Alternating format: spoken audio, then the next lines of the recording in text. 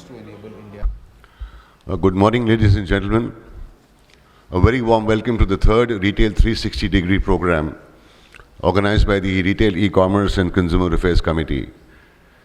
I take this opportunity to invite our chairman of the committee, Dr. Ravi Gandhi, on the dais, please. So we are also joined by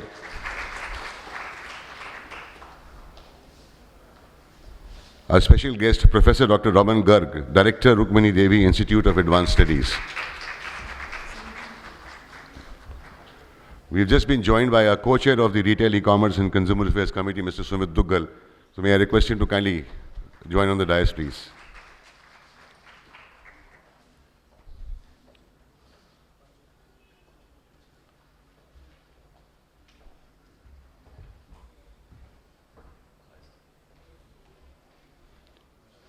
May I request all of you to kindly rise for the national anthem.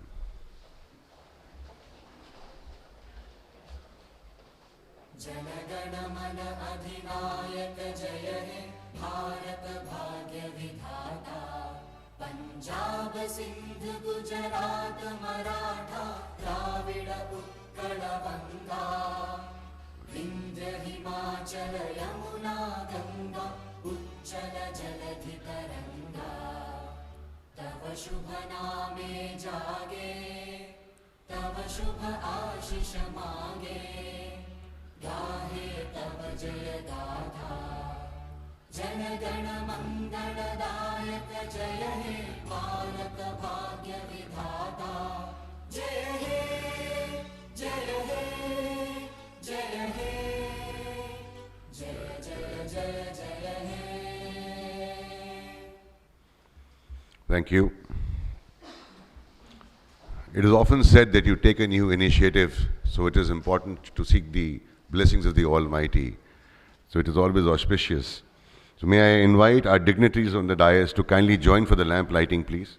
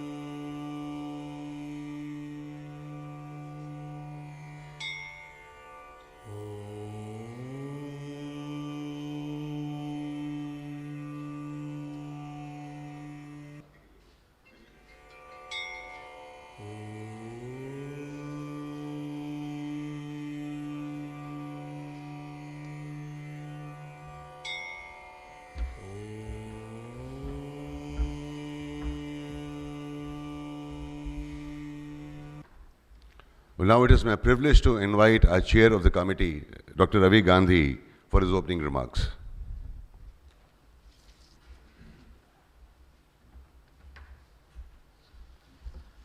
Thank you, Mohit.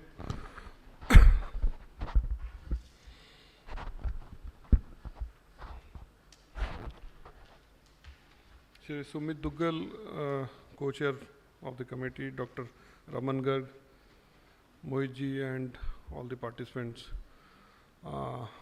It gives me immense pleasure to address the gathering, especially the students who want to probably, I think, know more about retail. Retail after agriculture, if we see in India, this is the largest sector which employs almost over 7-8 crore shopkeepers and many families which would be dependent upon the retailers. So this is not a normally ordinary industry sector like any other sector. This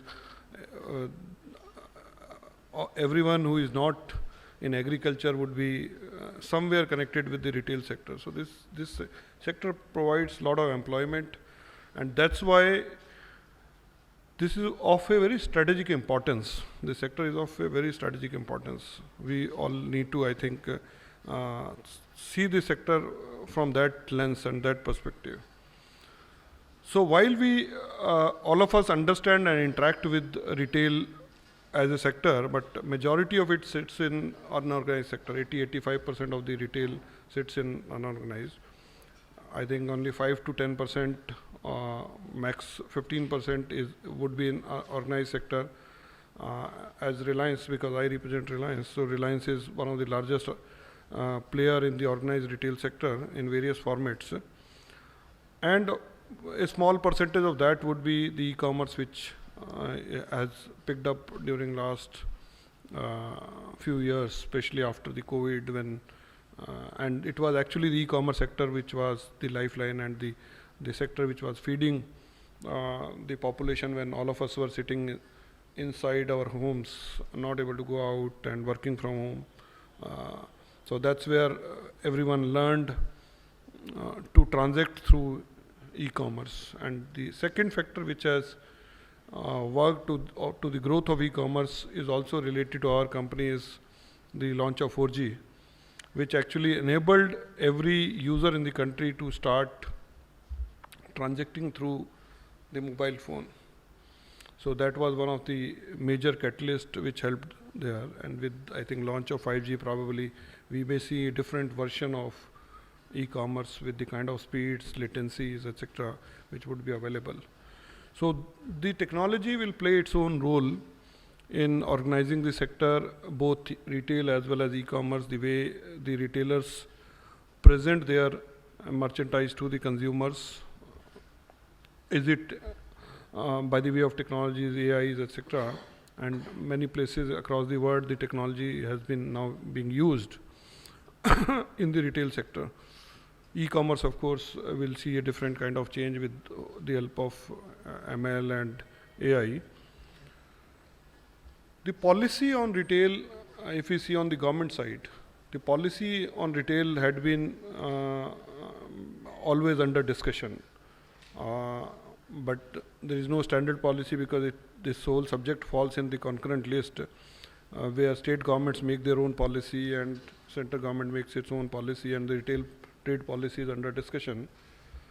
The biggest issue which comes to a retailer is they have to obtain around 70 to 75 licenses to open one shop.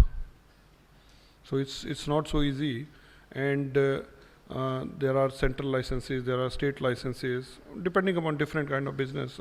Not every shop requires that, but it's a very, very extremely tough, I think, tough to do retail business. It's not so easy, while it seems to be very easy from the government perspective. And all of us, I think, at PhD level and other association level, we had been representing to the government to come out with a retail trade policy, which probably may come shortly as per the news item and various discussions which have happened, in which the major hurdles, especially in licensing and compliance, may get addressed. Microfinancing to the retailers may also come in play. Insurance of retailers may also be is likely to be addressed. So those are the issues which are of very importance to the retail industry, especially the small and medium player, kirana shopkeepers, etc. So this is one sector which sees the largest companies across the world and the smallest shopkeeper in the country competing with each other. Because the smallest of the kirana shop competes with the largest company, whether it is say Walmart of the world or Amazon of the world. So all of them are competing for the same set of customers. So this sector has its own challenges, and from the government side also, if you see, they would also have the similar kind of challenges in regulating this sector. So I think all of us fall in somewhere in between. We may not be the largest across the world and we are not the smallest. So the organized players in the retail sector has a very important role while making the sector organized to provide good consumer goods, build consumer trust, because that's the most important item which I see, that the moment you build customer trust, you enlarge the market, and especially on e-commerce. If there is no trust, the customer won't come. So how do you build the trust of the consumer? So whether the e-commerce company who is interacting is a genuine company or is a phishing company, because there may be a lot of phishing sites. You go and place the order, that order will never be delivered to you. Second is the eyes and ears of the consumer are in the form of reviews. So whether those reviews which are being written for the product, those are the correct reviews or paid reviews or sponsored reviews, biased reviews. I think even Consumer Affairs and BIS had been working on that to come out with the reviews which paint the right picture for the consumers, because in e-commerce you can't touch and feel the product. The only way is that you will go and see the review. If I have to book a hotel, the only way is I'll just scroll it and see kisko 5-star rating mila hai, kisko 4 and mila hai, and on the basis of that you will select that. So reviews becomes very, very important in e-commerce. So that becomes the foundation of the consumer trust, and the consumer trust in turn becomes the foundation of whole industry, because unless lot of people have trust on e-commerce, it will not rise. And people will keep on going back to the physical shops. So while physical shops are also very important, but at the same time, e-commerce provides the advantage of reducing costs through logistics and other things. So both need to, I think, live together parallelly. So keeping in mind, there are various initiatives from government as well as from the industry, which when you approach to the customer, that should boost their confidence, that should boost their trust. And one more item related to this is the quality.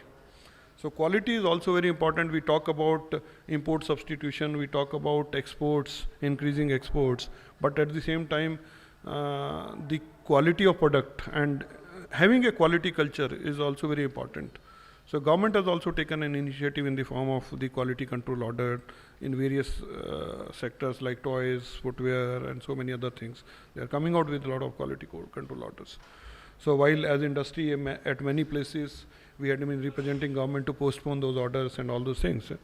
But at the same time, if you see from consumers' angle, those are very important, because the Indian industry has to be competitive globally, and retailers are at a place where we can push the manufacturer to follow those quality standards. If retailers starts pushing to the manufacturer that I will buy only the products which are certified and I will sell only those products, obviously the manufacturers would also be pushed towards the quality. So those are the challenges. I am not saying the solution is this way or that way. The quality is the challenge, the reviews are the challenge, fishy dark pattern is another challenge, phishing sites is another challenge. How do we make it sure that the cyber security around e-commerce is also taken care? The customers are not, I think, defrauded because of various phishing issues. You make the payment, product is not coming, the product is of not good quality, returns are not accepted. So those are the kind of challenges which consumers face. And as Reliance, we are trying to, at our level, we are trying to address. As committee level, most of us belonging to the retail community, I think all of us should start working towards that to ensure that we present India as a good competitive market in retail sector. So those are the, I think, points which I wanted to bring to your consideration. And second is, this industry, because India being one of the largest population, is a consumer-led economy, and it's going to be consumer-led economy for next 5 to 10 years. And I see Indian industry, retail industry, going to be crossing 2 trillion and e-commerce crossing around 350, 400, 20% of that in next few years. So when we are going to have the economy of that size, this would obviously provide constructive employment to a large number of people. So both who are into the physical shops and who are acting as sellers on e-commerce platform.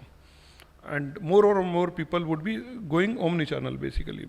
They are physical as well as e-commerce. So there on the e-commerce platform, the issues like neutrality also starts coming in. Like we are internet player, we understand that from the internet perspective. On internet, you have to have net neutrality, because otherwise what would happen is that the gatekeepers who are sitting in the form of internet service providers may actually start providing different quality of services on the basis of different content, or charging differently for different type of content. So the non-discriminatory access of the platform also becomes a very important issue.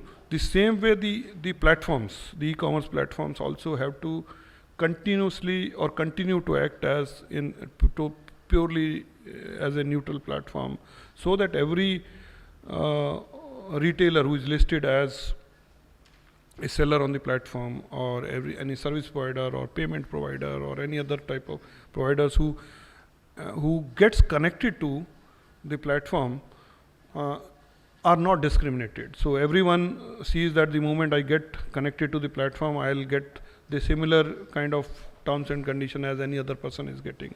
Government has also tried, made an effort in this direction by the way of ONDC.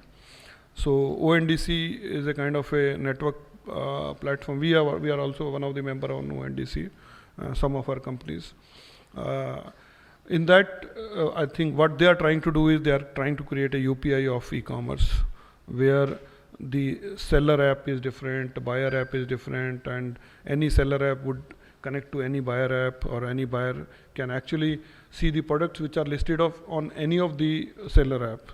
So once that is implemented, probably this would be a paradigm shift in the way e-commerce is done across the world.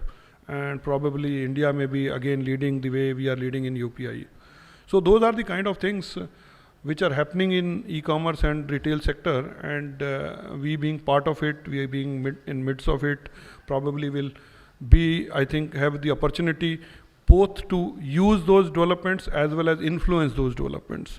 So during this session, I hope that we'll be discussing all those aspects, and a lot of constructive inputs will come in, which PhD can present to the government and to the regulators across the country.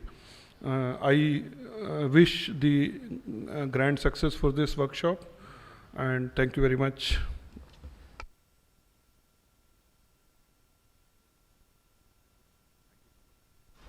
Thank you so much, sir, for the valuable insights and the information that you've shared with us.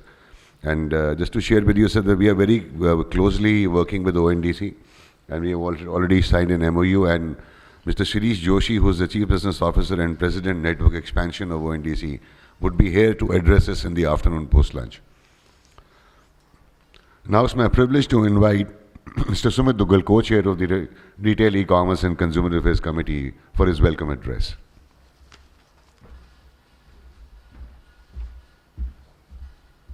Thank you, Mohitji.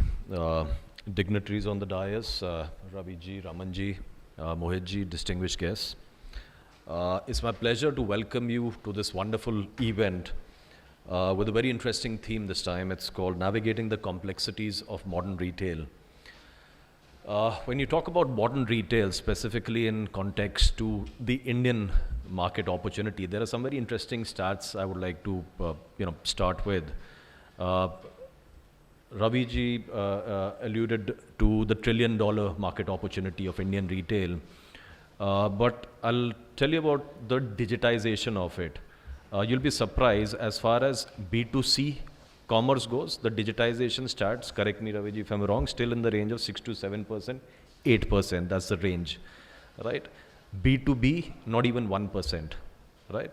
So in terms of modern retailing, the kind of disruptions, the kind of opportunities, the kind of paradigm shifts which are inevitable is phenomenal.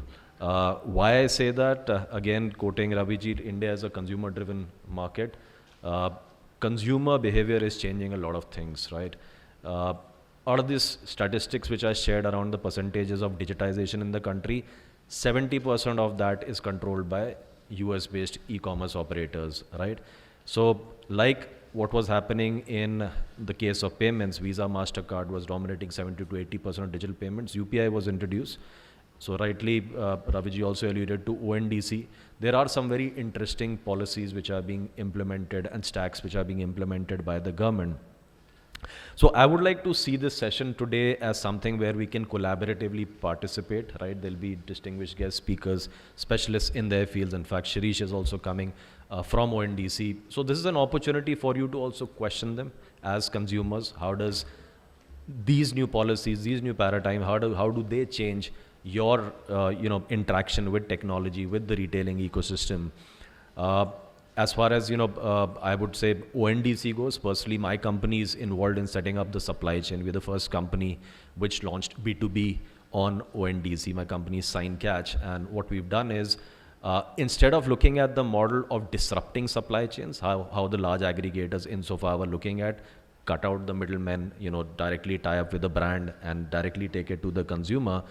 We are looking at enabling the general trade supply chain, meaning every person which has a role to play in the GT supply chain will be empowered using technology, and we are leveraging the ONDC stack to do that.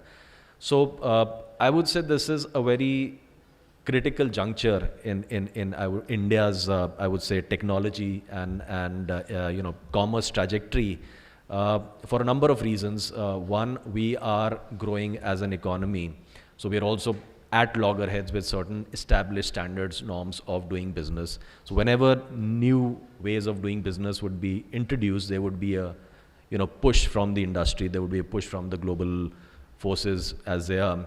And I think it is very important that each of us as people from the retail fraternity, as consumers, should be aware of those when we make our choices as to what platforms to access, what are the best platforms in our interest. So I think I would want to see some very interesting topics come out today, some interesting suggestions. I see a lot of youngsters from, I believe, the Rukmini Devi Institute. And I think you guys should definitely be participating. Your future belongs to all of you, and it belongs to you because you're also going to be co-creators and creators of it. So please participate. Let's make it a very exciting session. I would also like to make a special thanks to our sponsors, and to Mohit ji, Ajay ji, for being a brilliant team for organizing an event. And I think I'm very excited to see how this pans out. Welcome once again, and look forward to a very exciting journey with you. Thank you. Thank you so much, sir, for your kind words of appreciation. Let me share with you that, I just said that PhD has signed an MOU with ONDC. It is Mr. Sumit Duggal who played a very important and instrumental role in bringing about this association. And thank you very much for that, sir. And just to share with you, sir, the students of Rukmini Devi Institute of Advanced Studies have worked very hard and prepared a knowledge report on retail modernization, which shall be released today. I'm moving ahead. It's my privilege to invite our keynote speaker of the day, Professor Dr. Raman Garg, Director, Rukmini Devi Institute of Advanced Studies.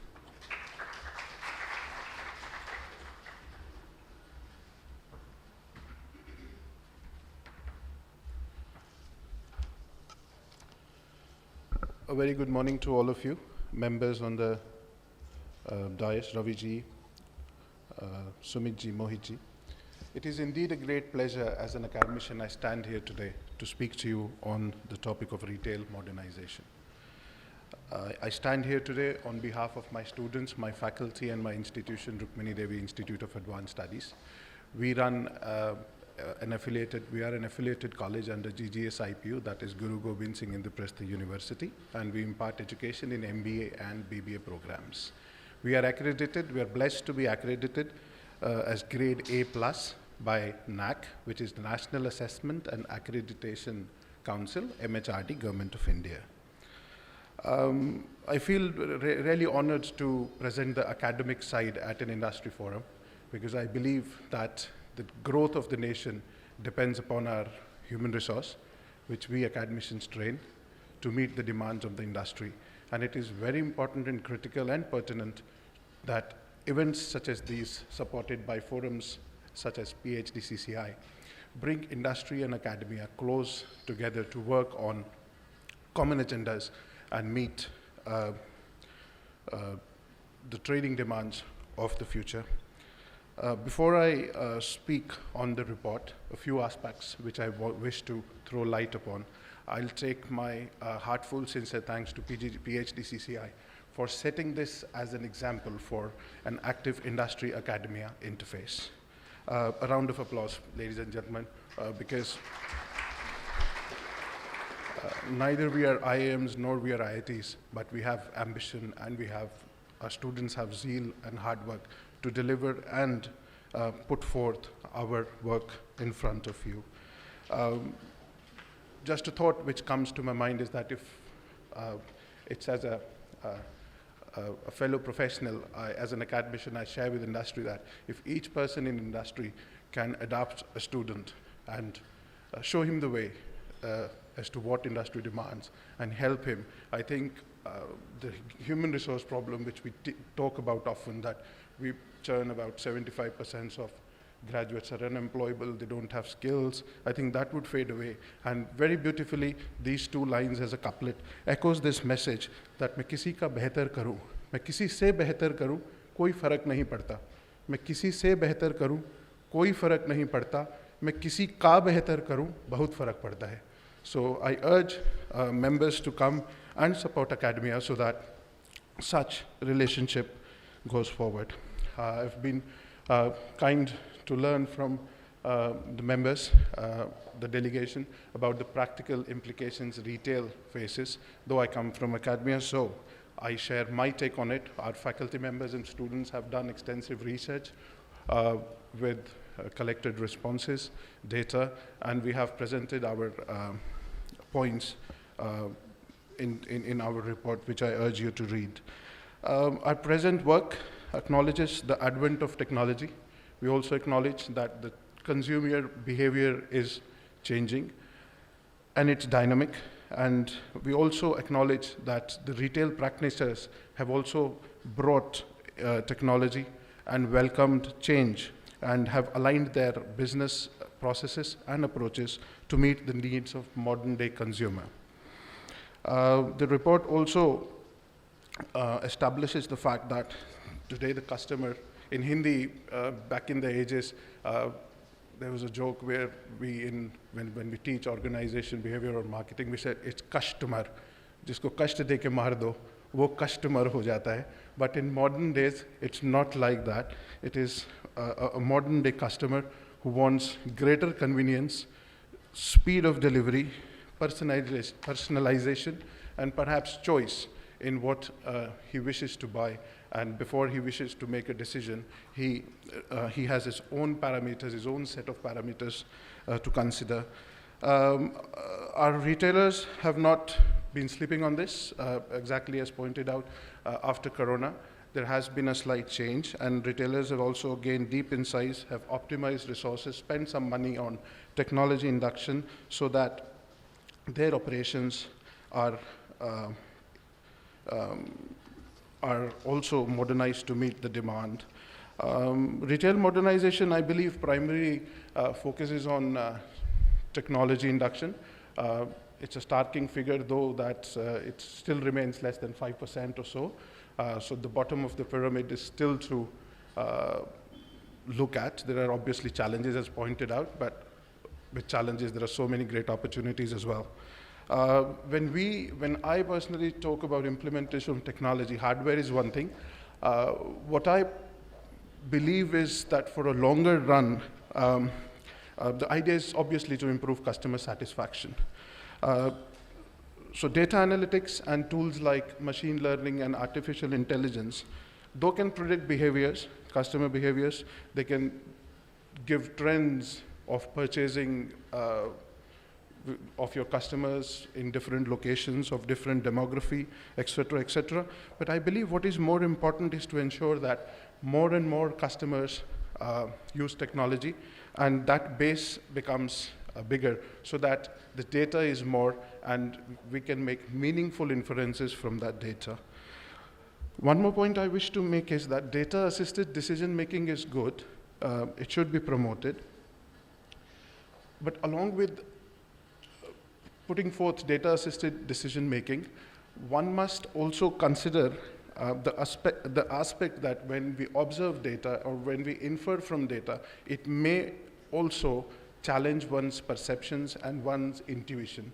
So we should also be adaptable to rewire our neural networks, not sit with them, but obviously after rewiring those, after considering those observations, the organization also has to be very adaptable in terms of horizontally and vertically to make meaningful decisions at the right time of point and take it forward to the customer so that he is assured and you get the best out of it. A conscious consumer in modern day will obviously make conscious choices. I believe environment sustainability is also a very important aspect to consider for organizations. So I may wish my packet of crisps to have the carbon footprint if I buy that packet of crisps or bread. This may not apply to all products, but certainly is a very important factor to consider, I believe. I think the industry events like this give us all opportunity to say our opinion on different matters because our experiences are different. And forums like these help us define a path, a trajectory, a rough trajectory to move ahead. And it is a wise step. And I thank PHDCCI for creating such a platform for discussion of stakeholders and including academia in it. Last but not least, my best wishes to all for this beautiful event. My students are here and it's a beautiful learning experience for them. Thank you so much. Thank you. Thank you so much, sir.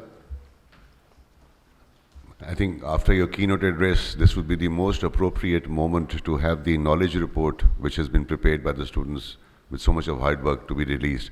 So may I invite all the faculty and students to kindly come forward and release the knowledge report. And I would request all the dignitaries on the dais to kindly please come down so that, you know, we can have the release of knowledge report and also a group photograph.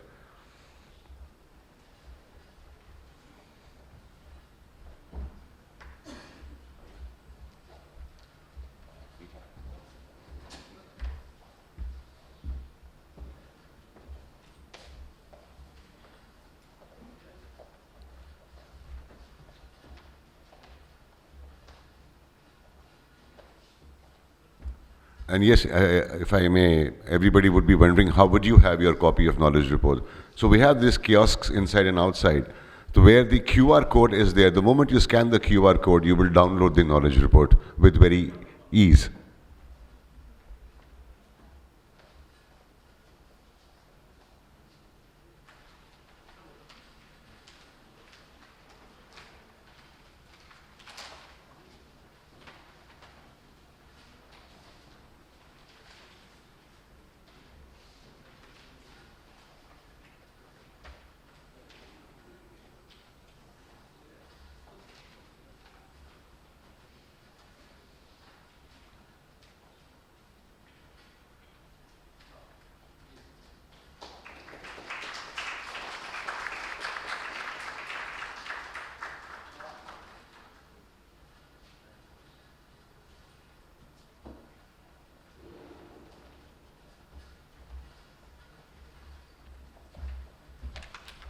Can we have a huge round of applause for all these students? Thank you.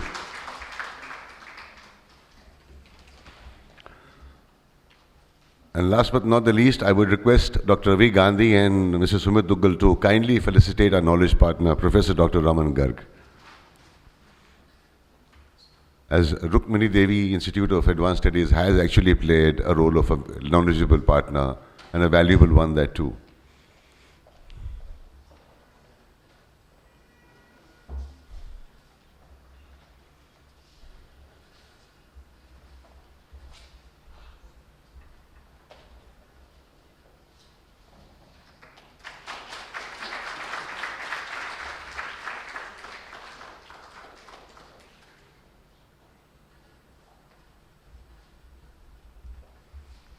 Well, on that note, I would like to thank everyone for being here, and without taking much more time, we would like to begin with our technical sessions. And we would start with the technical session 1, role of IoT, analytics and AI in transforming retail operations. And I would like to first invite the moderator of the session, Mr. Madhur Arora, Head of Apps Products, Google. Thank you so much, sir.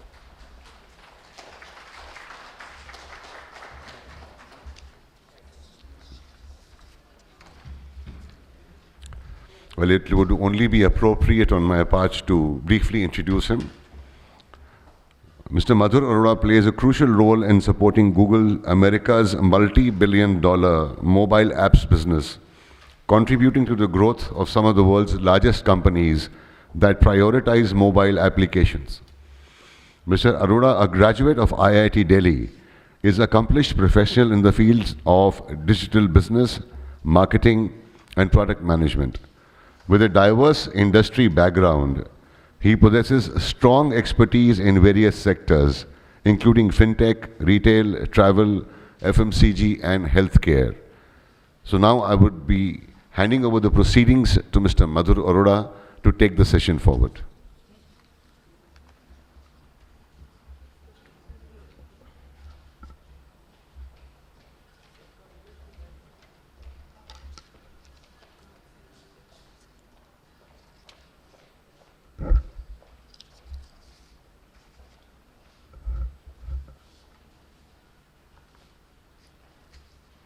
Thank you, Mr. Mohit Dugal. Thank you, PhD Chambers of Commerce and fellow panelists. It's a pleasure to be here and kick off the technology disruption and sessions to share the knowledge of how technology is disrupting retail in India. It's a technology at a cusp in which it has been benefiting. We have been reaping the benefits of it, but it is at a different juncture with the existing technologies of IoT, analytics, and the newfound buzzword of AI on lips of everybody. With my fellow panelists, will like to explore and deliberate about how they have been using all of these technologies in their businesses. We have a wonderful panel in which we'll deliberate about all these opportunities and bring out the knowledge and augment the academic information and all the panelists that we spoke to. So first we have Mr. Sunil David. Mr. Sunil David is a digital technology consultant and ex-regional director of IoT from AT&T India. He's a prominent IoT thought leader and currently works as an independent digital technology consultant. He provides valuable guidance to enterprises in the realm of digital transformation, leveraging his expertise to help them navigate technology advancements. Mr. David, thank you for joining us. Next, we have Ms. Rashmi Bajaj. Ms. Rashmi Bajaj is founder and partner of Lyman Myers Capital Advisors, that is a boutique investment bank firm, and plays crucial role in providing strategic guidance and financial expertise to clients, and is a highly experienced professional with a diverse background in investment banking, mergers and acquisitions, private equity, and fundraising. Prior to her entrepreneurial journey, she had a successful career at ICICI Securities and ICICI Bank. Ms. Bajaj, we welcome you to the.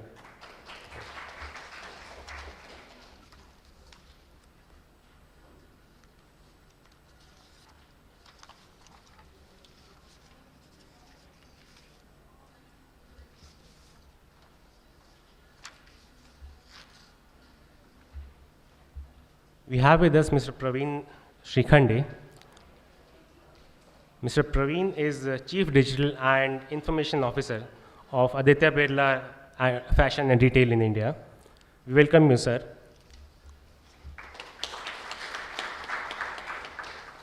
Mr. Praveen Shrikhande holds the position of Chief Digital and Information Officer, a prominent and a highly prized position in all the retailers and all the organizations in this digital world today.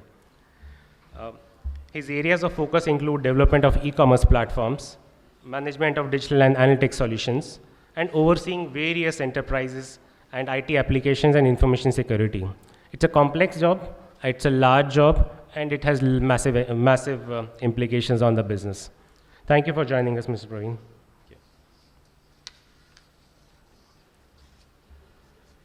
Next, we have with us Mr. Saurabh Gupta. Mr. Saurabh Gupta is a Group CIO for SAR Group.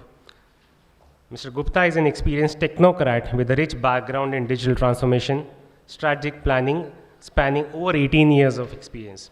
He has played crucial role in identifying gaps in business processes, utilizing technology to convert those gaps into opportunities, and obviously impacting growth and profitability of business. Thank you for joining us, Mr. Gupta.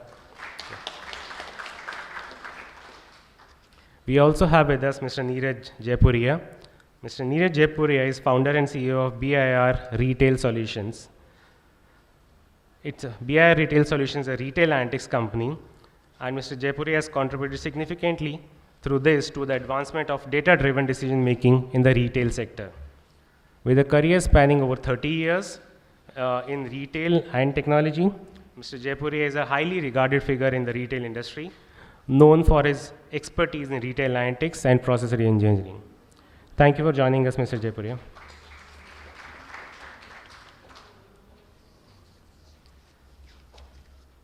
So we have a wonderful panel for our first discussion on the role of IoT, analytics, and AI in transforming retail operations. Everybody understands, all of us in the room know how technology can significantly impact retail. It's an enabler. It can impact the growth of the business. It can impact the profitability of the business if utilized appropriately and in the right manner at the right stage. It can determine the future success and failure of a retailer. Today we are going to discuss the three disruptive technologies a little more in detail: IoT, Internet of Things, analytics, and artificial intelligence. Now, in simple, plain terms, IoT, and we've been hearing a lot about it. It is Internet of Things in simple, plain terms is any connected device that is connected to the internet. We have the first IoT devices are probably found and developed in 1990s in the US when somebody connected a home solution, a toaster, to the internet to switch it on and off remotely. Now that was some innovation, and people found that home automation could be probably one of the first implications and first beneficiaries of IoT in the world. Take forward from that, retail solutions and home innovation and industrial solutions actually boomed in IoT in the next few years. And today we are going to deliberate how IoT can help us, all of us, in transforming retail in India and beyond. So for that, first I have an IoT consultant in the room, and I'll invite Mr. Sunil David to share his views on IoT as an industry, how it is helping and transforming retail, and what has he seen in his life and seen the transformations.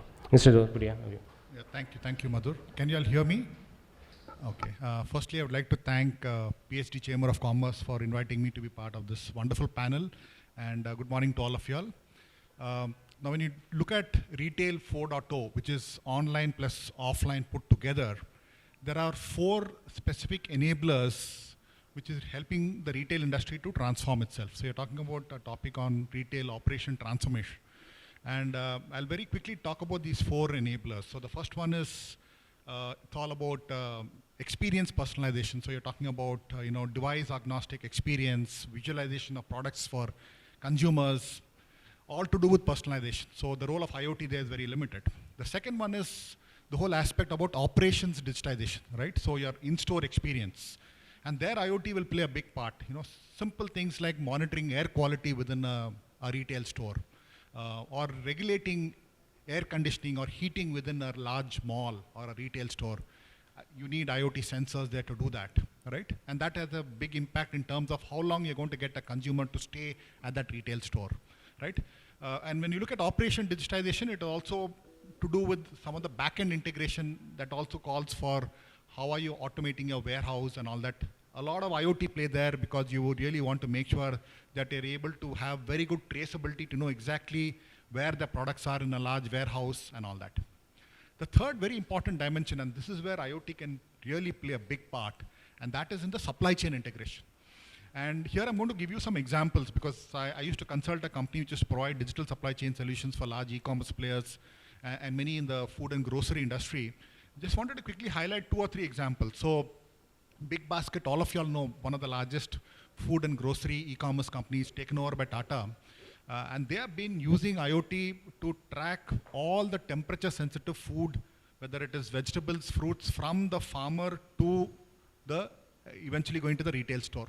So all of them, all these temperature sensitive vegetables and fruits, they're all packed in containers and all are installed with temperature sensors which is constantly monitoring temperature. And they also have to follow what is called standard operating procedures where you have coolant, it has to be packed in a certain manner. And if there's any temperature excursion, and if you end up having the shipment sent to the customer, then you probably might have a situation where the end product might lose its freshness. So today you have technology, sensors, you need an IoT gateway to send data to the cloud, have an application which will tell you exactly where the excursion has happened, and you can then take action to make sure that you replace that shipment, right? Another example I want to give you, and these are people whom I have met also, the founders of these companies. Pesca Fresh, their whole motto is shore to door. So right from the shore, fish to the door. Complete supply chain solution is IoTized. Third example I want to give is Chai Point. And they call it garden to glass. Very interesting. Tea leaves from the garden, you make tea, and then eventually you're going to the garden, you're taking it to a retail store, and that's where the glass is. Again, huge use of IoT, right? So in supply chain, tracking of supply chain, tracking every shipment, tracking fragile goods, a lot of IoT use cases. And of course, the big players are Amazon, Flipkarts, and e-commerce. They've been using it extensively. The one area which I wanted to highlight, fintech integration, of course, is the fourth enabler. But one area which I wanted to highlight is, so while you talk about all these great enablers, the question is, how are you making sure that you are having sustainable supply chains, right? So sustainability is going to be a key factor. And here again, IoT will play a big part. So when you look at a large mall, in fact, I'm helping a company which is trying to provide a solution for a large mall where they want to regulate heating, ventilation, and air conditioning. They want to regulate mechanical, electrical, and plumbing equipment because heating, ventilation, and ACs consume a lot of power, right? And there, the first step is you want to measure the amount of energy consumed, and more importantly, once you get that data, how are you going to optimize and control? You want to reduce your energy spend and the impact it has on environment, because as you reduce your energy spend, as you reduce energy consumption, your CO2 emissions also are going to come down, right? So the impact on environment, right? So on the sustainability part, that's a topic in itself, but the use of IoT, a combination of energy meters to extract energy data, and of course use of AI to be able to do some control and optimization. I think that's where you're going to see a lot of value. So broadly, these are the areas, Madhur, where IoT will definitely play a big part. We are seeing adoption very low right now. I think the gentleman mentioned earlier, digitization in B2B and B2C is in single digits, but we kind of just scratched the surface. There's a huge opportunity to use a lot more IoT, enough drivers to do that because cost of sensors are lower now, cost of IoT gateways have come down, and hence there's no reason why a retailer or any e-commerce company should not really adopt IoT. So those are my views. Thank you, Mr. Sunil. Those are very, very relevant and appropriate examples that you shared, and that just enlightened us in terms of vast opportunities for the sector. Coming on to Ms. Bajaj, with over 2 decades of experience in investment banking, you have worked very closely with the investors across the industry in tracking how the technology solutions and specifically IoT has been evolving and impacting retail. Can you share some of your views and throw lights on of how the investors and VC industry is looking at this opportunity? Sure. Various sectors are undergoing massive transformations, and specifically if I talk of IoT has been able to bring about some systemic changes in the way we conduct our day-to-day lives. And when we talk of we, it's not only individuals at our homes or in personal lives, but also we include a lot of companies and corporates in the way they conduct their businesses and operations, bringing about efficiencies, having a lot of data, getting into a lot of insights, automating a lot of processes. All that has been possible primarily with the use of IoT. And VCs, as you asked, VC money flows where the growth is, where the future is. People don't want to follow what has been the history. People want to look at future, and that is clearly reflected in the VC money that has flown in towards IoT in particular.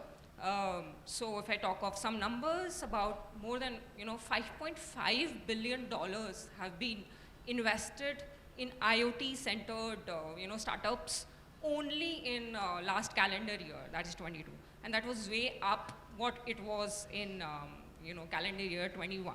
So each year we see interesting startups coming up, a lot of VC funds coming up with complete focus only on technology and IoT. I think that is where the future lies. To just give another number on the table, in last 5 years, more than 1,100 startups have come up only in IoT space. They may be working in warehousing, they may be working in retailing, they may be working in industrial IoTs, but IoT has been the center, and they're drawing a lot of money, not only from traditional tigers of the world, but also very new age funds from Japan and US. So I guess that answers the question, and we are very much the part of the new generation that is coming in. Thank you. Thank you, Ms. Bajaj, for sharing those fantastic insights and giving some cues where the new money from venture capital industry is flowing. And that was very profound.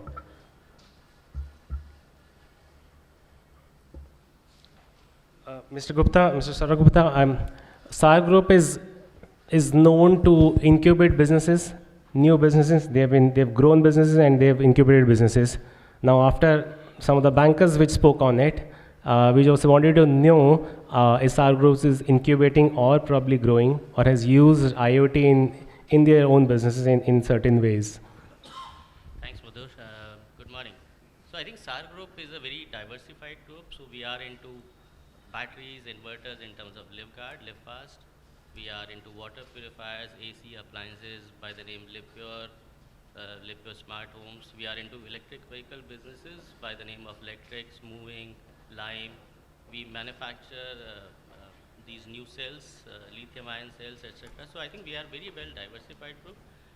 I would like to highlight two specific cases which are related to IoT. One is where we actually came up with a new business stream. So, I mean, if you guys know, LivePure is primarily into water purifier business. We sell water purifiers, right?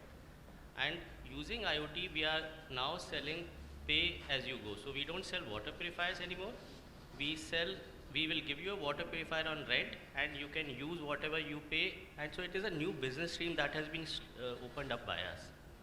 The entire platform is a tech-enabled platform. The data is hosted on the cloud. I mean, if you look at roughly around 2 lakh water purifiers which are there now IoT-based in the market, the amount of data that it generates, I don't see it as a brick and mortar retail company anymore.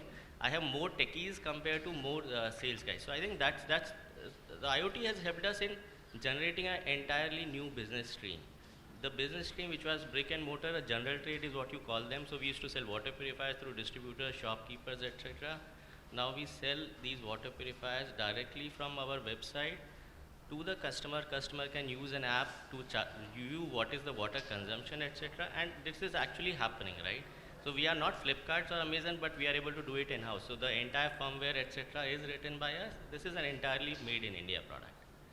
Secondly, I will highlight the use of IoT in terms of sustainability and compliance. So if you look at it now, batteries are very much regulated by government, right? So I mean, because of certain incidents which had happened in the past, now the batteries which are sold along with EV, these are highly governed and regulated, right? So I mean, the moment you have a battery where the temperature goes above a certain limit, you want the battery to cut off. You can't do it. I mean, you can't actually have a temperature somebody measuring temperature, etc. So you put IoT devices, you measure it. The moment the battery goes above a certain threshold, you cut the battery. Entirely automated through the cloud, right? And it happens within an instant. You won't even know that it has happened. And this is the power of IoT along with the cloud and analytics that we are able to run through it. These are the two cases that I want to highlight. Awesome, thank you.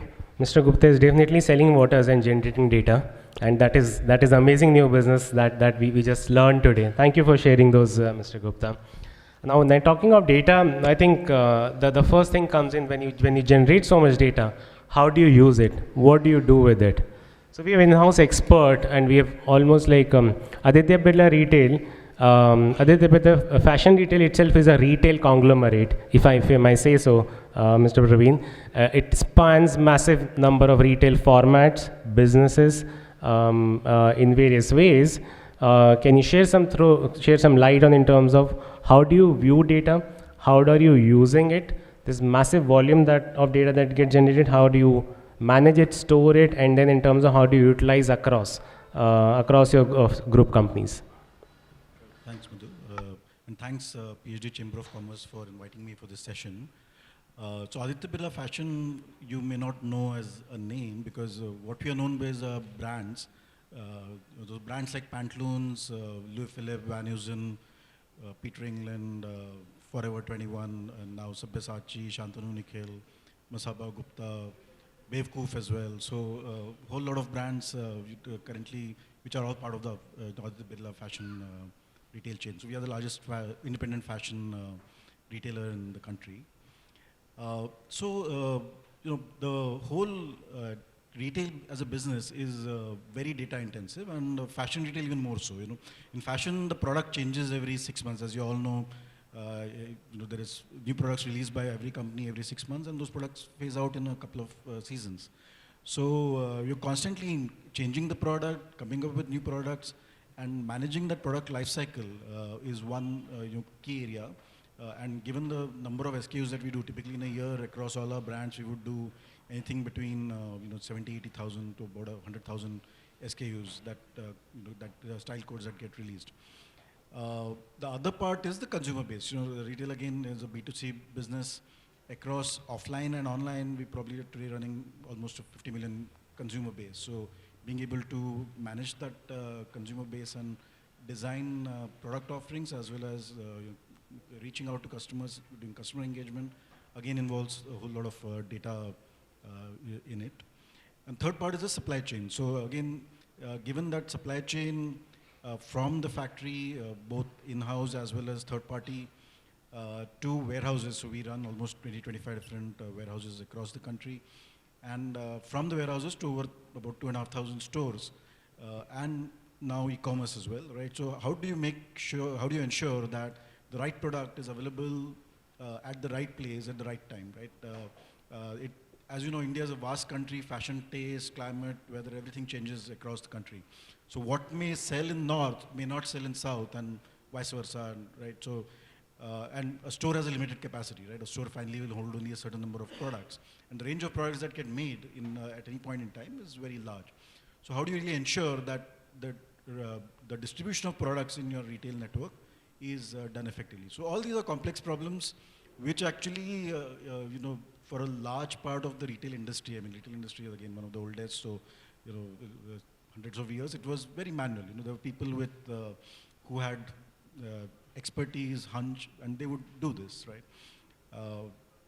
Now all of this is getting done with a lot of data. So we have data in terms of sale data, in terms of product information, product attribute, in terms of customer profile information, and we put all of that together to drive various algorithms. And I'm using the algorithm word to, in a way, include everything from analytics to machine learning to now artificial intelligence and now generative AI, so the whole gamut. But essentially algorithms which help you do this better as compared to what it would be with a manual effort. And actually, these are not problems that could really be solved manually. So the areas, let's say in product development, right? So right from the point of picking up a trend and leveraging that to give inputs to designers as to what's likely to succeed in the next season, which color, which pattern, which color is coming in fashion. And this is again pulling data from large number of runways, fashion shows, happening worldwide, trends that you capture online, Instagram, and so on, using those inputs to provide that input to designers. From that stage, the whole process of creating a design, today we have recently started using an algorithm to actually generate designs, and these are not, of course, let's say traditional Indian wear designs, but more graphic designs and so on, which are generated. There's an AI algorithm which takes certain parameters like color, pattern, and so on, that's in trend, and using that will generate several hundred designs. Designer looks at 100 designs and picks those 10 which they think will work in the next season. In fact, in the next season, you'll probably see some of our brands launch some of those products in the market as well. So that's on the design end. In the whole supply chain end, the replenishment of stores, right? So what is selling in which store, and what is not selling, what do you do with it? Do you pull it back? Do you move it to some other store? Or do you simply discount it? Right? So all these are decisions made across large number of SKUs, which are sitting across 2,500 stores, or you liquidate on e-commerce or with a discount channel. So all those decisions are again made by some algorithm running at the back end, which on a daily basis we run it, look at the inventory in a warehouse, look at the inventory in stores, and automatically the transfer orders effectively are generated, which push material from warehouse to stores or stores back to some other store, or pull back. So that's on the supply chain and similarly pricing, right? So we run algorithm again for markdown management. So again, what should you price a product at based on where the inventory lies and what's the rate of sale this season, last season? Can you actually pull it into next season and hold it and try to sell it, or should you liquidate it now in this season by discounting it steeply? So those are all decisions again being made with algorithms. And finally, at the consumer end, right? So that's probably the most interesting, and you see it. So personalization, for instance, right? So on e-commerce, we are all used to, when you go on the site, you'll see personalized recommendations, whether it is on Amazon, Myntra, Flipkart, or even Netflix or Amazon Prime.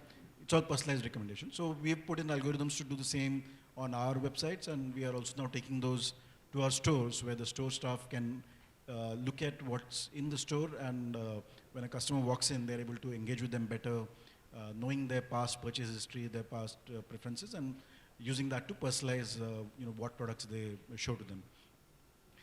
So that's one use case, and similarly campaigns. So again, when we communicate to customers, whether it is through SMS, WhatsApp, emails, or even phone calls, right? And of course, Google is one major way that we communicate. All of this, unless you do a very deep segmenting, can get very expensive. I mean, people like Google and Facebook, unless you are you target your customer base very sharply with the right messaging, right products, it just doesn't work. I mean, you'll end up communicating to a lot of customers, but then your response rates will be very poor. So to be able to do this effectively, again, it's algorithms which help us design the solutions which do this. So that's broadly, I think, the area that I would like to talk about in terms of. Thank you, Mr. Praveen. I think that gives us a number of kind of ways of, in terms of utilization of analytics across that you have shared in terms of design, product development, supply chain, and consumer segmentation, and many more. And I'll keep all of us in the same zone, and maybe ask some views from Mr. Neeraj Jaipuria. Consumer personalization, and maybe a couple of other areas if you can touch. How have you helped some of the companies in your long span of career? Share some key insights. Share us some, let's say, funny incidences when you made someone realize, hey, this is your data, your information. I never knew that I'm telling you insights about your business. If you can bring on some of those insights, that'll be great to know. Thank you, Madhur. If I have your permission, I'd like to just make this session a little more jovial and light-hearted. I'd like to involve the audience in some storytelling. I think it's a better way to send message. Praveen has already covered almost, most of the popular aspects of retail, where fashion retail, it's similar, even in others most of the times. So where analytics can be used, I'll just take one of his areas that he spoke about last in terms of delighting the consumer, and how analytics helps over there. So I'd like to talk to you about, how the journey has transformed. I could say that about 15 years ago or 20 years ago, Uh, Analytics essentially is not magic, right? The prerequisite for analytics is you have to capture data somewhere. And what you get out of analytics is that same data that you've captured in a better, more insightful manner. So 15, 20 years ago, when we were trying to do analytics in the space of consumer analytics and CRM, the incident that I'd like to narrate is I was traveling to Chennai, and I was staying in this hotel at T Nagar, and I checked in, I took my key card, and I was walking away from the reception when suddenly the lady behind the counter, she said, and Mr. Jaipuria, we'll send extra sachets of green tea to your room as well. To me, this is the simplest form of using data in a manner that is going to delight a customer, which obviously will lend back to the business, of reap back benefits to the business, right?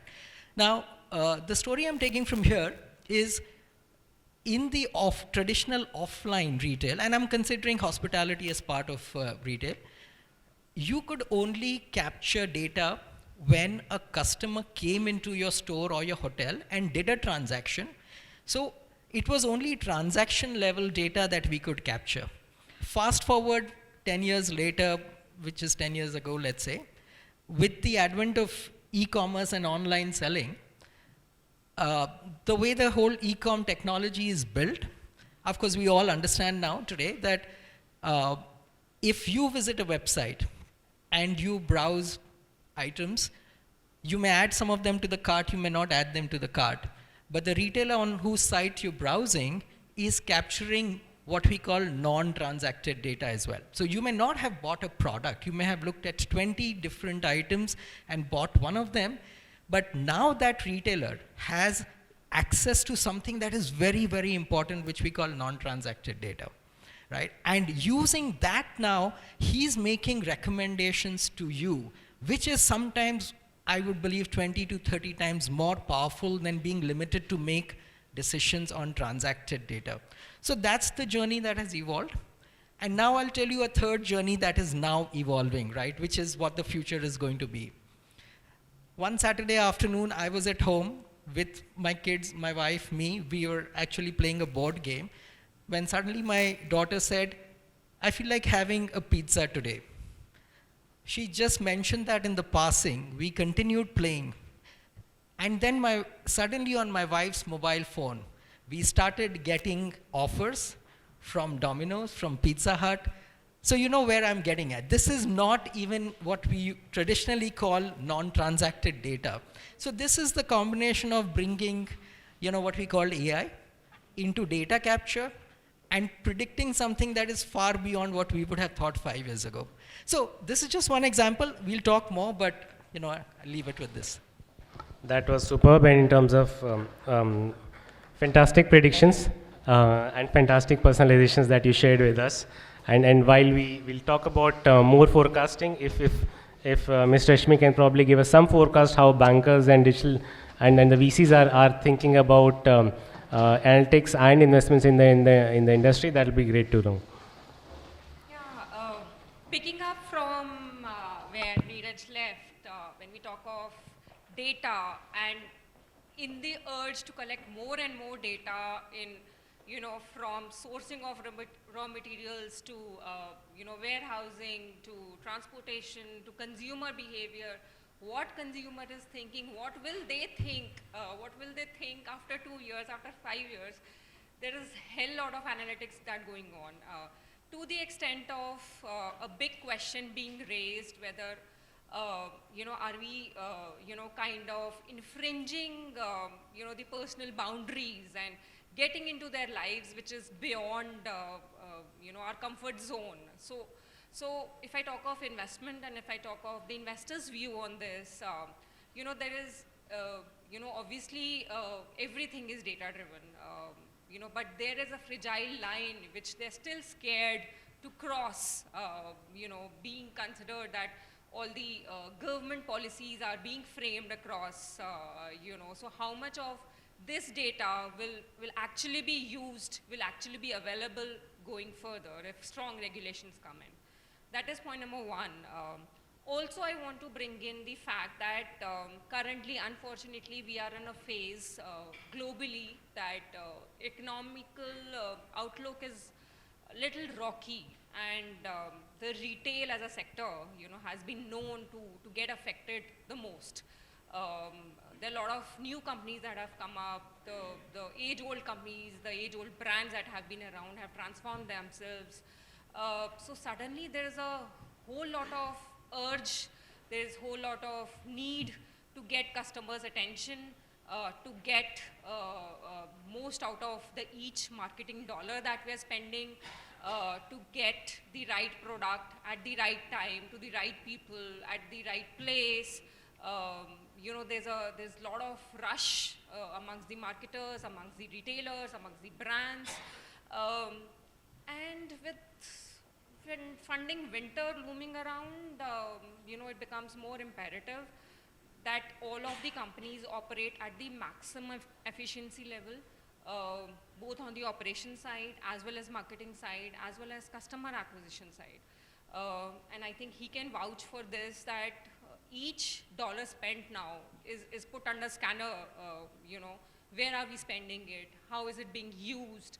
Unlike last 3-4 years where people were just busy spending, just acquiring customers, and there were enough customers. Now even customers have become very smart. They switch off their phones, or they put it on an airline mode. They know how to protect their privacy. So there's a lot of action going on. Where all this will finally converge is yet to be seen. But yes, investors are clearly watching it. Analytics, as everyone pointed out, is an important role, will keep playing a very, very important role in providing those efficiencies to the businesses and overall economies. Thank you. Thank you. Thank you, Ms. Rashmi, in terms of guiding us in terms of how privacy is a concern right now for everybody. And data-driven decisions are super important to ensure that we do get that ROI on every dollar being spent, every rupee being spent. Mr. Sunil David, I have an interesting kind of juncture at this point in time. While all of our journeys, all of our customer journeys have become digitized, we are also leaving a lot of digital footprint. And including the IoT devices also kind of generating massive amount of data. How are you seeing the amalgamation of these two? I would say one is the hardware industry and IoT industry, and then in terms of generating so much data, how are you harnessing or advising your clients to harness the power of digital footprint through IoT devices and making better decisions or through various analytics means? Right. Now before I answer your question, I would like to first compliment Saurabh. I think the water as a service model that you launched, I think to transform, using the power of IoT to transform your business model and offer something like that is really commendable. And I think your brand is endorsed by Sachin Tendulkar himself. So it's phenomenal that you'll use the power of technology to come up with something unique for your customers. Now coming to your question, Madhur, I think from an IoT standpoint, one needs to, and especially when you look at security, it has to be addressed at multiple layers. And it calls for a very holistic approach. So, and the first layer is your data layer, or sorry, your device layer. So your device, if you're able to secure your device, because that's the weakest link in the chain. And if a hacker can compromise your device, then he can really create havoc, right? So a lot of security that needs to be baked in to your device. So I think that is one. Second thing is that from the device, when you're sending data, today there's enough and more technology, you can encrypt data. And you can, and the cellular network, cellular is a lot more advanced, cellular network is advanced, so comes in with a lot of security built in, so security in terms of your network. And then of course your data and applications on the cloud. So again, the onus is on the cloud provider as well as the enterprise to make sure that you're securing your data and applications on the cloud. But coming specifically to, how do you harness data and all that, in my view, from a consumer standpoint, the more personalization he wants means that he must give out more about himself. So I think it's up to the consumer to decide how much of his information that he wants to reveal to the brand, right? So I think it goes to his choice specifically, because otherwise, there are enough checks and balances in place to make sure that whatever data that you're going to give, and hopefully we'll have the data protection bill out, which will convert into an act in the next few months, that will have all the governance framework, that will have all the policies in place to make sure that where is data going to be stored, how is it going to be used, is user consent going to be taken in terms of how data is going to be used and all that. So I think it calls for everyone to collaborate, but from a security standpoint, you got to address it at multiple layers. Okay, perfect. Thank you. While at this, we are at the juncture when we are probably heavily into data, and there is still massive disruption happening, both in terms of consumer as well as external environment. Mr. Praveen, if you can just throw some insights in terms of how are you using massive amount of data to forecast some consumer trends, and then in terms of being prepared for the future, how are you using machine learning or artificial intelligence or some early derivatives of it to be better organized and enable your business leaders to be better, to be at the right place with the right product and the right price. If you can throw light on this, how Aditya Birla is doing it, that will be great. Sure, Madhur. So I think clearly managing large volumes of data is not a simple problem. There's a lot of engineering that goes behind it. I don't want to get into that right now, but a lot of it is cloud-led today. I mean, most of this cannot really be done on premise computing, so most of it gets done on cloud. So a simple thing like personalization, what you're talking about, I think earlier, was to be able to constantly track the customer journey as they are browsing, keeping track of that, and storing that, and then leveraging that to do personalization. It's a huge amount of data that's getting generated all the time for every browsing session. And there are specific tools which do this, capture that data, we put them in a large data warehouse which is constantly growing, and then leverage that to derive those insights. So when there is a campaign to be sent, like you're sending a weekly communication out, for somebody it needs to be maybe it's a birthday that week, so send something. For somebody it's a festival, send something else. So doing that whole personalization is again done using certain algorithms which run on cloud, leveraging the data that has got collected both from online as well as offline transactions. The ability to do this is, the technology to do this in a way is got matured over the last several years and become more table stakes. But let's say today we're talking about the whole ChatGPT or generative AI revolution, right? So in fact, just yesterday I was in another session with one of the IT vendors, and they were talking about that if we really need to do generative AI and natural language understanding, the way ChatGPT is able to do with English for all Indian languages, the processing power needed on doesn't exist today. And yes, that's improving. There is quantum computing coming and so on, but it's still far away from the point where we really be able to build language models which will effectively be able to do something like that. Yeah. So today when we are looking at, let's say, something like, so we are playing around with trying to do a fashion advisor using generative AI, right? Can you really have generative AI learn about fashion trends and use that to advise customers, right? And advise customers across products from our brands, do mix and match, which typically our brands don't want to do, right? So they are all separate businesses. So things like that, if you want to try to build, there's a huge cost. And unless, because there is a lot of compute and data that goes into doing anything like this. And how this will evolve, and storage compute keeps on going down, and with newer technologies coming in, it will get cheaper and cheaper. But it is always a challenge that is the business case that you're trying to do in terms of using an algorithm, justifying the outcome. That are you going to get that much better conversion, let's say more conversion from the customer, or are you going to save cost? Right? Are you going to add to your top line? Are you going to improve your bottom line? So those are the use cases which you finally end up doing for each and every use case that you think about in analytics, and which goes from capturing data, storing data, processing it, and then leveraging it for a use case.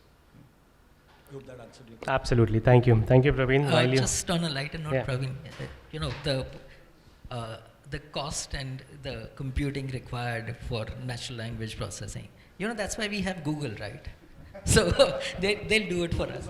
Yeah, I saw him clearly offended when you mentioned ChatGPT. We'll move away from the topic, which is and bring back us to the plane when Praveen is trying to forecast what all of us will be dressed in future and forecast some trends for us. I'll probably want maybe some views from Mr. Gupta in terms of how are you thinking future products for us. Like you probably gave us some innovative ideas right now, but how are you harnessing the knowledge of machine language and artificial intelligence to predict what consumer trends are there in the market, where do you want to, as a business, where do you want to invest, and then in terms of how are you improving your in-house operations of forecasting, planning, supply chain, how are you harnessing that power? That will be great to learn. Sure. So I think Praveen rightly mentioned the different brands don't want to exchange data. So the same problem is with us. So let's say, for example, the battery business does not want to disclose who the customer is to the water purifier brands, and I think that is a challenge that most of the groups which are large enough to, they always face it, right? So we don't want to share the data. We heavily rely on cloud for our data storage as well as processing, but I am a firm believer that the business case need to be there first before you get into data analytics, etc. Because what happens most of the time, you build a solution and business does not want to use it. You would have built a very good dashboard, you would have built many reports, those are going in emails, you say this is a forecasting, but they say my Excel sheet is still much better than what you do. So unless until you get the horse, please don't buy a cart. So that's how I work with. So I always look at in terms of analytics or RPA or AI or ML, what is the business use case that you may have, right? So recently in one of the group companies, we put an RPA after investing, I think around 12-13 lakh rupees, and what it does is one guy cost, which may maybe 25,000 rupees used to guy happily and still had some time to do something, right? So that's not how you put technology. Technology is to be used along with the business, how it actually helps you, right? It cannot be used in an isolation because you want to do certain R&D or you want to implement something. So this is the core thing I'll say about analytics. When technology exists, you can do a lot of things. I mean, as Praveen mentioned, you have a lot of computing power available. You can do a lot of things. Data is available. But what you want to do is first you have to figure out that this is the business requirement, identify it, and then start with what you want to do. Thank you, Mr. Gupta.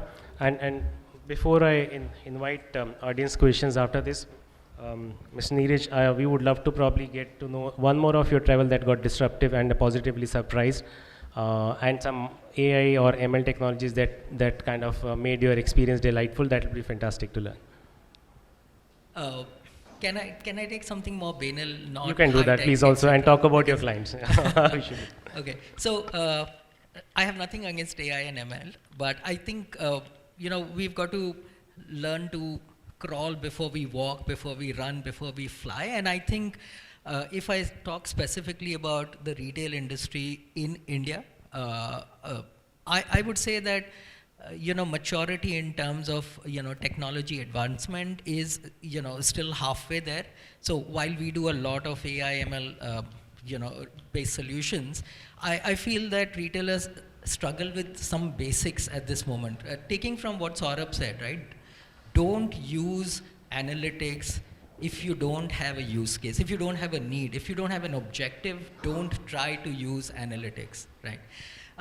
What we do, for a living is we don't go to a retailer and ask, tell me what do you want. Yeah. We actually work the other way around. We invest a lot of time understanding the domain of retail, which is what we have done for 20 years now. And we are innovating internally. We start thinking like a retailer ourselves. And then we come up with challenges that we see retailers face.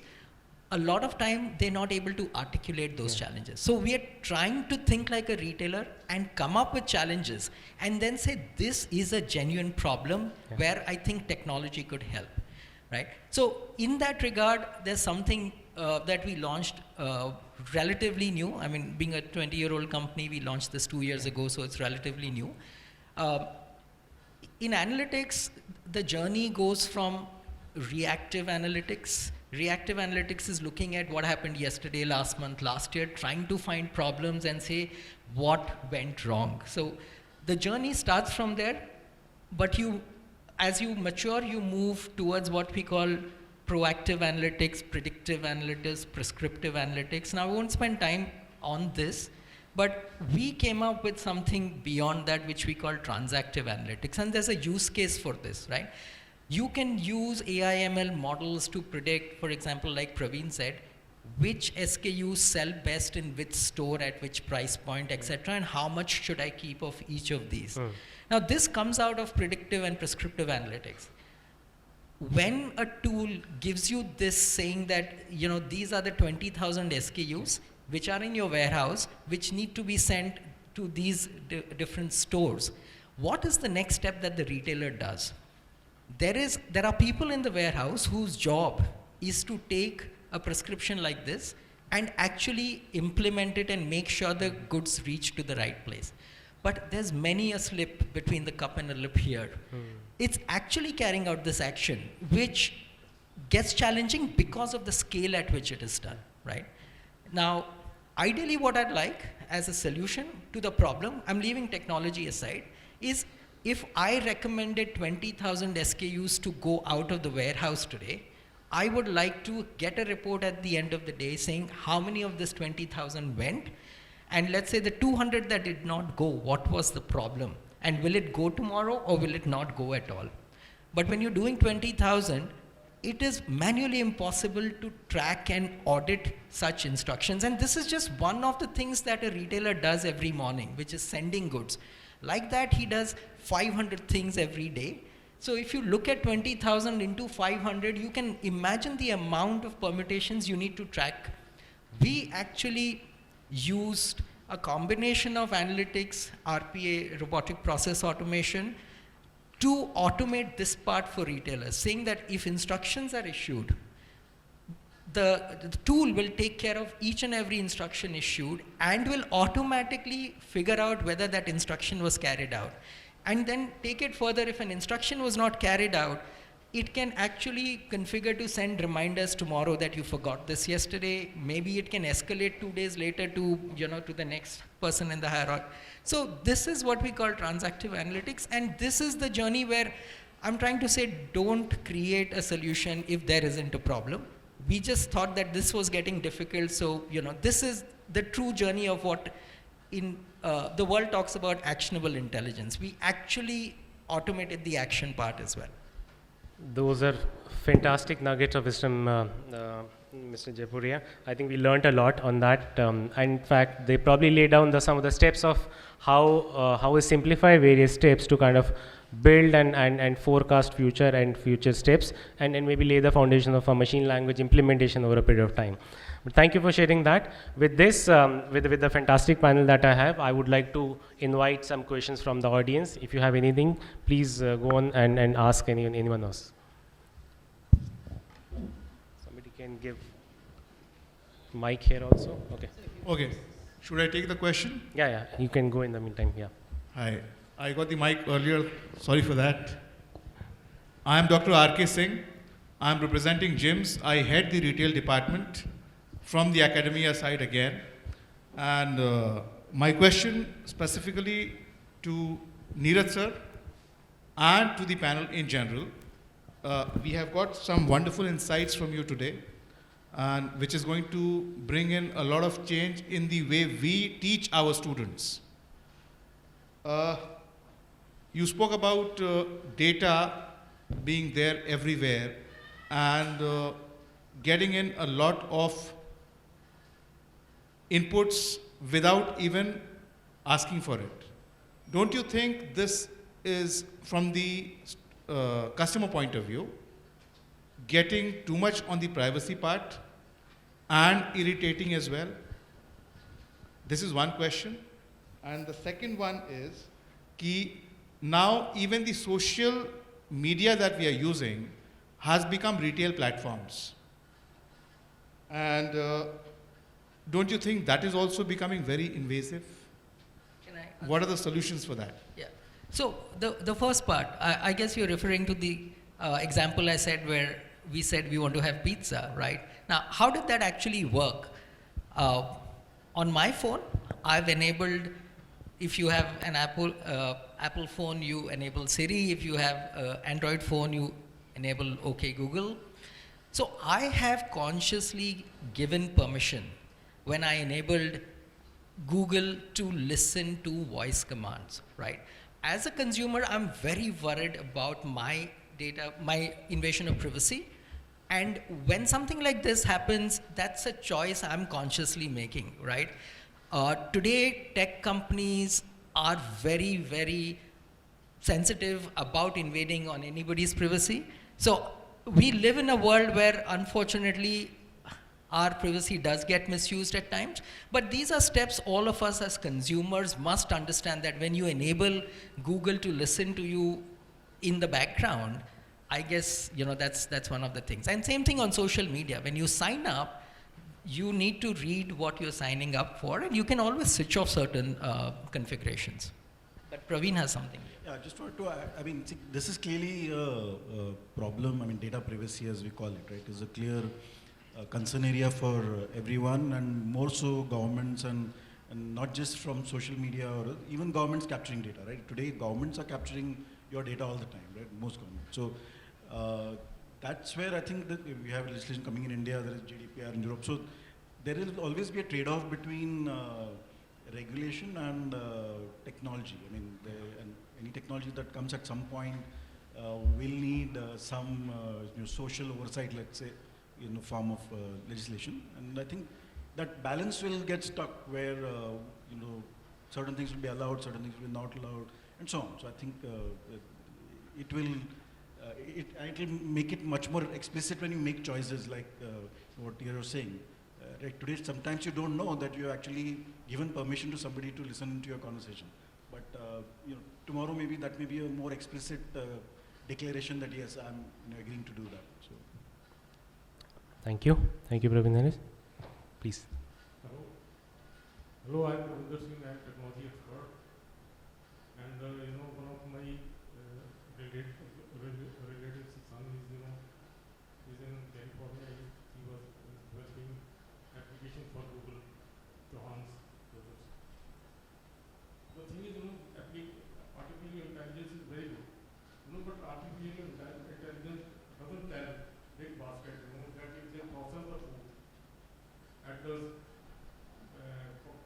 waste of production.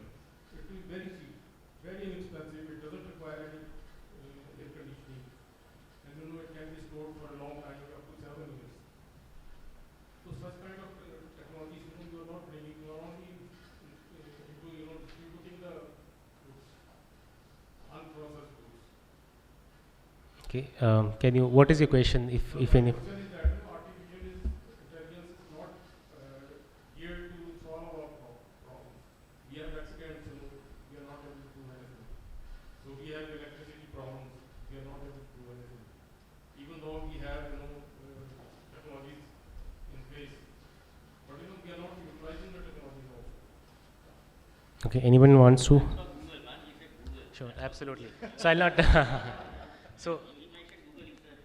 Absolutely. So thank you for asking that question. I think artificial intelligence, it has been in the go for some time, but it is very early it is very early to probably reach at a level where it can help in public good. There are opportunities of using machine language and artificial intelligence and smart appliances where it is helping in home automation. It is helping. The electricity network grids, they are digitally managed. Nobody manages them, the large grids. All of those are applications where it will help over a period of time, but it's very early and it's very loose. You can't apply it to these critical opportunities, something which is untested over for a large period of time and for a large volume of people. Till the time the use case and in fact the proof of concept is there, you really can't only thing you can do is in terms of do various kind of testings. And there are thousands of companies and startups with the democratization of artificial intelligence who are testing various opportunities, but I believe it will be time over which all the public good will be realized. And there will be two facets of it. Some things will actually fructify. Some things will probably not go ahead. So I think we need to just wait and watch on that. I want to add one point. When you talk about artificial intelligence, I would rather use the term augmented intelligence, because you're using AI to only augment a human to be more productive. You're using AI to make better decisions. You're using AI to get those predictive insights. So it's only going to augment a human and make him more better. So one has to look at AI more as a friend who's only going to help you get better. So that's what my view. I would just like to add that, we get to see AI only in, our day-to-day lives. It is being implemented. It is being implemented by marketers, by companies. What we are not really seeing is that the way AI is transforming the healthcare, as a sector, the changes that they are able to bring, now doctors are able to predict, that this person, if continues with this lifestyle or this medicine, will likely to have this problems in future, his organ will last for this long. So there's a lot of diseases which are being prevented. Cancers are being treated, a lot of, I was on a forum for a breast cancer awareness, and I was really amazed to see, right at the age, if you're able to get the right test done, it can really predict the journey you're going to have, going ahead in your life. So I think there's a lot going on. It's just that awareness of AI is still low. We still don't know the whole lot case it can solve, but it is definitely solving a lot of problems in our day-to-day lives as well. Thank you. I know you're not fully satisfied yet, but we'll probably need to wait for some more time for all the benefits to come over to us. Thank you. Yes, please. Can someone give the mic to the... Here too.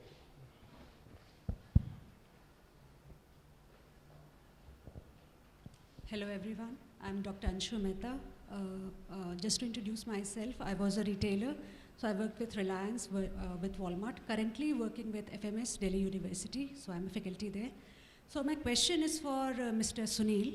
So sir, you talked about putting these sensors into the vegetable and grocery boxes.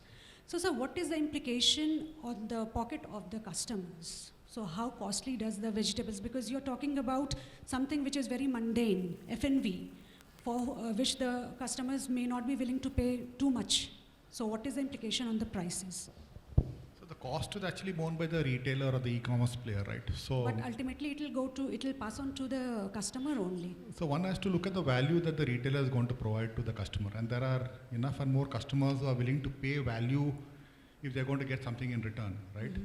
So today what we have seen is the tremendous progress in terms of two things. One is miniaturization of devices. IoT devices are much more powerful, smaller form factor. Sensor cost has come down. And there's also a big push from the government to make all the sensors and devices in India. The PLI scheme launched 2 years back. So once you start having that, because one of the big barriers has been high cost of devices, and I agree to your point that will a customer be willing to pay for that? But I think there is the scheme plus the fact that so much of advancement in technology which will make sure that the cost come down even further. Mm-hmm. And also retailers are also coming up with innovative models like water as a service, where the customer doesn't have to pay for it. Retailers will have to come up with those models where they'll make it very easy for the customer, where they probably don't have to pay and high capex to acquire an asset. And the demographics also are changing. Demographics of India is also changing. The younger consumer wants better experience, and they're willing to pay for that experience, right? Yeah, true. So. Okay, thank you. To add to that, I think the use case specifically, right? Let's say RFID, right? That's the one most common, let's say, evolving use case today, right? We were all using barcodes and scanning, and now there's RFID, and it helps you manage all the way from factory to customer, right? Much better, simply, and so on. Of course, there's a cost to it, and then there are tags, there are other tech challenges about readability and so on, right? But what we have found, so it maybe will not make sense for let's say a value brand, right? Where your ticket size of the product is not that high, right? But for a premium brand, simply the security that it provides you at a store, right? To make sure that nothing goes out or nothing is moved from anywhere. Your inventory stock taking being done automatically pretty much at all points in time. So those benefits outweigh the additional cost of putting RFID tag, which is yes, sir, I IoT. truly agree, Right. because that is for the fashion brand that you're talking about. But I'm talking about the grocery, the small ticket items basically. So Right. yeah. So you, like that, I'm seeing one case in China where they were selling fresh meat, right? As in, it was actually live seafood actually. So live seafood and tagged with a RFID tag lying in a tank, and people go scan that and take it, and maybe they're paying that to whatever, a few cents extra or for that to be able to do that. But the whole process of automating the whole piece, where the how do I identify, how do I pick a particular product, right? The cost saving that goes into it by putting that one tag can possibly pay for it, and or that little bit increase in cost, the consumer is also willing to pay for faster service, making sure that what they saw they actually got. So delivered. basically, it is all about economies of scale that you do. Economy of scale and the customer value. I think that's being able to say that this fish I saw is what actually got packed and delivered to me, right? That comfort. Right. Thank you, So, Praveen. sir, thank you so much. My next question, is to Mr. Praveen only. So, sir, how do you, you talked about personalization on e-commerce sites. So how do you personalize in case of brick and mortar stores? Because that is again a very different format and very, very big challenge. Right. No, you're absolutely right. So you can't do it that easily, right? So obviously you first have to be able to identify the customer when they walk in, right? And you can't again do it in all formats, right? So where there's a high footfall, constant flow of customers, you can't really do it. There are people, again, technologies come in, they'll talk of facial recognition and so on, but those not yet that effective, plus again, very expensive, and data privacy issues even more, right, if you're doing face recognition and things like that. So what we typically do is, in formats where either the store staff engages with the customer, where they can ask for a mobile number or some identification, which then they put it into the application on their phone, and then they are able to get the recommendation. So that's the best today we are able to do. Okay. Thank you so much. Give an example of something we've done for a retailer in offline where personalization has helped is, like Praveen said, you can't personalize unless you first recognize the customer, right? And on online space, even if you've not logged in, there are browser cookies and things that can actually recognize you the moment you go to Amazon.com. In the offline space, it is important to first understand or recognize the customer. It could be a mobile number, it could be a QR code, it could be a loyalty card. But having recognized that, we actually rolled out something for an offline retailer that you see on online, like on shopping sites. The moment you put things in your cart, you may also like, people also bought, and those recommendations, a lot of that is personalized. We actually replicated that scenario in an offline retailer where if you put things in your cart and you come into the billing counter, that's the place where you actually give your mobile number to begin with. The cashier scans those items that are there in the cart, and a personalization algo is called, which is basically what is written by us. It's on the cloud. The retailer calls that based on what is there in the cart, based on recognizing this customer, it evaluates multiple items within a span of 2 seconds or something, and gives up top 3 items that are most likely going to be an upsell for this customer onto the cashier screen. Right? And then the cashier, see, in recommendation, the thing is, if I'm a customer, all of us are customers. If a cashier recommends the first item, you say, I don't want it, he has maximum one more chance, he can say a second item. After that, if he says a third item, you're going to do customer disservice, so you better not do it, right? So that accuracy of recommendation is very high, but this can be done in offline as well. Thank you so much.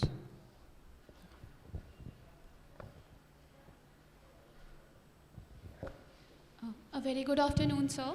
I'm Harshita Singh, MBA student from Lloyd Group. So my basically question is that how you guys are in retail from last 10 to 20 years. So what is your experience in adapting AI and Internet of Things, and how it will impact for customers in future aspects? Can you please brief me how it will impact this? And what's your journey?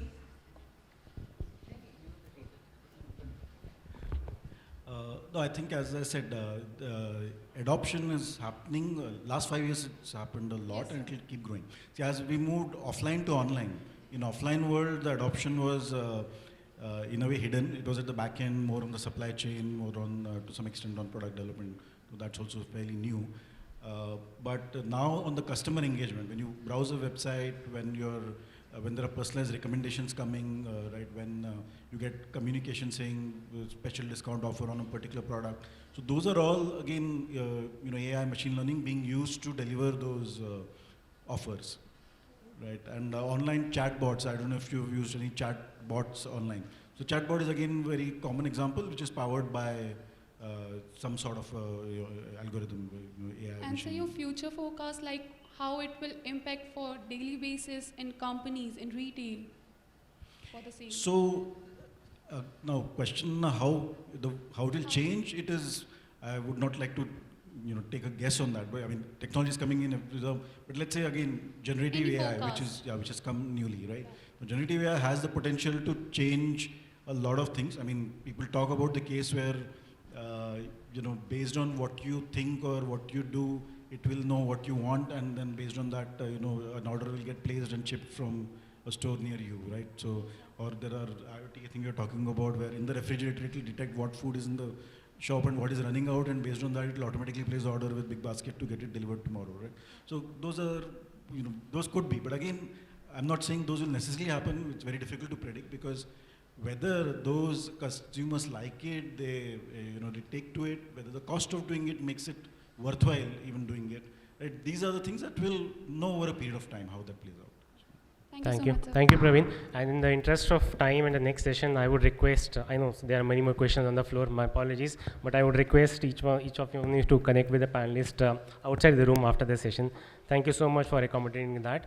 And thank you, the fellow panelists. I think it was a wonderful discussion, a lot of learning for us. Thank you everyone for the fantastic audience. Thank you, Madhur, for moderating. It's very well done. Thank you. Thank you. Thank you, Madhur sir, and all the panelists for the wonderful session. Now, I would like to call upon the stage our Assistant Secretary General, Mr. Mohit Luthra, to please come and facilitate all the panelists. We would, yeah. Mr. Madhur Arora, he is our advisory forum member as well as the moderator of the session.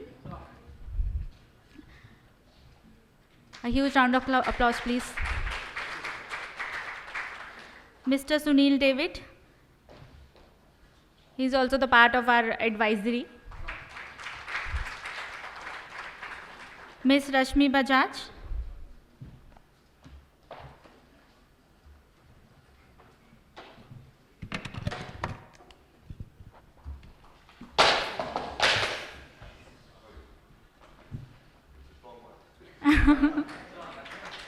Women are always stronger. Mr. Saurabh Gupta.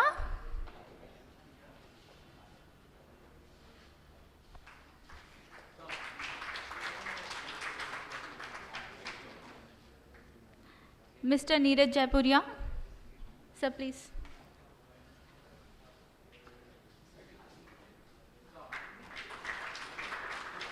I would now request all the panelists to come and please have a group photograph. Oh, Mr. Praveen Shrikhande. Sorry, sir. Sorry, I just missed it. Yeah. Now, I would request all the panelists and the moderator to please join and have a group photograph.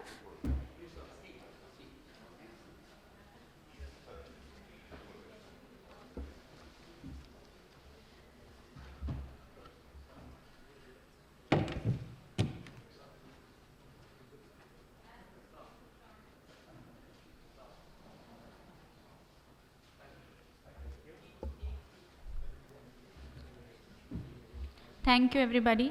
I would now request our Assistant Secretary General, Mr. Mohit Luthra, to please come on stage and introduce our moderator for the session 2, which is on strategies for sustainable retail, green technologies and practices. Thank you.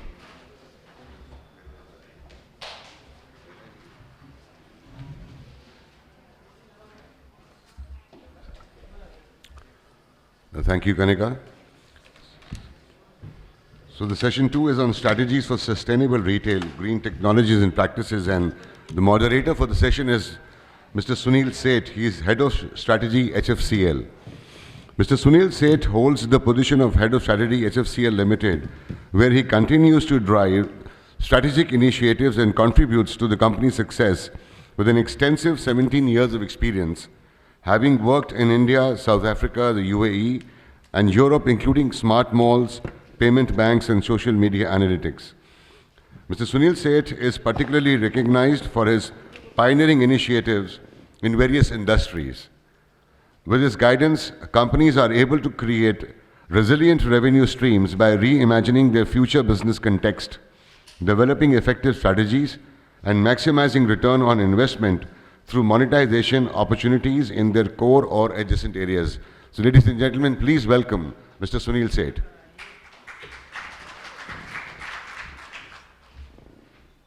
Thank you for coming, sir.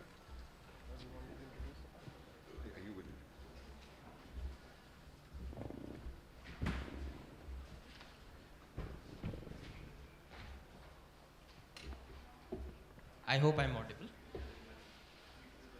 Yeah, that's great. It's always difficult to follow on a panel that was done by Madhur. I was here sitting and listening to an amazing set of conversations happening on AI. And I know the four of us on this panel will be standing in between you and a scrumptious lunch, more than aware of that. So there are a few things that we will talk about today, and we'll call the panelists one by one.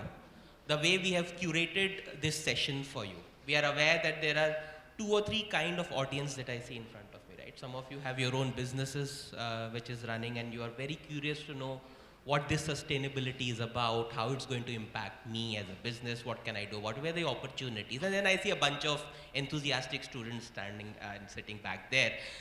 For them, this would be an educational session, and also what are the opportunities that they need to focus on in their career if you want to take this up. Without much ado, I'll like to call upon the first panelists with me, and I'll go by the order that has been given in the list here. I have Unes Urfi, Director with KPMG, and a dear old friend. Mr. Unes has more than 18 years of advisory experience across various sectors globally. Some of it have been the two of us together. Has a proven track record of success developing and implementing strategies across multiple industries. His expertise lies in analyzing data, KPIs, to go for process efficiency. He is well versed with environmental, social, and governance, as we call ESG, principles to promote sustainable practices, also with data centers, GTM, finance, operation, and modeling. So let's hear a big one for Unes. Thank you so much, Unes, for being part of this panel. Next, I would like to call upon Varija. Varija Bajaj is the founder for Varija Lifestyles, Layla Office Wear, Varija Home, and Varija Life. Her expertise lie in fashion, interior designing. We had a very interesting conversation just before this session on the amazing experience that she brings on to this panel, and I have butterflies in my stomach seeing that she's in the same panel as I am, and we'll talk about that. She holds a prominent position as a member of the Fashion Design Council of India. She has actively participated in India Fashion Week. I can already see a few smiles back there listening to this one, showcasing her talent and creativity. In addition to her achievements in the fashion segment, she has made significant contributions to Varija Life, an initiative focused on program for differently abled people across India. Through Varija Life, she has organized 2 international conferences that brought together participants from over 20 countries. Wow.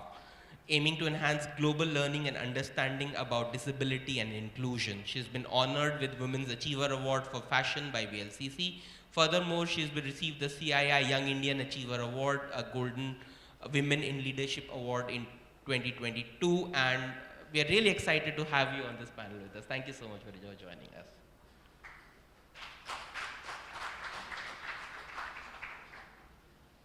And we have Shivani Ms. Shivani Puri, she's a strategy leader with Zomato. Wow, again, something that all of us use. It's there in everybody's phone out there, the app, but she handles a very unique part of that business is what I was told. Ms. Puri currently holds the position of business strategy lead at Zomato. She contributes in shaping the company's business strategies. Prior to this role, she was working with Unilever and Deloitte with a background in product management, consulting, and a deep understanding of the CPG industry with her problem-solving capabilities to drive growth and contribute to company's overall success. So happy to have you here with us, Shivani. Thank you so much. So what does the next 45-minute look for you? Right? What we have tried to do here is we will start off by demystifying what does sustainability mean. Typically, we'll be using some of the terms like a scope 1, scope 2, scope 3, those topics there. We would talk about the challenges and then personal experiences of the audience and of the panelists here on how we go about doing that. So let us start with a quick introduction and an initial take by each one of the people in the panel here on what do they understand basically on sustainability and what is their take on strategies for sustainable growth. Me personally, for me it's both a new topic and an ancient topic. A new topic because some of these terms and terminologies and compliances is very new, but an ancient topic because I believe all of us have been very sustainable since our childhood, right? I mean, if you look at per capita consumption of resource, it will be one of the lowest in the world. We've worn clothes of our cousins and our elder brothers, and we have taken food, whatever was seasonal. So it's been part of our social life and culture. So what is this new sustainability all about that we're talking about? What are these compliances? I'll start probably to my right, and I'll go sequentially there with Unes. A bit about you and what is your take on this topic? Thank you. I mean, that was a lovely introduction, first of all, Sunil. So I work for a practice within KPMG called Digital Strategy, and we do a lot of work around sustainability, ESG tech, and how basically technology goes ahead and helps not only the environment, but the industries where these technology implementation takes place. That's pretty much it, what I do. And as far as sustainability is concerned, Sunil, the most interesting aspect about it is the lack of understanding that we have. We all use cars, we all use clothes, we all use retail chains, we order from our mobile phones, but our lack of understanding on how all of this is impacting our society and our future generations. This is something that I have always been worried about, and I talk to most of my friends and most of my peers around this and trying to figure out on how we can go ahead and improve this understanding of sustainability. Sustainability for me is trying to reuse, trying to optimize, and trying to be more efficient in our day-to-day lives, okay? Whether it's about a complex supply chain for a retail organization, a clothing manufacturer, or an e-commerce player, it's immaterial. Are we trying to go ahead and see?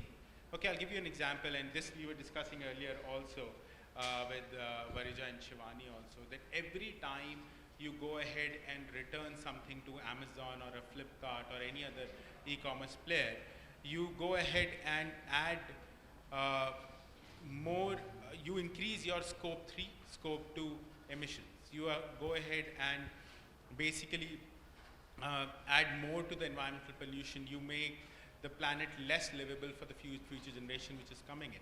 That for me is sustainability, Sunil, and with that we can move ahead here. Thank you so much, Unes. So there are two very interesting concepts that we heard Unes talk about. One is that as a society, we may be naturally conducive to sustainable practices, but are we aware, right? Do we make that as a conscious choice? Socially, these have been customs that have been passed on to us, and we are not too aware, but we still follow those practices. And that's where these definitions come from. He used a very interesting term, scope 1 and scope 2 and scope 3. For the audience here, a scope 1 kind of a footprint on emission is what you do in the matter of producing what you're doing. So if there's there's a box of chocolates that you're making. Everything that is an environmental footprint on making that box of chocolate directly, the chocolate itself, the box and all of that is part of your scope 1, the labor and the machine that goes into the fuel that's consumed. Scope 2 are indirect consumption that you would have. For example, there is some energy that is being used in making that box of chocolates, right? So is that energy coming from a coal fire plant, or is it coming from solar power, right? So that's your scope 2, which is an indirect emission or an indirect footprint that you have. And then there is scope 3, which is talking about the entire supply chain, the vendors and suppliers that you have, and also to the customer side of it, of how much is the footprint of the customer when he's using that. So that's scope 1. Scope 1 is directly there, scope 2 is an indirect, and scope 3 is the value chain. And this is just to bring awareness to this forum. I'm sure we all know this as a society and as a culture, but just to bring that forward. That's a very interesting set of concepts that you do. With that, I would go to Varija and have her views on what exactly does this topic mean for her context, and how does she view this going forward. Thank you, Sunil, for such a lovely introduction and having me here. And I'm glad that I'm on this panel and I can recall similar conversations that I had on sustainability 5 years ago. I'm associated with a couple of dozen colleges, and I think this is the topic which has been taught in and out. It's part of our education, especially the fashion colleges. So a lot of fashion colleges insist on sustainability, and I always said, we are in India, we're down under in the Maslow's triangle, wherein we are talking about sustainable clothes, but how many people can actually afford them? They come at a certain price. So every student who was passing out of the college wanted to launch a sustainable brand. But when you're launching a brand, you don't start up there. It becomes very difficult to get that segment of the society. Yahan hum roti kapda makan ki baat kar rahe hain, So we are talking about that level or that segment of the society. But being through COVID and now environmental hazards and the catastrophe caused due to the pollution, I see every 1 out of 10 person facing asthma or some lung problem.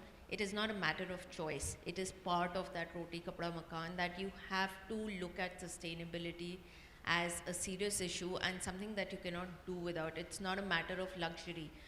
Having organic food used to be a matter of luxury. It's no more a matter of luxury. It is a matter of choice, and it's a matter of life and death. And that's the stage that we are in. And so I'm glad to be part of this conversation, and looking forward to an exciting session ahead. Thank you. Thank you so much, Varija. And to paraphrase what was exactly the interesting thing she talked about, that as a society, we are taking care of our very basic needs at this point of time, right? There are billions of people who are at that level. So does a topic like sustainability become too esoteric for an audience like this, right? And does it make sense to have it as part of law and compliance when it is part of our social obedience and culture, right? There are 2 or 3 ways of going about that problem. So that's a very interesting take, and also the fact that it is not something new. She's been on panel talking about it 5 years ago, right? And I remember conversations happening since ages of how a jhola is better than a plastic bag, for example, right? We go out shopping, we take a jhola with us. At one point of time, we are being laughed upon, and now it's coming back in fashion, right? So these trends keep evolving and changing. And what does it do, and why is this suddenly so much in vogue? We'll hit upon more of these things and the challenges that we'll face, but before going there, of course, Shivani, your thoughts about the topic and what do you feel? Sure, thank you, Sunil. So my point is, I just divide into 2 parts. The first thing is awareness, which has been quoted by everyone here in the panel. And awareness is not just about the consumer, ethical consumerism. It is also about that the companies, the organizations should be aware of the carbon footprint, the emissions that are being spread, and what is the impact that will gradually happen. They should be having a roadmap. So that awareness is important, as well as from the consumer, the ethical consumerism which I quoted. Right now, there are a lot of surveys that are being done. Bain & Company did a survey. There was a survey done in US as well, where 50% of the consumers said that they would prefer sustainability as a choice. But are they walking the talk? are these products available, the sustainable products available in the market? Is that marketed well? Is that priced well? Because we all know that India is a price-sensitive market. So all these things have to be thought upon and looking at from both the awareness, how this awareness can improve sustainability, and also accountability, the companies, the organization taking the accountability of the entire value chain from scope 1 to scope 3 emission will gradually help make the climate and make the planet better. So that's my introduction. Thank you so much, Shivani. And 2 or 3 interesting points again which resonated with me. One is that, does it really need to be a trade-off between sustainability and business success? Right? Is this really the right way to think about it? Or there's no trade-off at all. There are areas where you could be both. And what are those areas? Right? The second very interesting thing that she talked about was impact and roadmap. When we are consuming more than our fair share, we are actually borrowing from future generations, right? I mean, we are unke hakka le rahe hain, basically. That's what we are doing. So as a society and as companies, where the, for want of better term, exploitation of resources had no implications except economical implications. Now we know for a fact they have social implications, they have geopolitical implications, they have implications on the health of our future generations. We all live in Delhi, and I should not talk more about that. We suffer it firsthand on what these topics imply for us, right? But is that really a trade-off? Are we as organizations, as companies, US students, right to say that I don't think a sustainable product can also be value for money? Now these are interesting things, and if this was such an easy conversation to have, it would already have happened, right? Everything would have been sustainable, things would have been doing very, and we'll be living in a very nice green hunky-dory world, but it hasn't, which means that there are challenges. And that's what I would like the panel now to focus on, that what do you think is the challenge? And then I'll again go in a reverse order this time, going back to Shivani. What do you think is the challenge that an organization or a company or a business would face while trying to bring out sustainability? Look, it's a no-brainer, right? I want to reduce my footprint, I want to save the environment. I mean, who would challenge something like that, right? Yet I don't do it. So what do you think are the challenges that are happening in the industry right now? Well, there are multiple challenges I'll quote. But before, I also want to explain about Zomato and about my experience at Unilever and how we are catering to sustainability, so that will add some examples to the challenges that we are having. I'll start with Zomato, and with Zomato, we look at as a very food delivery ecosystem, but Zomato is also building a farm-to-fork model, which I'll talk about in future. So in this food delivery ecosystem, our last mile is done by our delivery partners, and we have our restaurant partners, then we have our final consumers who are consuming the products. So where we are adding, we have to make sure that our restaurants are having proper packaging. So if you are using Zomato, because Zomato is very consumer-centric, you all are using Zomato. So you have seen that option which is unchecked, where we say that you don't want the forks and these kind of products. So that has actually saved around 300 tons of waste. Because that option is default unchecked. We're also making sure that our deliveries are climate conscious, which is like 100% climate conscious deliveries. The recycling is happening. Our delivery partners, 18% of our deliveries are happening via bicycles, and we are trying to electrify the delivery fleet that is there. We're trying to make sure that by 2030 the delivery fleet is electrified. But again, there are a lot of challenges. Supposedly, I'm going to a restaurant. There are different parts in the value chain. We are going to a restaurant partner, and we are asking them, okay, please, you have to pack the product. We have to make sure that profitability and sustainability goes in sync together. It should not. It is eventually a trade-off. Either you have to pay the cost upfront, and the companies are not realizing at this point of time that even you're paying the cost upfront, this will eventually help you in the future, because you will have access to more raw materials materials. For example, if I talk about sustainable agriculture. So getting these restaurants, getting these partners on board with us, getting all the partners in the value chain from your procurement, from our vendor partners in the procurement ecosystem, from our warehousing partners if we are having any external third party, even if our own warehouses are better operationalized, we have to make sure that the deliveries in Zomato are happening timely, the products are quality, it's profitable at the end, but also sustainable at the end. So you have to make sure, because there's so many partners, so many people in the value chain, it gets difficult for them to make them aware and also to find out certain alternatives to maybe alternative energy resources, maybe alternative packaging materials, maybe alternative actions that need to be done to improve this entire value chain. Thank you so much, Shivani. So, what I understand, and let's try an experiment here, right? So what I understand is that there would be economic aspect to becoming sustainable. Now, for a second, let us assume that it is a bit costly to create a product or a solution delivered to you in a sustainable manner, right? Let's say cost 2 rupees extra, right? Now, the typical thing is the companies should absorb it. But let's do an experiment. As a show of hands from all of you, would you be willing to pay, let's say, 2 or 3 rupees more for a sustainable product and food delivered to you or not? And just be honest about it. I would, for sure. How many would here do that? Okay. So that's a very interesting answer right there that we see in the audience, right? So that a lot of this, if it does result in a cost overrun, would need to be absorbed by the business in their margin and not be passed through to the customer. I mean, I saw about 40% hands up, 35 to 40% hand up. So that's a representative audience. And that's a very interesting problem to solve, and that's a challenge, right? I go for it, but I'll have to absorb the impact of it. It may result in a bigger market because more people will probably buy me, but on an unit economics perspective, I'll have to absorb something here. That's what this audience is telling me. Very interesting. And thank you for participating in this experiment. I'm just keeping things quite interesting before we go for lunch, right? You know where I'm coming from.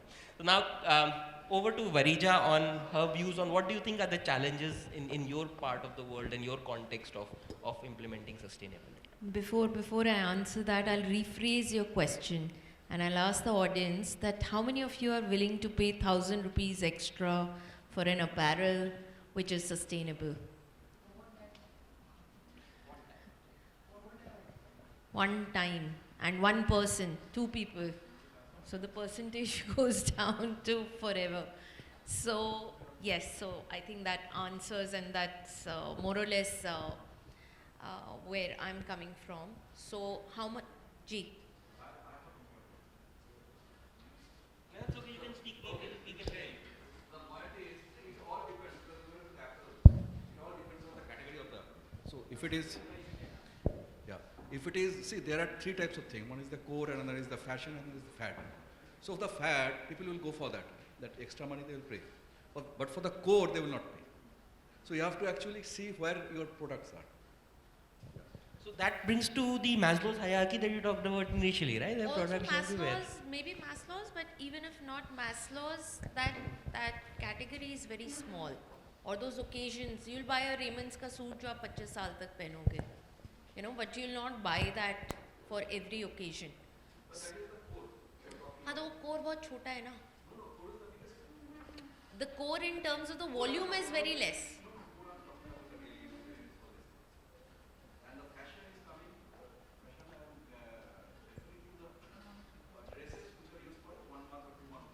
So again, in the Maslow's triangle, the majority chunk of the people are down there. So again, the percentage of, so let's say I have 2 apparel brands which are on the e-commerce platforms. We are relatively the most expensive for the fact that we are slightly more, I won't say we are fully conscious, we are slightly more conscious of the, or maybe our target audience is such which are very, very conscious of, you know, the kind of textiles that they would like to pick up. Our average price point is 2,500 to 3,000 MRP. Myntra does best on a 800 to 1,000 rupee MRP, and we get repeated mails and on, you know, that we should reduce our pricing. So point number 1, how much ever we would want to do it, is the consumer ready? Today if we have a Amazon and Myntra sales and the kind of sales that they do, a 1,000 rupee product is sold at 500 rupees. So you can imagine that obviously a pure cotton fabric cannot come at a 500 rupee MRP. So we are looking at a higher price points, but how many people are willing to pay? So how many people are up the Maslow's triangle? So it's a demand and supply issue here. The other aspect which Unesh sort of touched upon was also the kind of returns that we incur in e-commerce. That is also adding on to the carbon footprint. Now we are largely dependent on the marketplaces and their formats of listings. So if they tell us that you can list only a chest waist hip, we only list a chest waist hip. Now how many women actually buy clothes basis a chest waist hip? So men would buy a 38, 40, 42, 44 shirt, but a women would want to know what's the armhole size, you know, what's the underbust size, what's the thigh size, because we are disproportionate all across. So, so a chest waist hip is not going to work, and which doesn't work, wherein we incur a lot of returns. So we can manage these through AI and through customization and through detailed listing on our individual platforms, but not on these large formats. So, you know, when you said what is the challenge here is the entire supply chain from the front end especially. That it is very difficult to convince them that the kind of formats or the listing formats or the cataloging formats that we have at the front end are actually causing a lot of returns. So the number of returns going, the same garment going back and forth is adding on to the carbon footprint. I think that's one of the biggest challenges that we face in the e-commerce platform. What we also try to do at our end, that if you want, we you know, trying to be inclusive as a brand, we do entertain customization. So if it's just about loosening or tightening 1 inch, 2 inch, 3 inch, length shorten, not change the style, we are happy to take a note and we are happy to customize it for you without any cost. It saves us more money than the garments returning and exchanging and the customer service and repackaging. All that adds on to the cost. So it's not just, again, something what Sunil touched upon, it is not just about looking at the larger aspect of you know, the environment and good for our children. It is also cost effective for the businesses. We save money. The cost impact is huge when we have so many returns, or you know, if the data is not analyzed properly and if we are not servicing our clients in the best possible way. I don't know if that adds to you know, the question that you asked. No, that adds actually amazing value to the conversation here, because my 2 or 3 key takeaways here. If we look at the problem in isolation for one company, right, in the entire value chain, it may sound economically not feasible or the cost being passed on to the consumer. But if you look at it across the whole chain as a, let's say, a total cost of ownership point of view, right, what's the total piece of there, then the economics start making sense, right? So one of the ways of, so it's a matter of perspective when we talk about economics, and that's one of the takeaways that we all should have, is the starting point of that chain is the consumer, the end point of that chain is consumer. From the requirement to manufacturing to delivery to returns, it's all coming back to that. If everybody in this entire process chain is aligned, there will be a minimal wastage, and hence sustainability will go up and actually the costs will go down. Costs increase because of the errors at various, or not everybody in this chain is at the same level of maturity, and hence whichever is the most mature ends up absorbing a cost, and then it becomes financially unviable for that one player in this value chain rather than the whole value chain. I'm sure the same is applicable to foods and beverages as it is to fashion, that we need to make sure that each one of us, some of you will be running your own startups and companies, some of you will be students there, that whichever value chain we are a part of, we make sure that the entire system becomes sustainable, because for one component of this entire value chain to drive sustainability becomes economically unviable. And that's one of the reasons why probably the governments and the rules and the compliances are coming into play to make sure that this comes in as a system, which brings me to Unes, because he advises a lot of companies on going for sustainability, and I'm sure he would hear a lot of arguments coming from the other side of this is why we don't want to do this. So what has been your experience so far on the challenges? So most of the challenges have already been said, but then the point is from an outside in view. I mean, I look at people like Shivani and Varija, and you yourself, Sunil, in your organization, where everywhere sustainability essentially suffers from lack of investment in that supply chain. But why is there lack of investment in supply chain? It's just not an MBA case study, right? At the end of the day, it's our favorite topic, Sunil. It's change in consumer behavior. The moment that happens, the investment will automatically flow. Like Varija said, who will invest? Who will pay 1,000 rupees more? Probably 1%. Who will pay 2 to 3% more? 60%. In case of Shani. So it depends from business to business, and India is a very price conscious market per se. And the moment we are able to change that consumer behavior, that sustainability is good. And I'm not saying we are not going in that direction, because especially Generation Z, the newer generations which are coming, they want a more sustainable supply chain. They want a more sustainable planet to live on. All right. So that's my primary challenge. That's what I see when I talk to the Zomatos of the world, when I talk to the Amazons or the Flipkarts of the world, when I go into a discussion with them, their biggest challenge is we are happy to invest, but will we get a return on it? All right. Like we spoke earlier about being EBITDA positive. That has not been happening, or it's been very rarely happening on that front. Are we able to control what our vendors are able to supply? Are we able to influence them enough? What our vendors are able to supply to us? Are we able to influence our consumer that, okay, this is the product which is good for us? Can we force the consumer to buy a certain amount of product at a higher price point? These are all discussion points which have been happening across boardrooms everywhere in every organization, because our government is having an amazing amount of push towards ESG, towards a better lifestyle, towards a more sustainable retail chain across board. So this makes me curious about one question before I kind of try another experiment. Yes.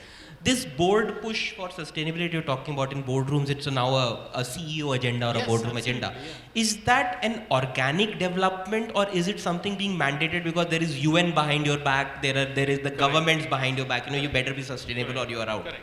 Where is this coming from? It's a very valid point, because we interact with, as consultants, we interact with both sides of the argument, right?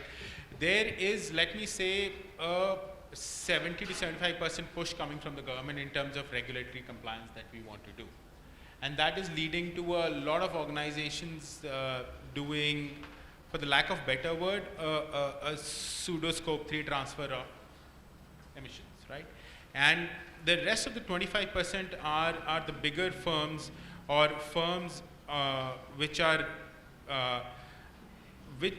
have a goal of sustainability, like Varija was mentioning, right? They want to do better. They want to do a less mix. They want to do a better, a cloth brand, a better thread count. Okay, but for that you have to pay. Like Shivani was mentioning, right? That Zomato says, please do not send me cutlery. That saves a lot of wastage, right? But that requires an inherent push from the fabric of the organization rather than a compliance. That kind of thing will never come from compliance.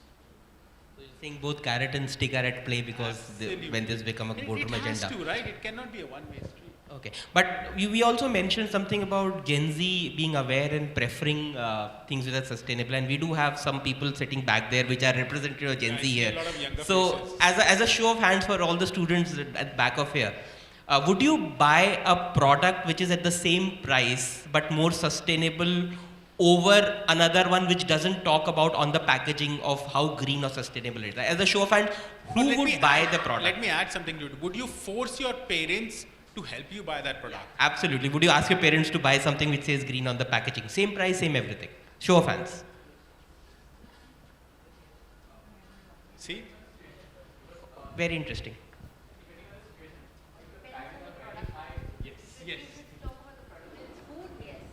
This is interesting. Price point. It's a very price sensitive. No, price for which product, which industry? If it's clothes, no. If it's food, yes.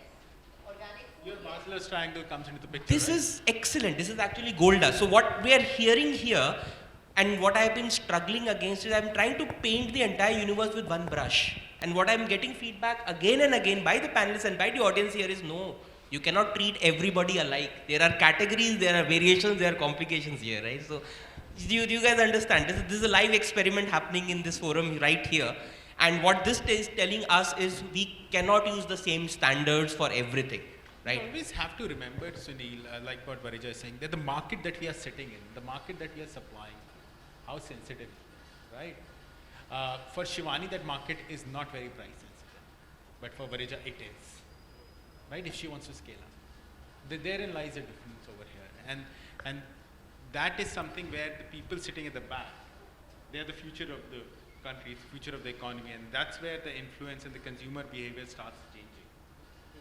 Absolutely fair. So, which brings us to the next phase of our conversation, which is, where is the opportunity for, let's say, students there, or for some of the entrepreneurs here to either learn or contribute here? And I'd like to start with Varija this time on what exactly are the white space. So if students want to do well in this world, what should they be learning or hearing? What, and if the enterprises here want to capitalize on a business opportunity that you think is coming up for companies to do something and get money out of this whole space, what would that be? In your opinion, what are the opportunities here for the crowd? With reference to sustainability? Absolutely. I think two key areas that which we are coping with post-COVID, and I think it should just be imbibed at this stage for you guys. One is to analyze the data. Very, very important. I think it is, a lot of data is collected, but data analysis is not done. So data analysis and how to analyze and how to read and how to interpret the data becomes very, very important, and some of the key answers are lying somewhere there. Second is the use of technology. So if you're shying away from technology, you'll be redundant in no time. So even, our pre-COVID stuff and our post-COVID stuff is completely changed. The people who did not adapt to technology and understanding technology, they sort of became redundant. So I think these are the two areas. Rest, I think me creating some rules, I mean, I'm anyways not very pro, so to say, education, because whatever that you're learning today, tomorrow it will be redundant. What I learned in school, nothing of that is what I'm practicing today. So how to solve a problem, data and technology, I think these are the two things which are going to last much longer than couple of decades. Thank you so much. So for the people who are studying, it is very important to understand what are the data parameters on which you measure sustainability, how do you collect them, how do you store them, how do you process them, and what is the insight and the business actions that can be derived for them. So that's a study topic for you guys. You can learn about it, look at what UN says, what World Economic Forum says, what the India goals are, what does it mean in terms of data and numbers. Because you have to convince an organization that you're going to be part of that, hey, go for sustainability, it makes economic sense. You need to take a total cost of ownership or a value chain perspective, right? And in order to do that, you must understand all the data points. Very important for you. Can I just add one more point, and might be interesting for some people who love fashion here. So World Economic Forum says that by 2030, digital fashion will take over physical fashion.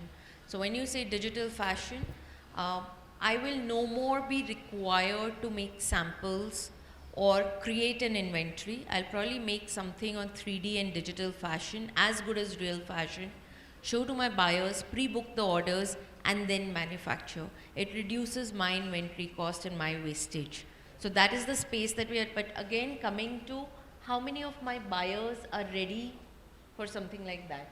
So something very interesting what you said, Sunil, that the entire value chain, the entire supply chain together has to accept that sustainability is the way forward. I know the format, I know 3D fashion, I know digital fashion, and it is happening in the West, it is happening in America, it is happening with H&M. They launched a collection in South Africa completely online, pre-booked the orders, and then delivered 3 months later. So, but will this happen in India? Are my buyers educated enough? or do I have to start educating them? I think forums like these, that's where they help. And the second being the opportunity for business that you also talked about, Varija, is if there are people here who would like to implement a software platform for reporting on sustainability, for example, because that's going to be a requirement, that's going to be a big opportunity, right? People who would take those hidden data, because what you also talked about, data already exists, it's just that it's somewhere hidden somewhere. So people who would have those solutions on, we had a panel on AI just before this, right? Those which use AI or ML or all the latest digital technologies, which is able to take that hidden data out of the value chain and show it to the boardroom that, you know, this is what your footprint is and this is what you need to do, and give a recommendation. That's a huge business opportunity that's going to be there in the future for all those who want to start something in that area. Gold dust, I would say. Again, thank you so much, Varija. But coming back to Shivani, what do you think are the white spaces and the opportunity that exist given the challenges that we just heard? Sure, thank you, Sunil. I'll double click on your point. So regarding the know-how of the carbon footprint, there's a restaurant in UK that started. In the menu itself, they have written what is the carbon footprint of every dish. And hence people are aware, okay, this is the dish that they're having and this is the amount of pollution emission that is happening because of that. So that kind of awareness gradually has to come into the system, the point I quoted about the ethical consumerism. But it is not that the business cannot be profitable without the consumer behavior change. Yes, that's a major impact, but there are other factors as well that we should think of. The first thing is optimization using technology. So let me talk about the entire value chain. For example, when I was in Unilever, and I was working for Unilever Global Markets, and we were giving from distributor standpoint, we were sending our products to retailers, and there were certain pre-sales visits that were happening, like 8 visits a month or 4 visits a month. But is that even required? So that will eventually, why tech, why AI, we were able to optimize it because we understood that there are certain demand capture modes that are existing. Retailers are now ordering online, retailers are now doing tele-ordering. Then why does it make sense to have these amount of visits, this amount of emissions that are happening currently? This eventually helped Unilever reduce the cost as well as helped in sustainability. Let me talk about going back further, let me talk about the warehouse optimization exercises. In the warehouse, we see there are a lot of wastage that is happening. That can be optimized by simple exercises using tech, using demand forecasting methods, using AI to understand this is the amount of product for each SKU, this is the amount that is required, this is the EOQ for me. Then how I can avoid wastage per SKU in the warehouse. Ultimately, it is saving my cost, it is helping in sustainability.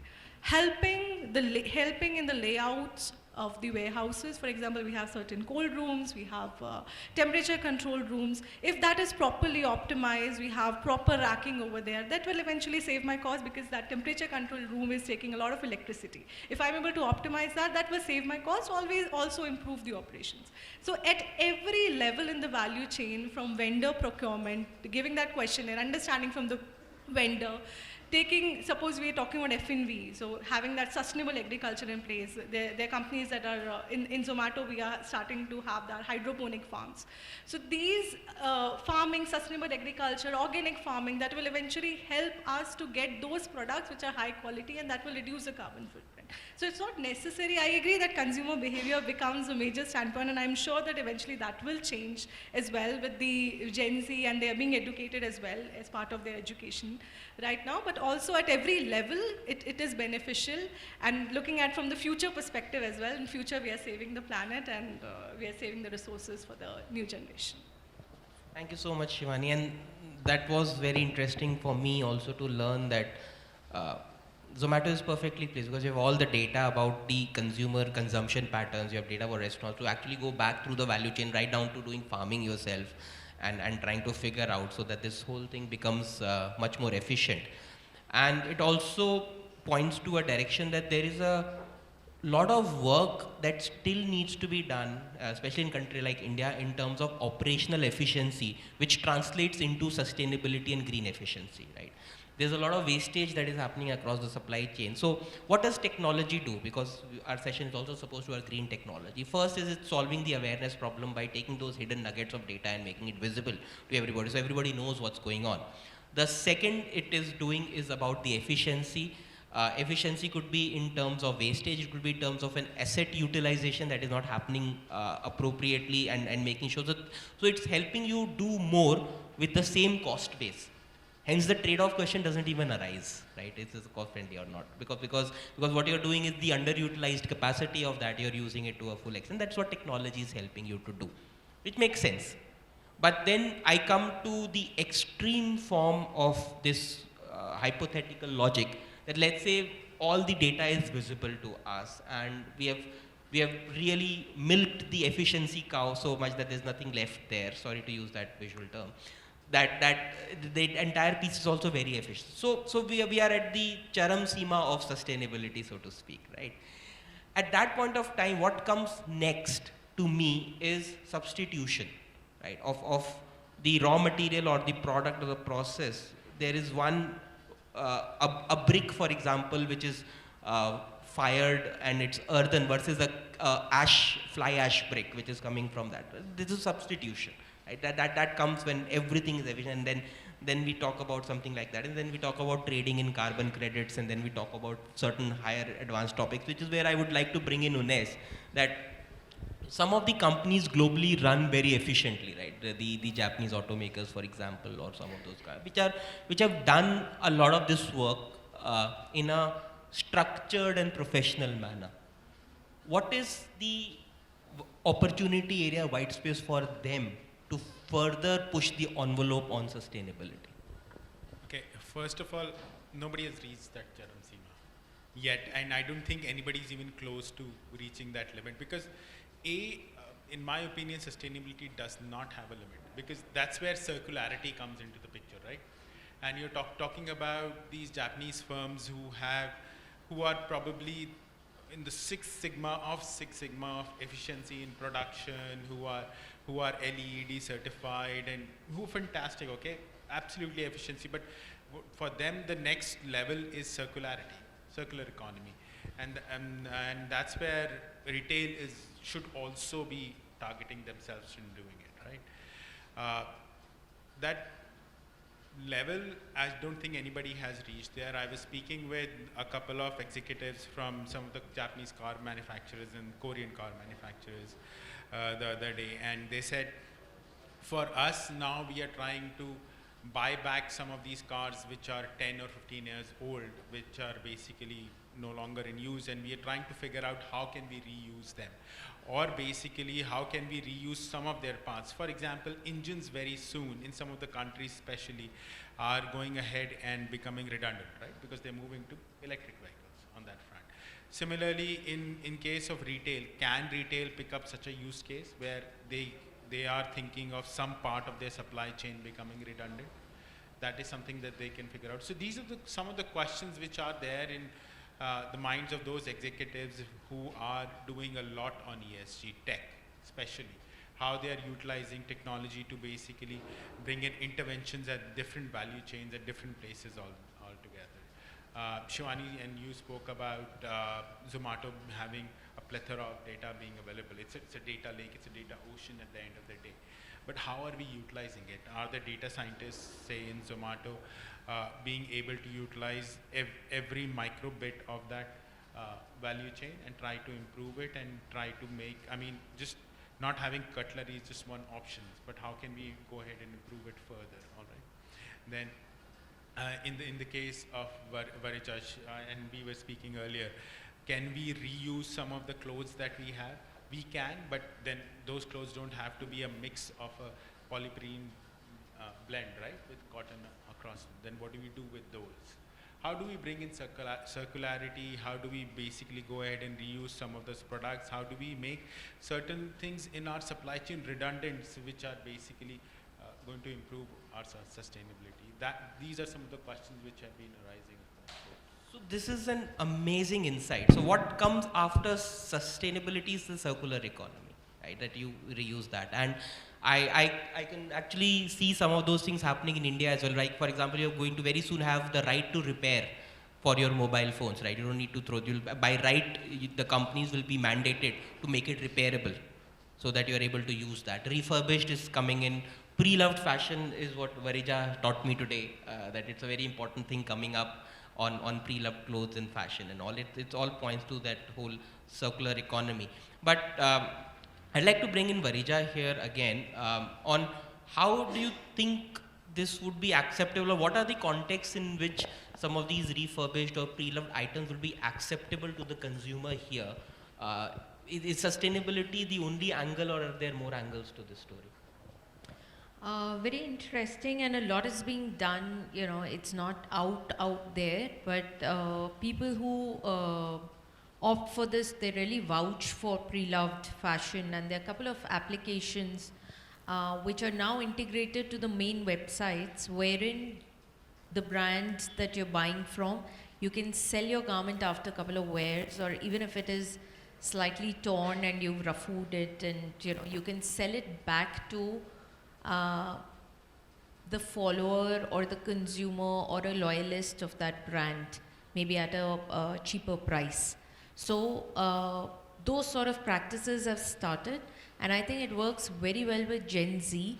It to a great extent, because they understand the value for money and also the redundancy of spending on clothes that you'll probably wear just a couple of times, maybe bridal clothes. So a lot of rentals have started, and big brands that people have owned in terms of the designer clothing that you wear for your trousseau. It's not worth spending a 10 lakh or a 20 lakh rupee on a lehenga, but you can buy it and you can resell it and you can resell it and you can resell it. So I think that's a very interesting space that we are getting into in terms of circular fashion. Another interesting point that we were talking about is greenwashing. And especially it stands true for clothing, and I think a lot of people here must be buying on e-commerce. Now, unfortunately, in India, we are not required, it's not by compliance that we are required to mention the exact percentage of the material that we are using in a garment. So, it's not about, so a lot that we can get away with is writing cotton blend. For all you know, and next time when you buy, a cotton blend might be a 95% polyester and 5% cotton. So that's greenwashing. So under the name of sustainable and sustainable product, you are actually buying maybe a 99% polyester. So unfortunately, again, the tags that we have, it's not a mandate. We don't do it because we are not required, and nor are our customers aware. I think that's another thing that we had discussed, that the customers are not aware, they are not demanding. I would want that the customer really need it. And similarly, when we buy textiles, we are clothing manufacturers, when we buy textiles, most of our textile manufacturers don't know that what is the actual blend. They would give an orbit figure, which I know is not even accurate. So again, coming back to how the entire supply chain has to come together to give an accurate information and accurate data to the end consumer, because it is not entirely, when I'm not manufactured. Now, having said that, you can't say that as a manufacturer, I should not buy the textile just because I don't know the blend. I like the textile, I feel the textile, and I know my consumer is going to buy it. Will I not buy the textile? I will. But my textile manufacturer does not have enough information, or the retailer doesn't have, or the wholesaler doesn't have enough information, because where it was being manufactured, that person didn't give him the information. So the entire supply chain has to come together and demand all this information. Again, with regards to the size charts, India doesn't have its own size chart. Unfortunately, what we are teaching our kids in the NIFTs and the Pearls and all these fashion colleges, they're working on UK size charts. Now, UK size 8, 10, 12, 14. We are working on those dummy sizes. An average Indian woman is 5 feet 2 inches in height. An average UK woman is 5 feet 4 inches in height. Average Indian woman is 14-inch shoulder. Average UK woman is 16-inch shoulder. लेकिन हम अपने बच्चों को क्या बोल रहे हैं कि UK women के size chart के हिसाब से आप कपड़े बनाओ. Now that's the foundation that we are giving to our fashion colleges. Till the time we don't get it, we are obviously going to get so many returns because we are not making for India anyways. So the bigger brands are the brands that have been around for the longest time. They have made their own size charts and figured out their own algorithms. I mean, we've been here for some time now. If you're customizing the outfit, we take your left armhole measurement and your right armhole measurement separately. Go back and measure, you'll have at least 1/2 to 2 inches difference between your two armholes. Now, how many brands are really doing that? Or even covered in the curriculum? Not quite. So even the education sector has to come together in terms of getting, because this is the next line of human resource. And I heard somebody in the previous panel talk about it, that it is the industry owners to sort of teach them, because they should not be making the same mistakes that we've been doing. And unfortunately, it is still not covered in our education system.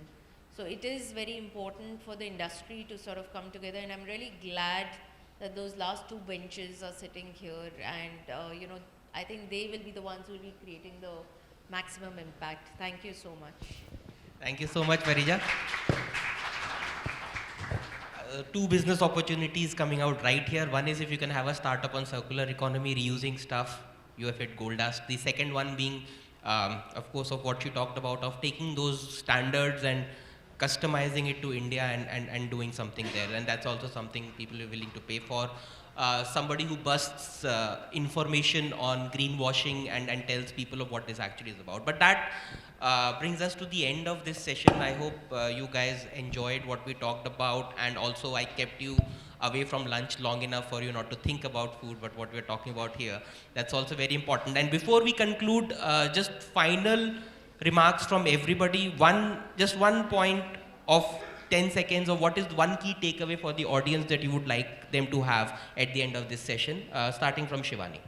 Just one key takeaway. The key takeaway, I would say, just from industry to industry, product to product, please understand, be aware of the carbon footprint, be aware of how we are impacting the environment. We are already seeing that the climate is changing rapidly. Year on year, this is happening across the world. So be aware and change your decisions, change your purchase decisions to make it more climate conscious, and hence organizations will also agree to your choices and produce the products in the same fashion. Thank you so much, Shivani. Over to you, Varija.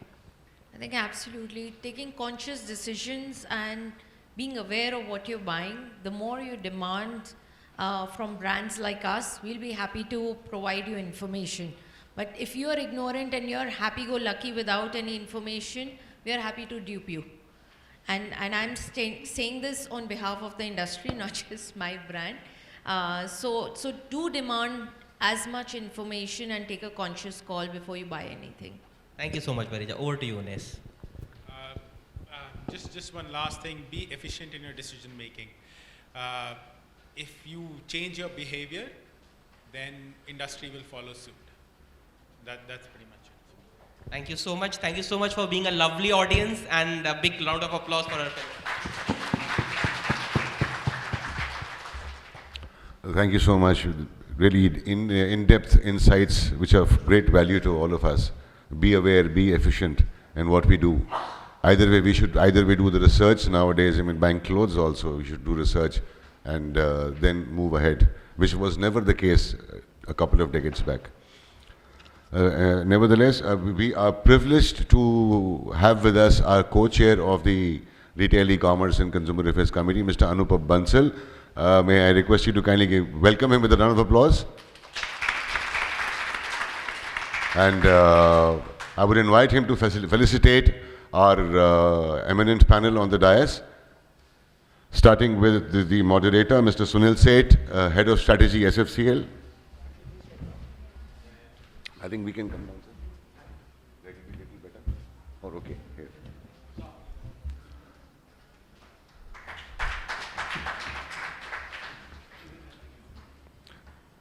Ms. Varija Bajaj, founder, Varija Lifestyles, Lela Office in You, Varija Home and Varija Life.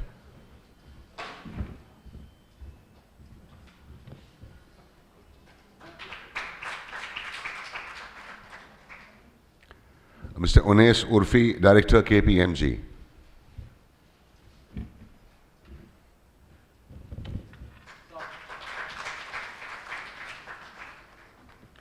Miss Shivani Puri, Strategy Lead, Zomato. Well, let's have a huge round of applause for everyone, ladies and gentlemen. And may I request the panel to kindly assemble in the front of the stage for a group photograph.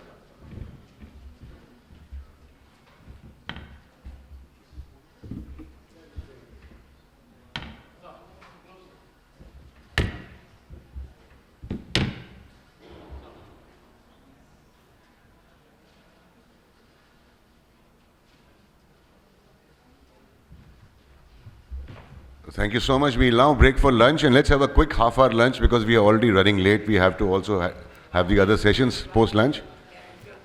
Please, we need to start. We're running against time.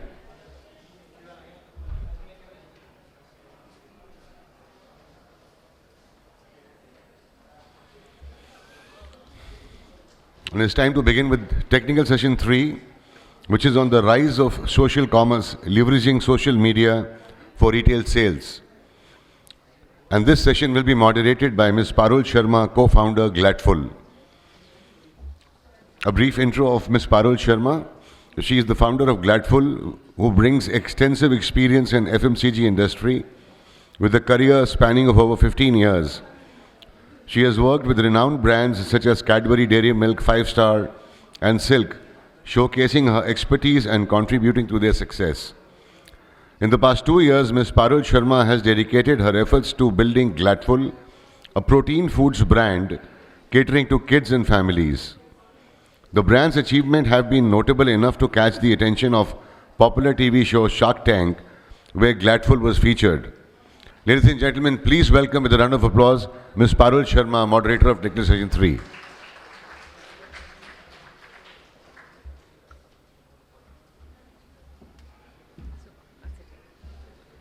Your name tag is there. Yeah.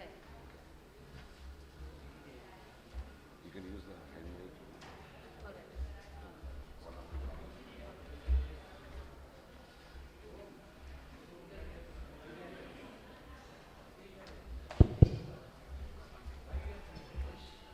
I request the panel to please join me. Zahid from Forever New Clothing, Dhruv from Tasva, Ranjit from Hippo Stores, and Durlabh from Barosi. Please join me on the panel. Guys, can we have a round of applause for everyone?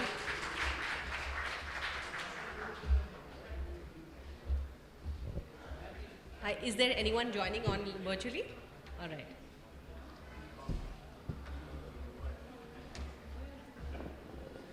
Normally, post-lunch sessions are the worst because there's very little attention on what is being said on the podium.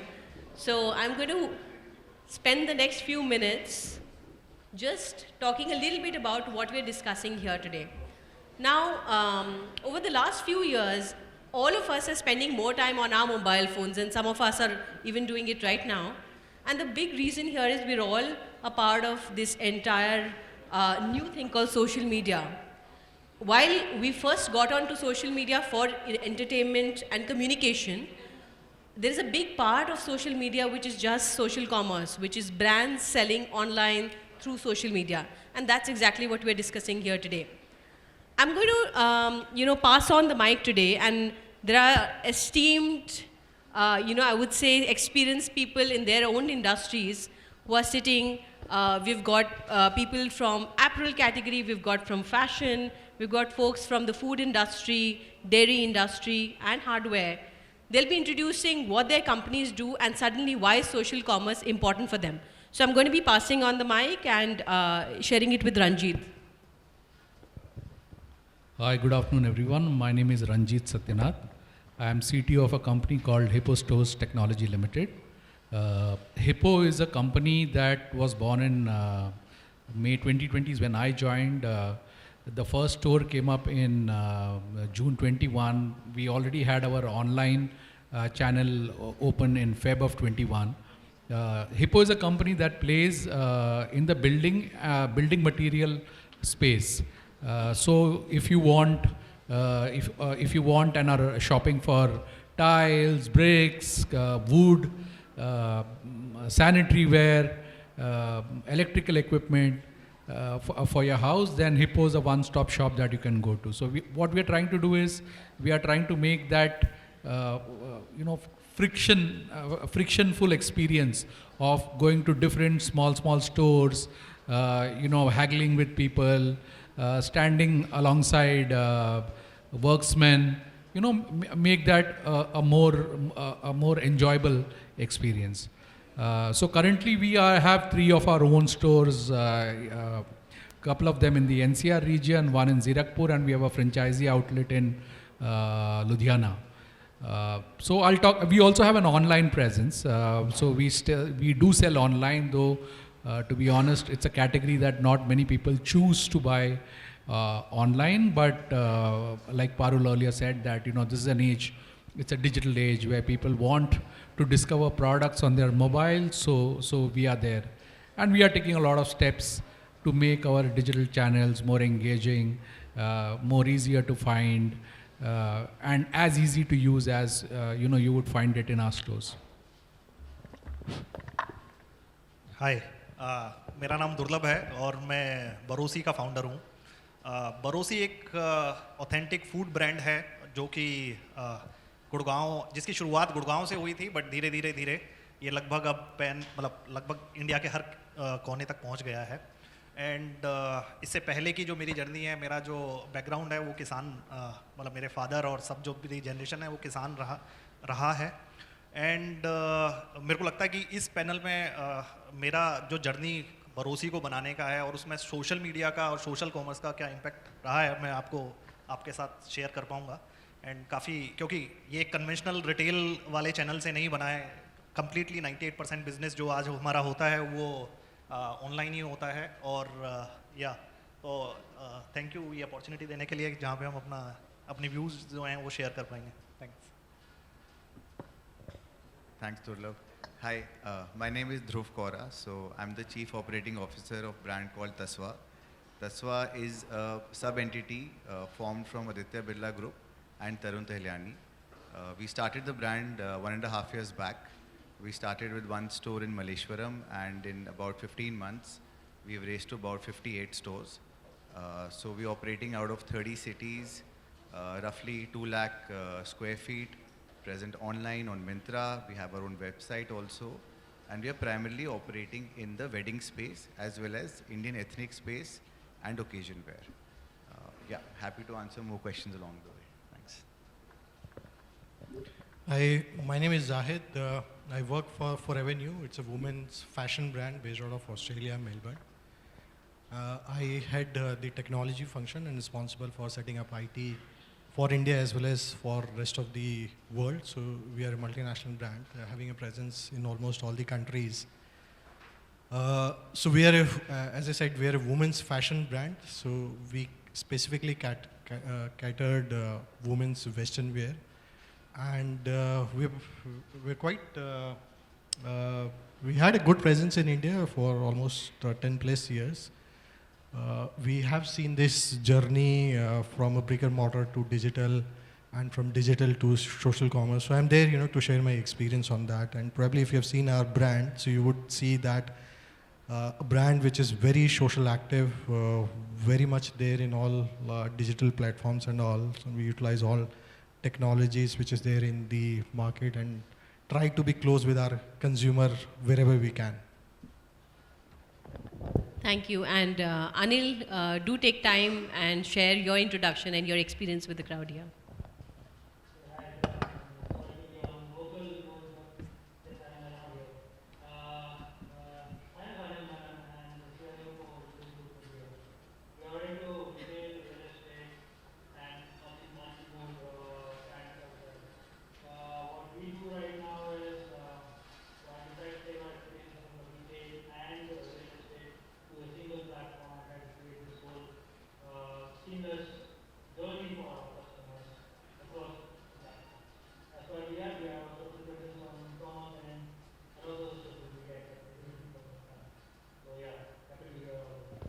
Lovely, thank you so much. I think my first question would be to the people from the fashion industry, both ethnic as well as young fashion for females. Traditionally, there is always this fit, texture, fabric feel, etc., which has been a very important part of the consumer journey.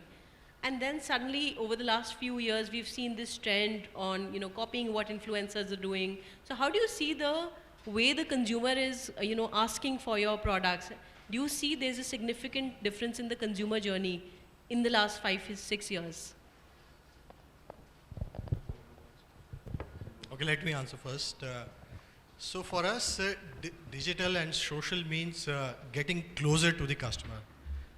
Providing them the experience, providing them the comfort wherever they are. So if the customer wanted to, explore our brand and get in touch with our brands via the digital medium, so we are there as well. We are there in the offline channel as well. Let's say if you wanted to come and see and feel our products, because fashion and specifically when you are into an apparel business, you wanted to see, feel the product.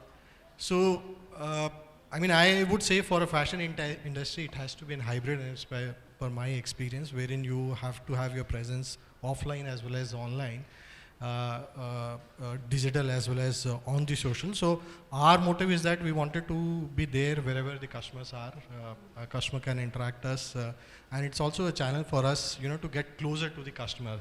So we can reach out to them, we can share our stories, we can create a delight moment for them. I won't call that we use influencer, to amplify our brands and all.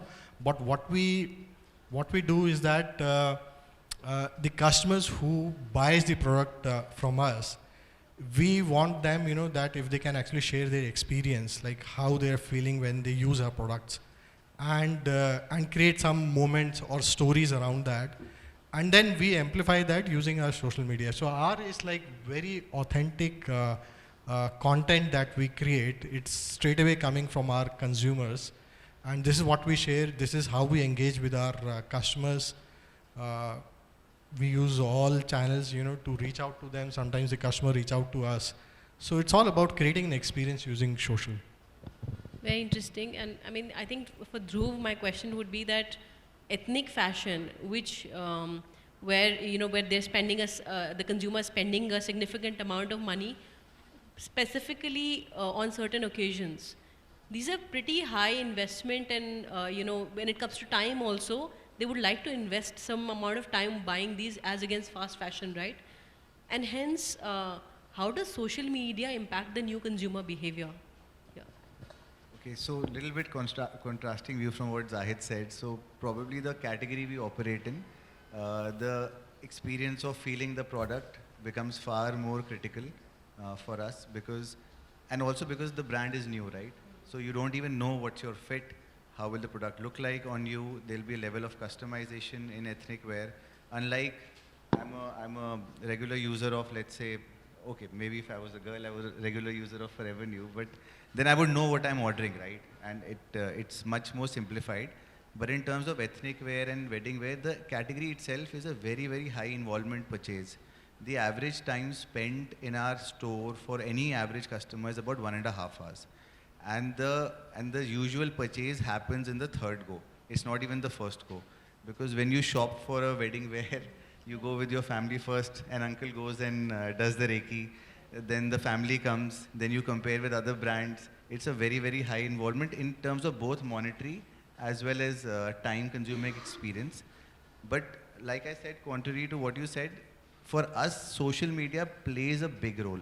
So first year when we operated, we focused more on distribution of stores across multiple cities, creating larger than life stores, creating those experience zones. But now that we have a distribution in place, we are actively using a lot of influencers because the audience, the age group of audience and the media which influences them is far higher in social media than any traditional hoarding or a newspaper ad. So if you are catering to a young Indian male looking to shop for his wedding, therefore social media, Instagram or maybe a magic pin, for example, holds far more relevance for us. So first year distribution in place, now we use social media to create curiosity as well as some drama around what we're selling. Now, interesting that, how you're using social media for storytelling. Coming to the rub, where the products itself, like, your food category, and given that I'm also from the food category, in my experience, I've seen that a lot of consumers share their stories on how they use our products, whether it's our breakfast mixes, whether it's putting a tiffin box together for their child. They show the usage of their products. What do you use social media for, and how do you make sure that it's giving a long-term positive impact to the consumer? तो हमारी जो product line है ना वो बहुत ही मी two category में है, बहुत ही ज़्यादा कॉम्पिटिटिव और बहुत ही ज़्यादा मतलब बहुत सारे ऐसे कंपटीशन हैं जो सिमिलर प्रोडक्ट में हैं. एंड सोशल मीडिया क्योंकि हमें प्रोडक्ट से ऊपर एक ब्रांड का लेयर बनाना होता है, हमें लगता है कि और वैसे ही हम करते भी हैं. हमारा पहला हुक जो कंज्यूमर के साथ लगता है वो ब्रांड के थ्रू लगता है, हमारी स्टोरीज़ के थ्रू लगता है. जैसे हमारा टैगलाइन कहता है कि बरोसी ए पोस्ट कार्ड फ्रॉम भारत. तो टैगलाइन अपने आप में भी बता रहा है कि वो ये नहीं कह रहा है कि ये बहुत प्योर है या ये बहुत ऑथेंटिक है, बट हम ये कहते हैं कि ये जो इमोशन है वो भारत से आता है, ये एक ब्रांड जो है वो भारत में बनता है. और जब इस मैसेज को हमें कन्वे करना होता है कंज्यूमर को, तो सोशल मीडिया से बेहतर कुछ नहीं है. तो जब हम कहते हैं कि भारत में बनता है तो भारत की चीज़ें दिखाते हैं, एक किसान कैसे बात करता है, एक फसल कैसे दिखने वाली है, और अगर हम घी बना रहे हैं तो वो किस प्रोसेस से बन रहा है, हमारे पास कितनी तरह की ब्रीड की काऊ हैं. एंड तो हमारे लिए सोशल मीडिया सबसे ज़्यादा इंपॉर्टेंट है जो हम ब्रांड बना रहे हैं. और क्योंकि कंज्यूमर ब्रांड है, ब्रांड बनाने की जर्नी बहुत लंबी है, इसमें ऑथेंटिसिटी लाने के लिए सोशल मीडिया का सबसे बड़ा रोल बरोसी के केस में सोशल मीडिया पे ब्रांड बनाने के लिए. या So Ranjit, you have a very distinct category where the influencers are not really the social media known influencers, but technically the middlemen who are actually influencing purchase. So what's the role of social media or the internet for that matter, apart from just being one channel of sales? What's the role there for your category? So we straddle both the B2B and B2C segments. So in B2B, we talk to the resellers, people who buy from us and then sell to the end user. We also sell to contractors, and we sell to institutional buyers also. So we have to use a different language when we speak to them vis-a-vis when we talk to retail buyers. So to retail buyers, most retail buyers don't want to care. I won't say they don't care, they don't want to care because the product category is a little bit too technical for them. So, they have their own personal influencer in the form of a contractor or their own architect or their own interior designer, and they rely largely on what advice they get from them. So to them, what we tell through our messaging, which is on social media for which we also use influencers, is the fact that, look, there is a concept called Hippo that is there, which will actually ease your buying journey for this category. So there are stores in this vicinity, it's large, it's air conditioned, there are there are very knowledgeable people who can actually listen to your requirements and suggest a proper product for you. And hey, listen, we are not really very expensive because our stores are air conditioned. We actually, our prices are on par with what you would get in Chavdi Bazaar, right? And and to drive that in the store, we have a price match program saying that if you find it cheaper, we'll actually give you the difference back. Now when you speak to the B2B buyers, to them we have to we have to say that, look, you don't really have to go to distributors because now Hippo is there for you. We will match the prices that you're getting from your distributors. We have our own delivery fleet, so you don't have to really worry about when you're getting your deliveries. So in that case, our messaging may not be through social media, but we have strong connects. We try to establish strong connects with associations of architects, consortiums of builders, so on and so forth. So different courses, different horses. Got it.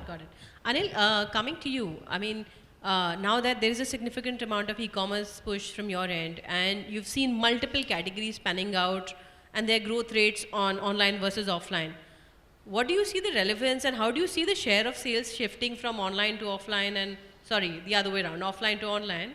And what role does social media have for you? Online,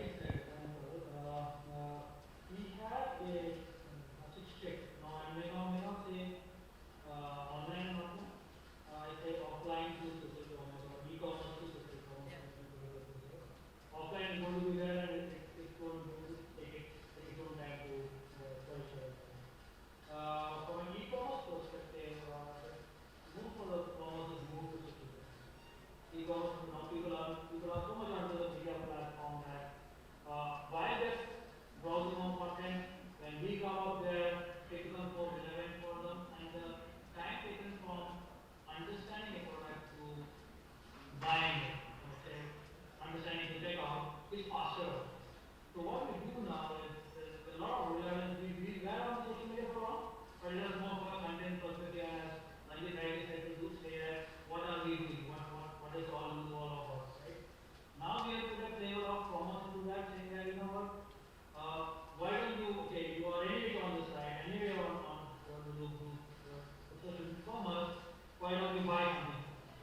These are things which we are trying to do it on e-commerce, we're now trying to do it on social commerce. It becomes easier for us to take out for the customer, right?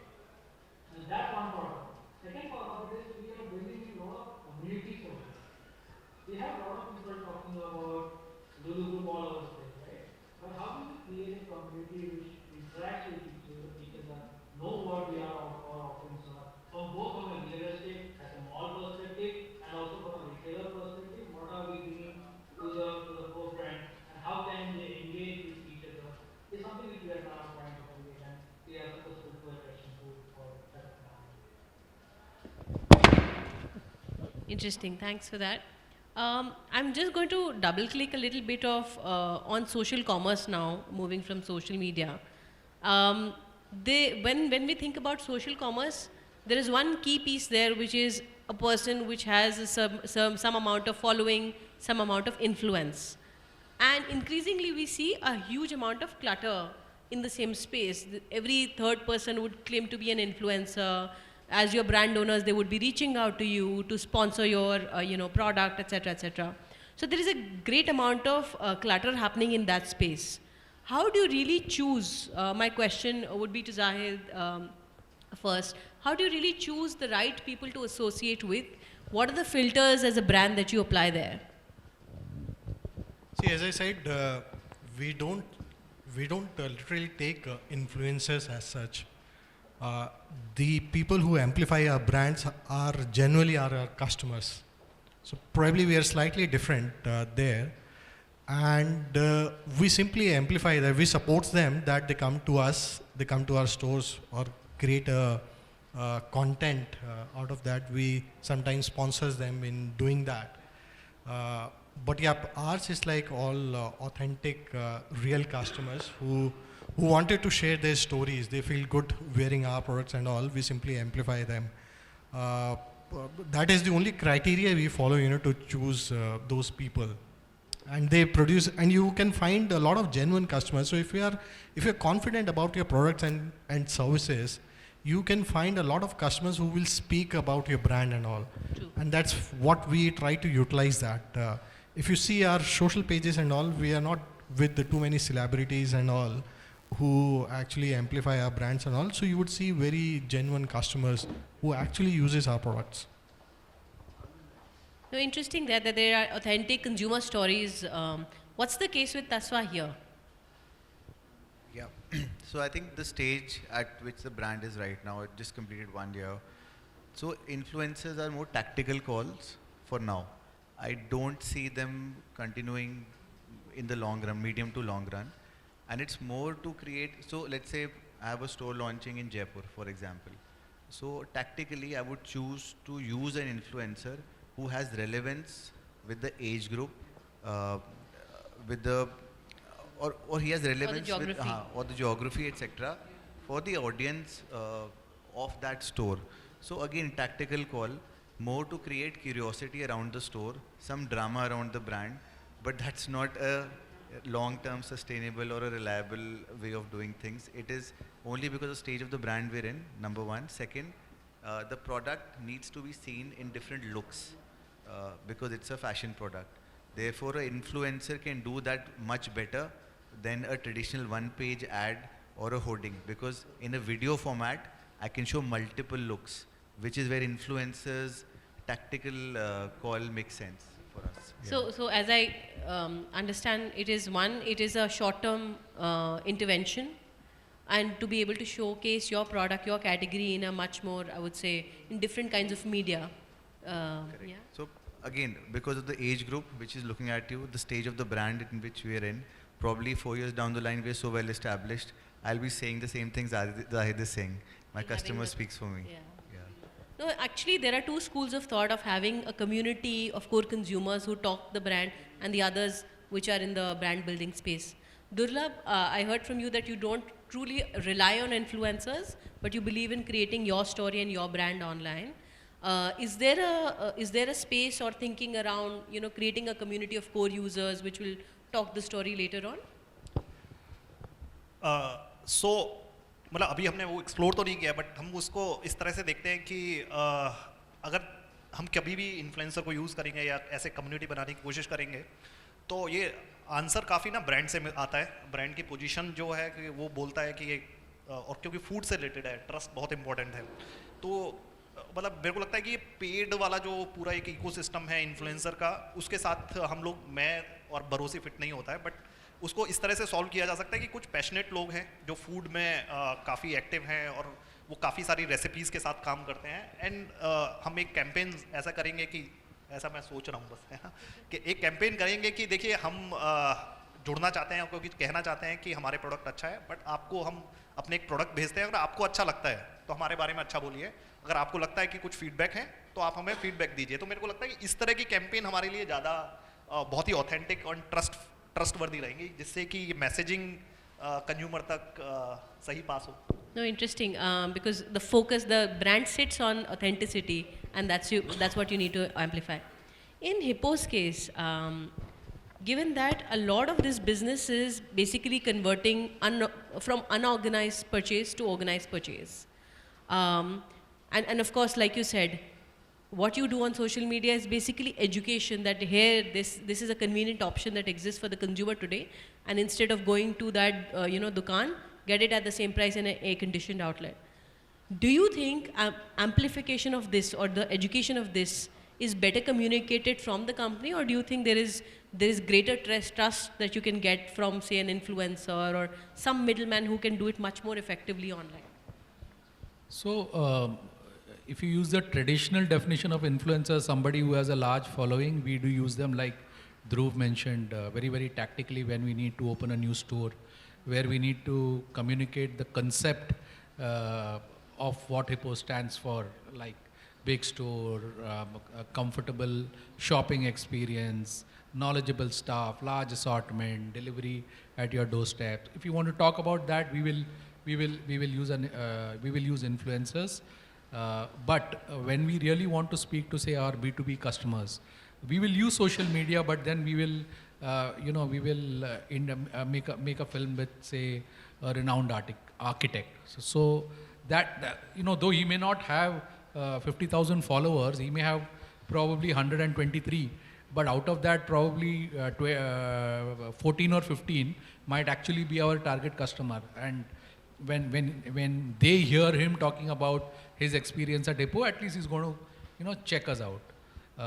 And you also talked about creating a core community of customers. Yes, we do.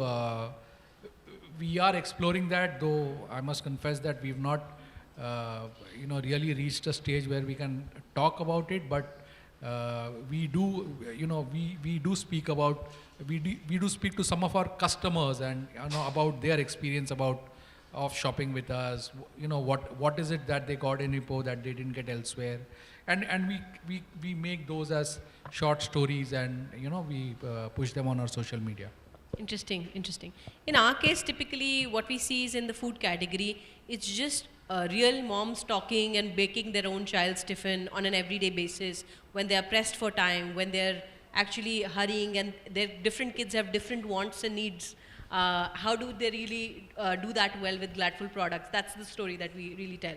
So Anil, in your case, I know it's a slightly different business here, but do you think that this, educating customers about the option that e-commerce exists today, or so how do you do that? What's the way that you adopt?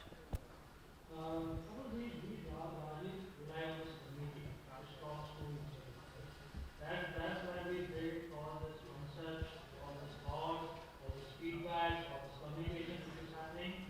It comes from speaking about the real fact, right? And not something the brand is speaking about, but the real customers talking about it. That's where the whole informative part starts collaborating with each other, right? People talk to each other, people say good, bad, and they have their own opinions. And one of the larger reasons of the social media and e-commerce is this whole part of building up the trust, right? And that's what is given by this community trust, right? That's where the more information are passed on. And when you see a normal person talking to you like you rely on that information more than a brand talking about you. True, interesting. And I see this word called trust being repeated across the table multiple times. And great point you brought there that it's a higher amount of trust on a person which is a non-celebrity but much more relatable rather than some celebrity or a large influencer talking about. So I'm going to take on that point of building a community online. A lot of brands, and if you take some international examples, possibly brands like Dollar Shave Club, or in India, some new brands like Bliss Club, etc. They form strong communities online. And it's basically like super users or high frequency users participating in purchase and truly vouching for the brand and continuously giving feedback. Have you, Zahid, tried something like that with For Revenue? You spoke about real users actually talking about their stories, but is there a community which is there behind all of that? We do have a community. We call them as Allure. That's the name that we have given to them. And that's basically the customer who frequently buys from us. They wanted to join that community. We share exclusive launches with them, we try to do something for the community. So we do have a community of around 2 to 3 lakhs of customers. It's a growing community. People wanted to join that, and we do some exclusive events, discounts, promotions for them. Yep, it works. I think if that's the question. So that's a loyalty program which is running. Loyalty is part of the community. Okay. But yeah, okay, so we also share a lot of communications with them, like pre-releases, pre-launches, and all. So we have a community, we share communications with them. We sometimes also invite them for specific events, like we did an activity for a Mother's Day where we invited few people from our community from that, and we celebrated Mother's Day with them. Simple things that we keep on doing. So we do have a community, and I believe that it really works for a B2C brand.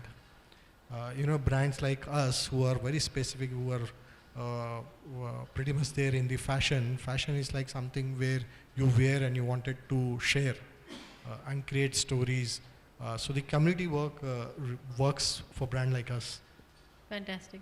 Dhruv, in your case, the purchase frequency in the year would be lesser than some of the other brands, right? So what is your thinking there? Is there merit in building a community which can talk back, give you feedback, or possibly create content for you in the future? I know that the brand is in early stages right now.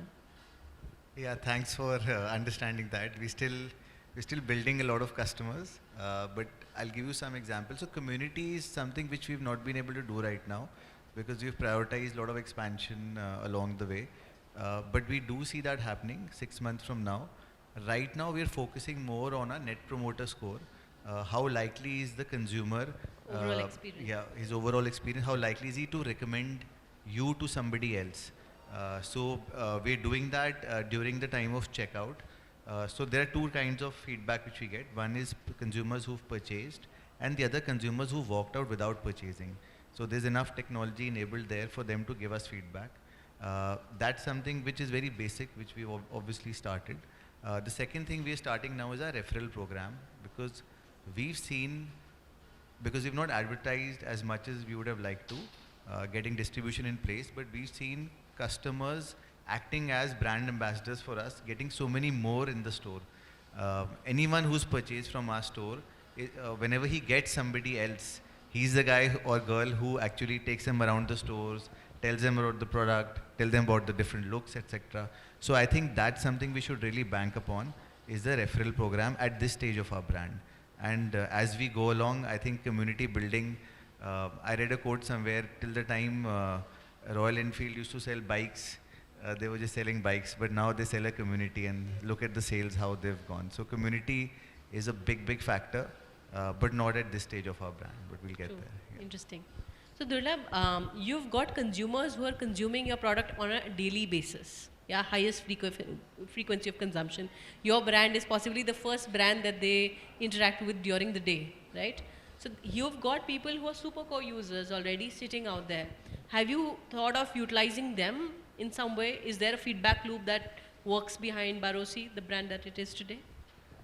So typically जो गुड़गांव और south Delhi के customer हैं जहाँ पे हम दूध, क्योंकि दूध हमारा पैन इंडिया अवेलेबल नहीं है, ये हमारे वो सेट ऑफ कस्टमर है और उसको हम कम्युनिटी की तरह ही देखते हैं, जहाँ पे हम अपने जितने भी जो नए प्रोडक्ट जो आ रहे होते हैं उनके साथ उनके फीडबैक, क्योंकि वो बहुत इजी होता है हमारे लिए, क्योंकि हमारा दूध जो है डेली बेसिस पे उस कंज्यूमर के साथ में इंटरेक्ट कर रहा होता है डेली बेसिस पे, और ट्रस्ट नेक्स्ट लेवल पे है, क्योंकि जितनी भी जो न्यू एज मॉम है उनके लिए दूध जो है किस बच्चे को पिलाना, तो वो ब्रांड ऑलरेडी अचीव कर चुका है ट्रस्ट के लेवल पे। तो हम इस कम्युनिटी को जो यूज़ करते हैं वो हमारे नए नए जो प्रोडक्ट NPI जो है हमारा न्यू प्रोडक्ट इनोवेशन के तौर पे, जैसे अभी इंटरेस्टिंगली हमने कुछ अलग अलग प्रोविनांस में जो लड्डू बनते हैं उसके ऊपर काम कर रहे हैं, तो ये उसके जो सैम्पल्स हैं हम कस्टमर्स को भेजते हैं एंड उनसे फीडबैक लेते हैं कि क्या कंज्यूमर का क्या पल्स है, उनको क्या समझ में आ रहा है। तो मतलब इस तरह से कम्युनिटी हमारे लिए जो एकदम जो हाइपर लोकल जो कस्टमर्स हैं वो हमारे लिए काम करते हैं, फीडबैक लूप की तरीके से काम करते हैं। Ranjit, in your case, the community is possibly not present online. The community is offline, but they greatly influence purchase. So, is there something that possibly try the product first with the community before you go for a all India, kind of a launch? Does that happen in your case? So, we use say for example, say architects, a program that we used to run, where we have a program where architects refer customers to us. Not really a community, it's probably ambassador or maybe some other word can be, yeah, probably evangelist. But there is one very big opportunity that exists, because we cater to two customer segments which can actually be beneficial to each other. So for example, we sell to contractors and we sell to retail customers. Now, there is a huge potential if we can build a community where we say that, you buy from us, or rather a retail customer who's looking to renovate their house can also come to us, and we can present to them a curated list of contractors who do excellent work in that area. So that's something, we are considering. We don't know how effective it will be, but, some experiments are on to, judge its efficacy. Fantastic, and I think overall from this conversation, I've learned a lot from all of you, be it the impact of storytelling on social media, be it usage of influencers at early stages and later on translating into super co-users who can be a part of your community. I'm just going to open the floor for questions, and we've got another 5-6 minutes here, so would love to take questions for the panel.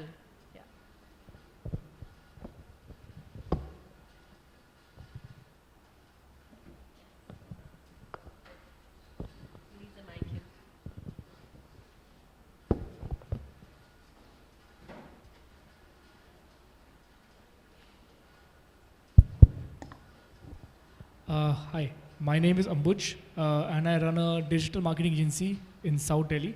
And it was really interesting hearing everybody speak. And there are various facets that have been touched upon. Back in 2020, when TikTok was banned, TikTok opened our eyes to a totally new segment that Facebook, Twitter, Instagram could not penetrate. TikTok showed us that tier 2, tier 3 cities के अंदर भी बहुत talent है जिसको हमने अभी तक देखा ही नहीं. But then it was banned. So all these TikTok influencers, they either move to Facebook or they move to YouTube or they move to Instagram. But उनकी पूरी geography change हो गई एक तरह से और वो impact नहीं रह पाया. Studies say that influencers की भी 5 categories होती हैं. जो 10,000 तक के influencers होते हैं उनको nano कहा जाता है और जो 1 लाख तक के influencers होते हैं उनको micro कहा जाता है. इन सब के जो influencers हैं ये brand तब select करते हैं उनको when they want to get deeper. Influencers का रीज़न 2 ही होता है यूज़ करने का. एक तो या तो आप ब्रॉड बेस्ड करना चाहते हो, you use an influencer like a 1 million followers plus और a celebrity like a Kusha Kapila. और if you want to get deeper into one geography तो you use smaller influencer who has a hold in that geography और in that language. तो 1 लाख तक का influencer होता है वो 5% तक का एंगेजमेंट रेट लेके आता है. एंगेजमेंट रेट से मतलब मेरा ये है कि number of followers of the entire page, number of reactions divide by number of followers on every post, उसका एवरेज जो है वो बन के आता है. सो माई पॉइंट इज़ दैट आप सब की जो इन्फ्लुएंसर्स, अगर मेरे को आपको चुनना होता आपके लिए influencers, would have been totally different. Plus the platforms also would have been totally different. Sir जैसे आप हिपो स्टोर्स की बात कर रहे हैं, so for you may be Twitter and LinkedIn will only work, Instagram will not even work unless there's an architect that has a very good following वो influencer हो सकता है, but otherwise it would not. Sir, for you running Bardosi, only something like an Instagram might work or YouTube might work. Again, depends. तस्वा के अंदर sir, if you are planning to go into one geography, opening a retail store over there, तो वहाँ का 10,000 से 1 लाख तक के बीच का influencer might work very well. तो सबकी अलग अलग जोग्राफी है, सबका वो कुछ है. लेकिन माई पॉइंट इज दैट कहीं ना कहीं पे आप लोगों का कोई बजट भी सेट आउट होता होगा, कहीं पर कोई टारगेट जोग्राफी भी सेट आउट होती होगी, डेमोग्राफी सेट आउट होती होगी. I like to know little bit more about that. We could not talk about that. I could not write down if there were points around that, but I would like to know कि exactly आप लोग अपनी influencer marketing strategy के लिए किस किस action point पे काम करते हैं when you plan out that thing. तो देखिए, ऐसे कभी करा नहीं है, बट उसका आंसर मेरे लिए तो बहुत क्लियर है कि वो ब्रांड से आएगा. और स्टेज का भी है कि अभी आज की डेट में जो स्टार्टअप है वो कौन सी स्टेज पे है. तो नंबर ऑफ फॉलोअर्स बिल्कुल इंपॉर्टेंट है कि उनका रीच कितना है, बट वो उस ब्रांड के साथ में सही राइट फिट है कि नहीं. आई थिंक वो ये आंसर मेरे को वहाँ से मिलेगा. तो चाहे वो माइक्रो हो, चाहे वो मीडियम हो और उससे आगे हो, या सेलिब्रिटी भी हो. तो मैं जैसे अगर बरोसी अगर सेलिब्रिटी की बात करता है तो बहुत ही, हमें तो लगता है बहुत आसान है कि मे बी धोनी, और अगर बॉलीवुड की बात करें तो पंकज त्रिपाठी, बहुत ही क्लियर से आंसर हैं. ठीक है, तो सिमिलरली अगर आप उसको छोटा छोटा हिस्से में बांट दें तो आपके इन्फ्लुएंसर के भी आंसर आपको मिल जाएंगे कि आपके किस तरह के इन्फ्लुएंसर के साथ काम करने वाले. मैं थोड़ा ओवर सिंप्लीफाई करता हूँ. आपको एक जगह अपना ब्रांड लॉन्च करना है. ठीक है, सबसे पहले आप देखोगे, आपको मीडिया एजेंसी बताएगी कि वहाँ पे जो जिस एज ग्रुप को आप टारगेट कर रहे हो, जिस इनकम ग्रुप को आप टारगेट कर रहे हो, वो किस चीज़ से ज़्यादा इन्फ्लुएंस होते हैं. जयपुर का एग्जांपल लेते हैं, है ना. जयपुर में रीडरशिप कितने लेवल की है, कितने लोग न्यूज़पेपर पढ़ते हैं, होर्डिंग से कितने लोग इम्पैक्ट होते हैं, इन्फ्लुएंसर से कितने लोग इम्पैक्ट होते हैं. किसी भी media agency let's say mind share आपको डेटा दे देगी, तो आपका वो बेस फॉर्म हो जाएगा कि आपको पता है कि यार ये चीज़ें मेरे पास टैक्टिकल कॉल्स है. Then you pick and choose, you define a budget कि मेरा लेट से 50 लाख का बजट है ये स्टोर लॉन्च करने का. फिर वो 50 लाख को मैं किस किस चीज़ के अंदर डिस्ट्रीब्यूट करूँगा, और हर जगह नहीं करूँगा. अगर हर जगह ही करोगे, 4 चीज़ें लोगे तो उसका कोई इम्पैक्ट नहीं आएगा. 2 चीज़ें पिक करोगे, you go deep in that. Let say उसमें one of the factors is digital marketing, influencer marketing. Then you get further into details कि क्या आपको जियोग्राफिकल बंदा चाहिए, आपको नेशनल लेवल का बंदा चाहिए, उसकी इंगेजमेंट लेवल्स क्या हैं, उसके फॉलोअर्स कितने हैं, etcetera etcetera. So it all starts from someone और सम एजेंसी टेलिंग यू कि यार ये फैक्टर्स हैं जो इन्फ्लुएंस करते हैं. You as a brand pick and choose कहाँ जाना है, define your budget and then play along. या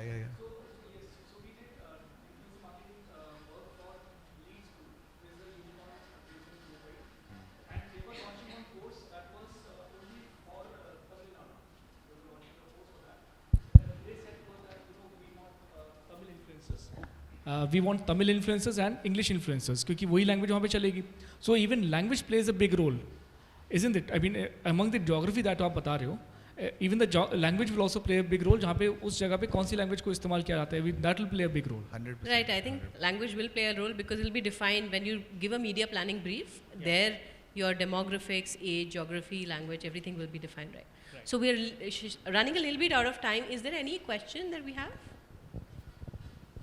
All right, so thank you for your time and thank you for the rich content that we discussed today. We'll be connected. Thank you. Thank you so much, Parulji and the entire eminent panelists for this session. We would like to honor you with a token of appreciation, and for that I'd like to invite our managing committee member, Mr. Ashok Gupta. Incidentally, we have a managing committee meeting here, so he's a very senior member of the managing committee. So it's an honor for him to have him here with us. First, we would like to honor our moderator of the session, Ms. Parul Sharma. Sir.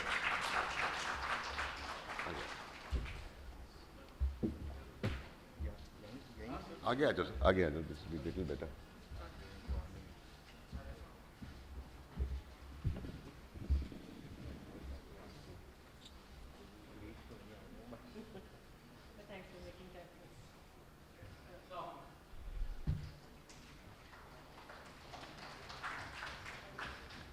Mr. Dhruv Kaura.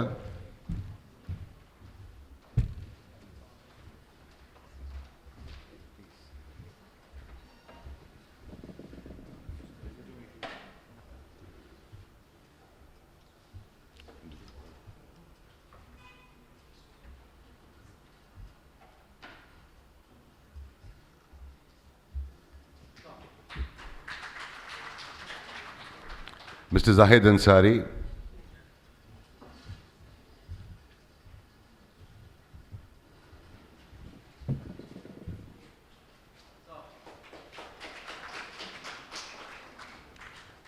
Mr. Ranjit Satyanath,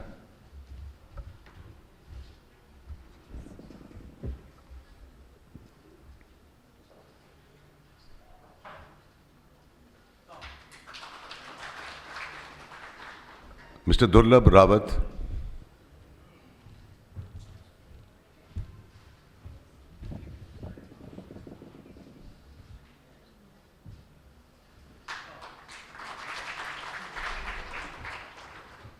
and we have Mr. Anil Menon online with us. So we will have your memento sent to you, sir. Thank you, sir. And thank you so much, and a huge round of applause for the panel, please. Thank you so much.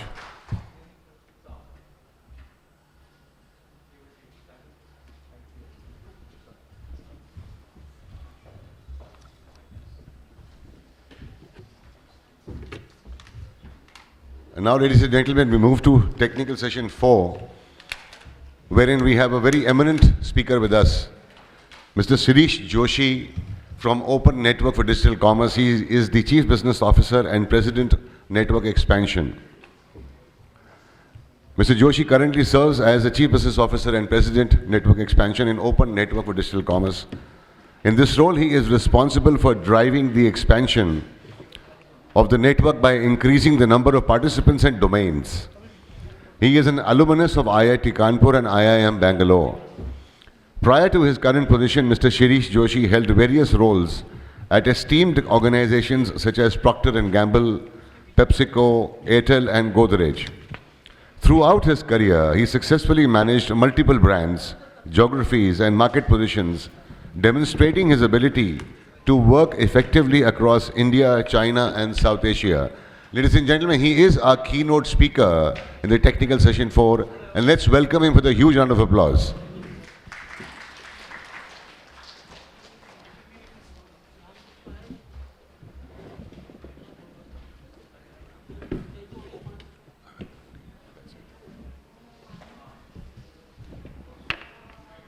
Yogesh ji जरा laptop connect करा देंगे.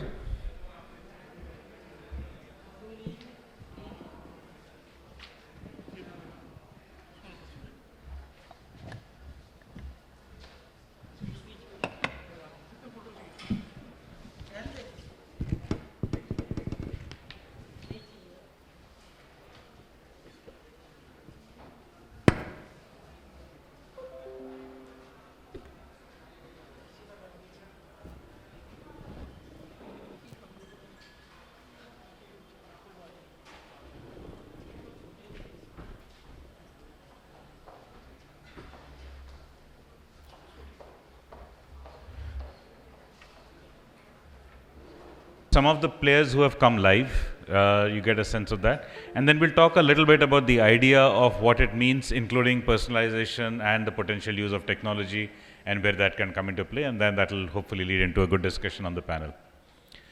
First is the philosophy. Really, commerce is everyone's commerce. It is not meant to be the ownership or the proprietorship of just a few. It's meant to be for everyone. Anybody who has anything to sell should be able to transact, and should be able to transact even digitally. In today's day and age, digital should not be available only to a few, it should actually be available to everyone. As a country, actually, we made great strides. When we think about digital biometric identity, it actually is available to all. It may not be actually 100%, but it's in principle close to population scale. Same thing if you look at vaccination tracking, CoWIN achieved that. If you look at digital mobile payments, UPI achieves that. So as a country now, a belief is that any digital infrastructure we create must be available to everyone, truly democratic. And one visual that I want to leave with you on what is truly democratic is the Indian highway. And if you think about the vehicles that go on the Indian highway, there are trucks, there are buses, there are tempos, there are cars, luxury cars, motorcycles, rickshaws, auto rickshaws, tempos, hand carts, people walking on feet, everybody. So highway is an infrastructure that everybody, big or small, rich or poor, is able to access, and they can move themselves or whatever goods they want to. So the idea of a democratic infrastructure is exactly this, that the availability of being able to do your work is equal to everyone. It is not dependent on the investment. So it's not only available to big vehicles, a highway, it's available to even to somebody who's walking and carrying things in their hand. So that's the idea. Now, how do we implement this in e-commerce? E-commerce today works very differently because e-commerce has become concentrated. And it's concentrated because e-commerce works as closed platforms. Today, a closed platform basically means that two parties both have to be in the same application. So when you want to buy something, you as a buyer have an application, and the sellers also have to be registered in the same application. And this is true whether you're ordering a taxi, whether you're ordering a food, whether you're buying a flight ticket, whether you're buying medicine, does not matter what it is you're buying. Whatever activity you're buying, and this is true even for B2B, it's also true for governments if you think about the GEM marketplace. So every e-commerce structure today requires both the parties to be in the same application. Now, e-commerce behaves this strange way, but if you think about many other aspects of our life, that's actually not true. Right? So if I have to pay somebody money, we both don't have to have an account in the same bank. And if you're doing it through UPI, we don't even have to use the same application. Right? You can still send the money and receive money. In the old days, that was true even of a check. You write a check on one bank, you can deposit in any other bank. You don't have to have the same bank account. Or mobile phones, right? The SIM card in my phone may be different from yours. I can call you, you can call me, and that's true the world over. So good systems, democratic systems are interoperable, but closed systems is where the concentration takes place. So in every aspect of e-commerce today, we see that concentration. You look at ordering taxis, you can really think of a couple of large players. Really, there's no third or fourth. You think about food ordering, again the same situation, a couple of large players, really no third or fourth. If you look at home and office products, then again a couple of large players. So regardless of which field of e-commerce we're looking at, there is a concentration and you're able to see only a couple of players. Now, how do we change it? You unbundle it and you create interoperability. So now you do not require one party to do all like the activities, the way we experience e-commerce today. We have almost been hypnotized into believing that unless one party does everything, it will probably not work, because that's the only e-commerce we have seen. But what's going to change with ONDC is the ability to complete that same solution for the consumer. All the activities are still present. Two important differences. Different activities are being done by different organizations. It's not one organization that is doing everything. And the technology that is holding it all together is not proprietary to one organization. It's actually public digital infrastructure that ONDC has provided. So those are the two differences. Now, when you do this, how does it actually create a change? So now you have the opportunity for any buyer to be on any buyer application, any seller to be on any seller application, any delivery or logistics provider to be on any logistics provider application. All of them are connected to the same network with the same protocol. So now any buyer on any application can buy from any seller on any other application, and both of them or either of them can order delivery from a logistics provider on any other application. It's all interconnected and interoperable.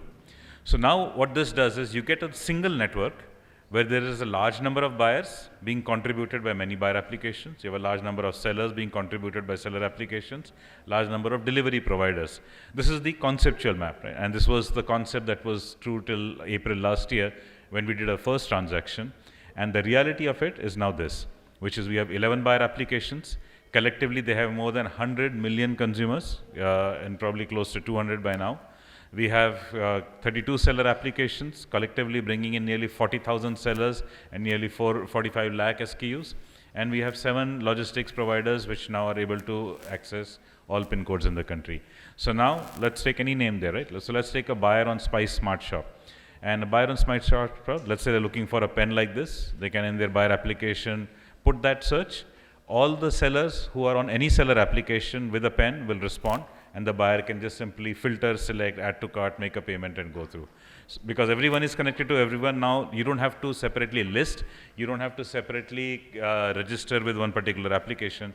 Everybody can see everyone, and therefore it does not matter which application the buyer is on, which application is the seller is on.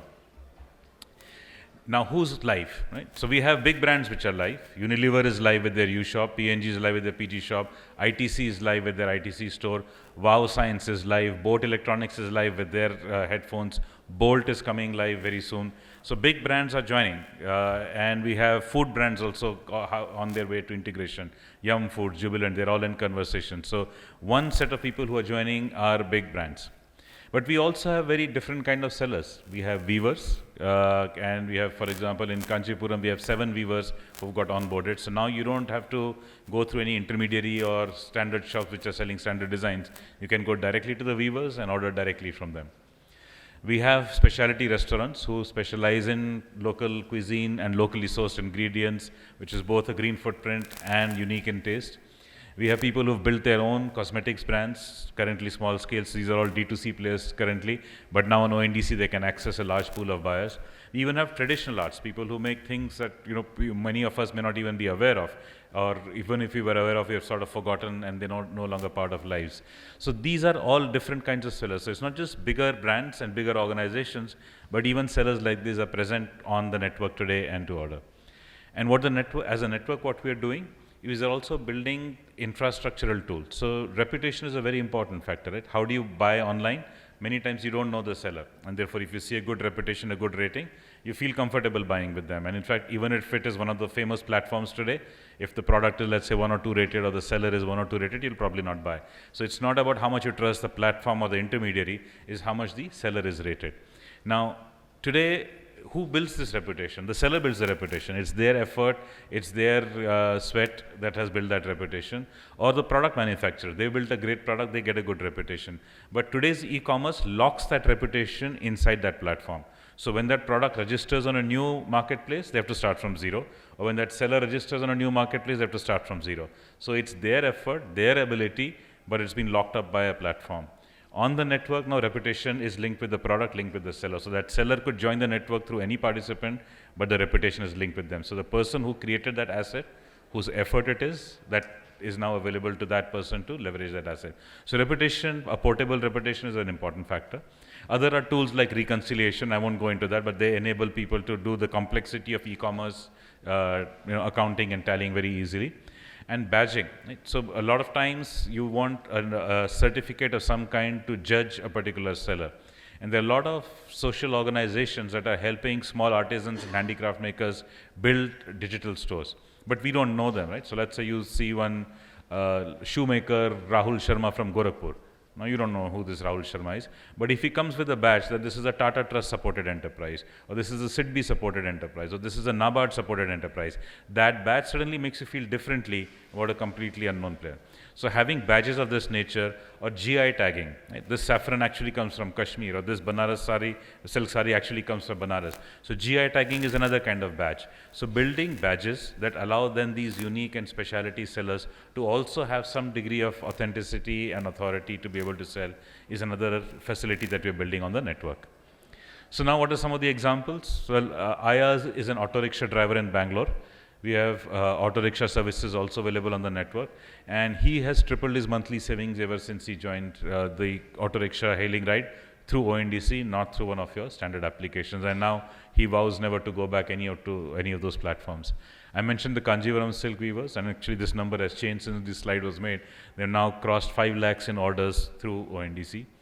We have a women's collective called Kudumbashri in Kerala. They have received more than 500 orders within just 3 months of coming live. So this is real.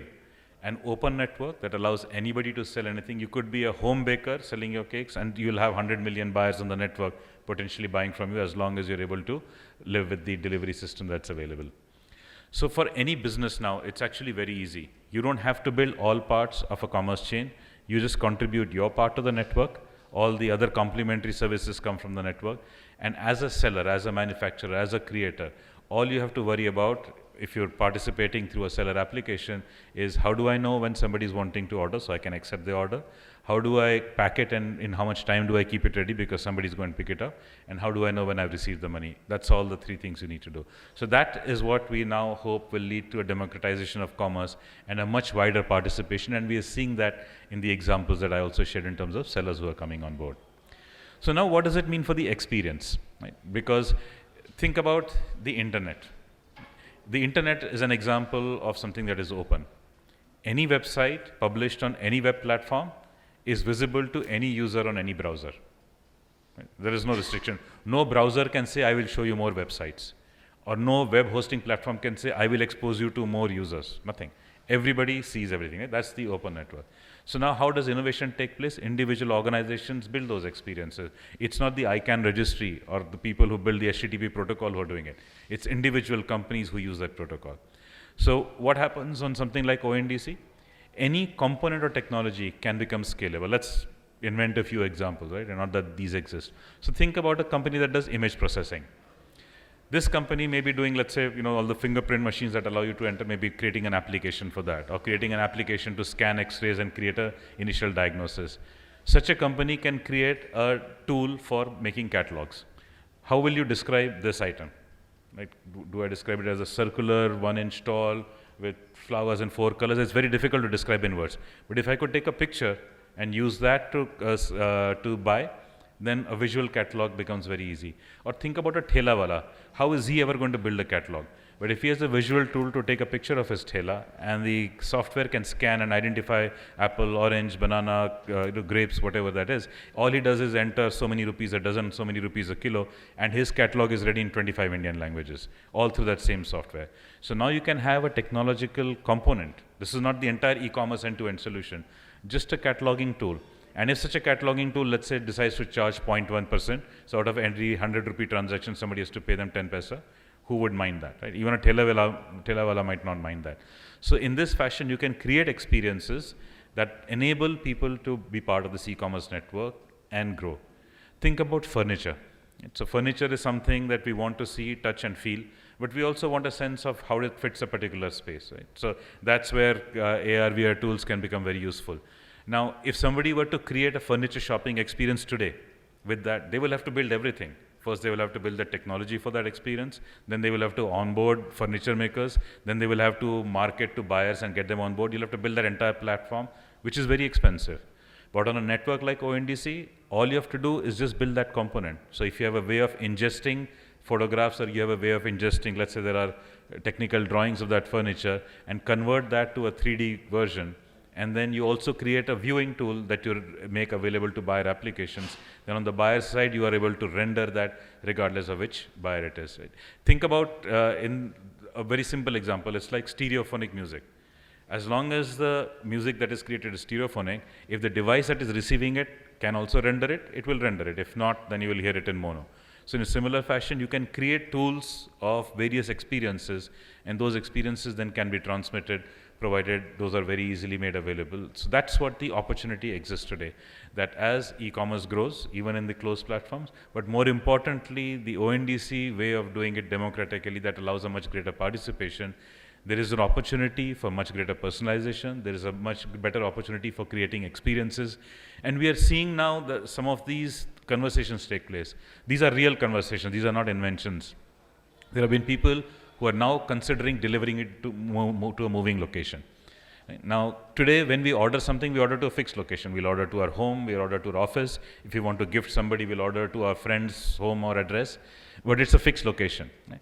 Let's say from here I had to go to the airport, I've lost my charger. Where do I order? I can't order here because I'm going to leave from here. I can't order it to the airport because who knows how long I'll be there. I have to go inside, and whether the delivery person will meet or not. But if I could give my path from here to the airport, and that can get synchronized. All it may mean is I may have to wait at a traffic signal for an extra 2 minutes, and that delivery comes. Then I have created a new solution. There are people who are actively considering now on-the-go deliveries that can work like this. Packing, unpacking services. So there were furniture sellers who came to us and said, do you have logistic services for furniture?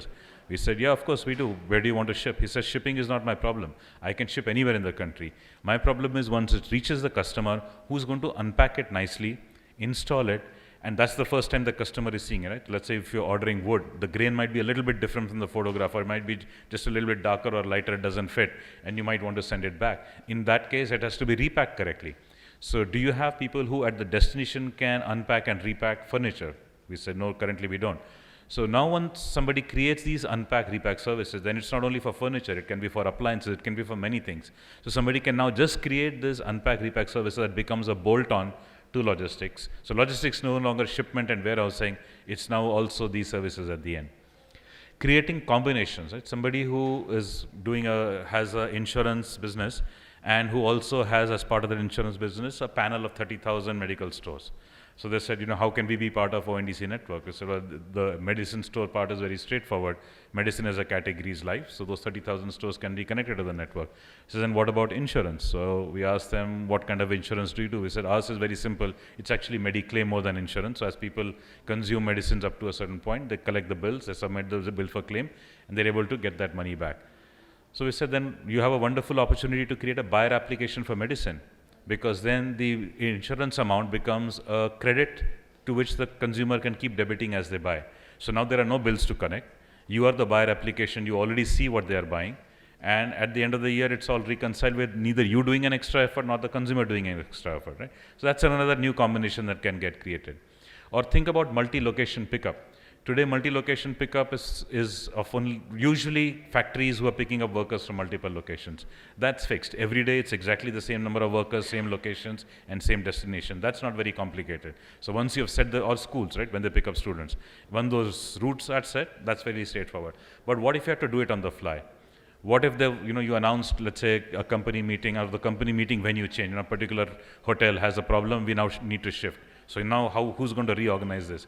But if you could enter everyone's location and say what is the most optimal solution, the most optimal solution could be a bus in one place, Innova in another place, 3-4 Desires in a third place. You don't have to sit and do it. So if somebody can create a multi-location pickup where your only input is location of pickup and destination, and somebody figures out the logistics, that becomes a solution. So experiences now can get created, not requiring all the chain pickup, because transportation is available, taxis are available, somebody just has to build this engine. So innovation to use technology to create experiences now is here. Right? And it's an opportunity as our network grows for people to just simply build those experiences without having to spend time, energy, money, most importantly, on building all the components. So happy to engage with all of you. Today is not the day where we explain all things about ONDC. So it's more about experiences that can be possible in the digital world, and thank you.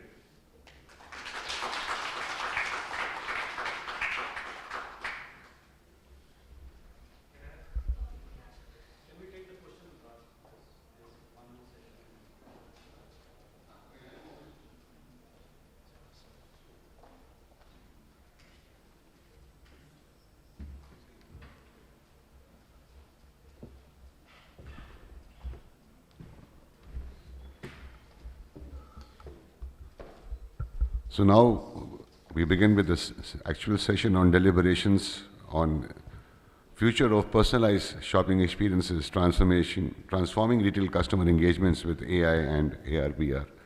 And to take the session forward, I would like to invite the moderator of the session, Mr. Dharmendra Khanna, Vice President, D2C Anymind Group. And while I invite him, a brief introduction. Mr. Dharmendra leads the D2C vertical in India at Anymind Group, where he drives solutions for new age D2C businesses. With over 2 decades of experience, he is a seasoned professional in scaling businesses by driving rapid revenue and profit growth through the implementation of cutting-edge technological trends. Mr. Dharmendra's passion lies in direct-to-consumer businesses. He possesses a deep understanding of customer expectations. Throughout his career, he has been honored with several prestigious awards, including Retail Tech Icon of the Year 2021 and Digital Person of the Year 2021. Ladies and gentlemen, Mr. Dharmendra Khanna.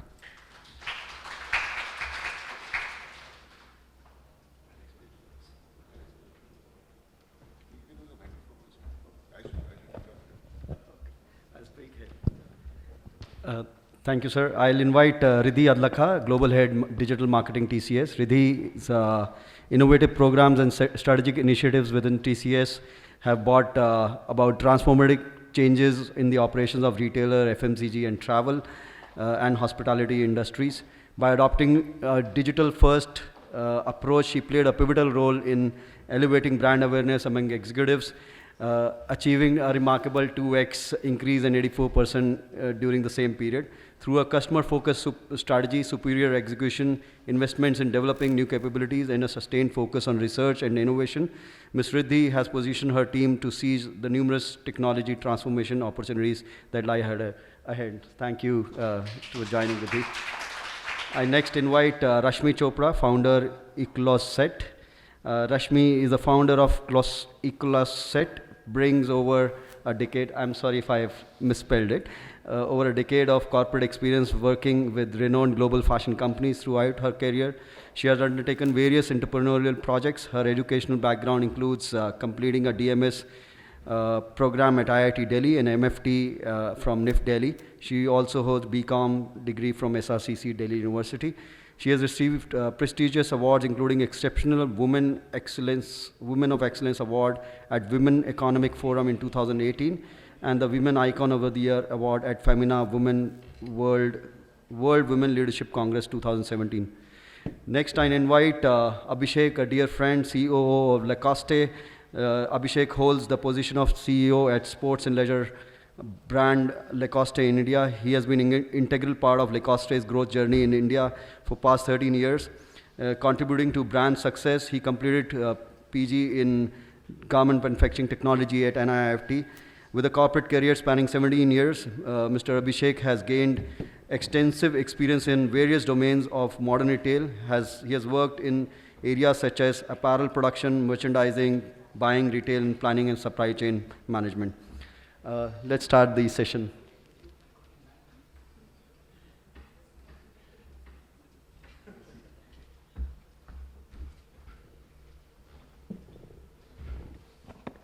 We're discussing today the future of personalized shopping experience. We have been seeing phenomenal change and transformation in the way we're shopping with the advent of e-commerce, digital. The changes have been very spontaneous and people now not even realized. I can give examples of Chayos. You enter, your face is detected and they know what is the kind of tea you like. That's AI that's working in retail. There are brands like Azorte, it's a Reliance company. You enter you see virtual trial room where you enter the product with the trial room and then they know which is the correct size that you need to carry. The sales staff outside the trial room knows in advance that you may be liking ordering the next product, which is the next color or next size also. So that's the advancement that is happening in AI, VR. I'll ask the first question from Riddhi. She's digital marketing head at TCS. What's happening in AI, AR, and VR in TCS? And what's your view overall on the retail in this segment? Just like you rightly said, there's a lot that's already happening. So anything that I may share may be a passe because every minute there's something new that's getting discovered or developed. In terms of retail as an industry or a vertical, our customers are moving very, very fast. In fact, their imagination and their expectation, those are the two words that I would like to use. Their imagination and expectation post-pandemic and the fact that there is so much of digital capability available, either through the tech gurus that's in the industry or through business entrepreneurs, or the fact that you have a lot of developers who are wanting to create a niche within the segment, they're constantly innovating. They're constantly transforming. Yes, the days have come when you walk into the store and it's basically the cameras who are able to identify us, segment us, market to us and personalize this entire experience, right?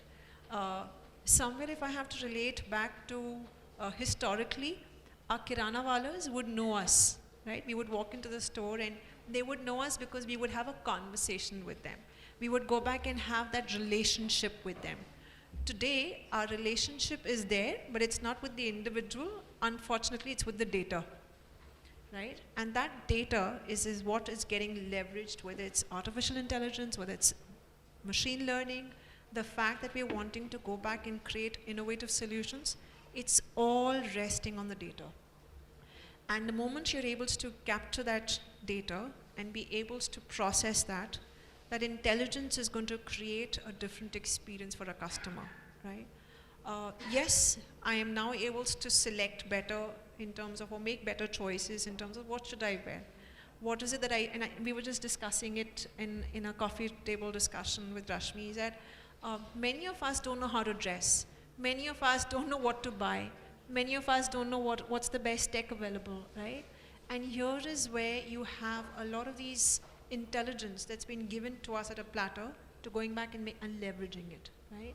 The fact that I'm able to stand in front of a mirror and today the mirror tells me that I already have too many reds in my closet, so do not buy that. Or I can innovate or reinvent the same dress from probably a sari to a suit, which I think traditionally or ancestrally all of us would do. But the fact that AI is allowing us to innovate in that manner, rather than have somebody doing it for you through a personal engagement, I think that's what we're trying to do. We're leveraging machine data to do things which traditionally I was dependent on somebody, but now it's giving me my preference, which I never knew. Consciously, I'm able to get all that information and be able to create that experience for the customer to going back and saying, wow, that's amazing. So the future of store has changed, and which is what we go back and say, the future of store has changed in the form of saying, I am going to go back and say what's going to suit Rashmi, what's going to suit the gentleman there, how is it they're going to look at themselves, and that retail is not just about dressing, right? And I just took that as a random example, but it's about everything else that's touching the daily lives and for every minute and every interaction, and that's why retail plays that role. Hope that answers your question. Certainly, and in one of the previous session, Neeraj mentioned how he got offers from a pizza company while they were just talking about let's order pizza on a game of chess or board game, and then suddenly they start popping up the offers from the companies. That's maybe somewhat analytics, but that's very strong analytics and AI that's working on the marketing side majorly as well. Over to you, Rashmi. You're working on metaverse and virtual try-ons. We'll be happy to know about this segment from you. Yeah, thank you so much. So adding on to what Riddhi said, so what we gauged at eCloset was that the future is happening on hyper-personalization. Everyone is looking out to be different than the others, so they don't want to wear the same thing. And that's how eCloset was created, because it's a kind of an hyper-personalized service where we are adding human stylists with AI, combining a lot of fashion analytics and giving a solution to a customer, engaging them with different brands. A lot of regional brands we saw are coming up, mushrooming every other day, and the customer is completely confused. This is a problem of choice. If you see, a lot of product per view is very high, but actual conversion is very low. And that's where we found the opportunity with eCloset, becoming an enablers in deep diving into everyone's personality, not only respect to their clothing, but also their lifestyles. How is the customer journey? How are they aging? Because the trend of today might not be applicable to the trend of tomorrow for the same person. Their weight changes, their lifestyle changes, their location changes. So we are capturing all that data and becoming an enabler through eCloset in giving them the best experience. And in that, we are using a lot of AI. In fact, we are launching ourselves on the Meta, because we saw that people love gaming, they love to be part of a whole experience, and engagements through chatbots, through virtual assists, through virtual try-ons, as you said, they would love to see themselves before, because what we saw, the customers are moving towards information-centric shopping rather than impulsive shopping. They want to know first everything on them, and that's how virtual try-ons will be a great aid in making a conscientious decision while they shop, and also probably reduce the returns from that point of view. So definitely, I see that a mix of human and AI, together can be a great thing going forward. Thanks, Rashmi. So I understand fashion, beauty, fragrances, a lot of personalization through AR, virtual try-ons, AI sensing what may be the right fragrance for you, what may be the right product fit, colors, story for you, works best. For you, Abhishek, there's one big problem in retail, although fashion, predictive analysis on what's happening, what you have in inventories, it should not be over inventory, you should not be overstocked, but being understocked, not being able to, sending a customer back would be the biggest problem for a retailer. How is AI helping, Lacoste in this case? And you can add on what metaverse and NFT is happening in Lacoste as well. Thank you, Dharmendra. And I think this topic of using AI, etc., in the industry has been going on for a very long time. So I'll just answer your first question to understand. We work on the various e-commerce channels, and there's something called forward deployment. So this is basically, if in case I'm getting a order of a particular product from South India very much. I'd say a black color polo, continuous order from South India. So what we can do is we can, with the help of technology, we can forward deploy more inventory to our South India warehouse so that our delivery delays can be, or our deliveries can be done, and we reduce on the delivery delays. So it is not 3 days or 2 days. This is basically a data analysis work which system or which machine can do better than human. And this is more of a data analyzing. You really don't need a human to do it. Machine can really do it. So that way, it is an important technology, important investment as brand we should do. But when it comes to buying fashion, and probably we are into men's fashion, we are heavily into men's fashion. What the change that we see now is, and in fact a lot has been done for women wear fashion, and there's been a lot of way the women fashion is being sold. So I'll just give you 2 examples as a similar example to understand. A woman searching on Google a hot black dress to wear on a cocktail party is not a common search. It may give you what kind of a result depending upon what kind of AI is being used. But for us, a person who's a men's customer who's going to a cocktail party will search what will look good on me when I go to a cocktail party. Now, all these words there's no common word. How AI can really use this and can again show you a red, black, white polo of our brand is what the machine is really helping us to understand. But as brand, and as human, we are a social animal. I think shopping is more of an indulgence. So what is happening, or what is the trend that we see now when the customer is entering to our store is actually more informed that what is he want. He will come and straight away ask, give me a black polo, I want to wear it today at a party. So he is well informed, he knows what he wants. This is where all these technologies are really helping in terms of educating the customer and understanding and zero down what exactly the customer want. So this is one part of the technology, or one part of the business. I think all these technologies are really helping. And as I was listening to ONDC and those on the fly, on the go, and where exactly you want to deliver it, these are the things probably is going to be the next thing. If in case you want the charger, you can get it at airport. I have a store at airport. so that's one thing that we can deliver. But I think, yes, there's been a lot of innovation that we see in terms of technology. And I think there was a time when people used to debate 10 years down the line, when people used to say that offline will go and it is going to be online only. And now we can proudly say it is not going anywhere. It is not this or that. It is going to be this and that, and both will coexist for a very long time. Thank you, Abhishek, for touching this. Shrijesh, there are, for retailers and online players, the biggest challenge in India is frauds and RTOs. There are frauds in multiple sense. One of them is fake reviews and rating. People buy reviews and rating. There are AI algorithms of Flipkart and Amazon which are tracking it and blocking it. There are fraudulent orders from certain IPs which are being tracked and given as an alert. We are a Shopify Plus partner. My partner knows in advance that this customer has a fraudulent history. You may have a secondary level of check, which is a physical call or a phone call to make sure this is a genuine order, or you choose to cancel it and block this IP for your case as well. How's these kind of problems solved at ONDC? Is there any AI or an algorithm or a solution you're adding to it?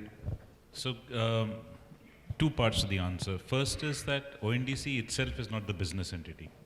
And so the onus of screening sellers is on the seller applications and as they onboard them. And the responsibility to the network that fraudulent activities aren't being done by the sellers is for the seller applications.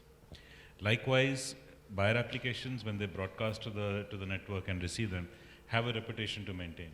And so it's in their interest to do the marking of consumers that are, let's say, particularly high on RTO and so on, because it will affect their reputation to the network.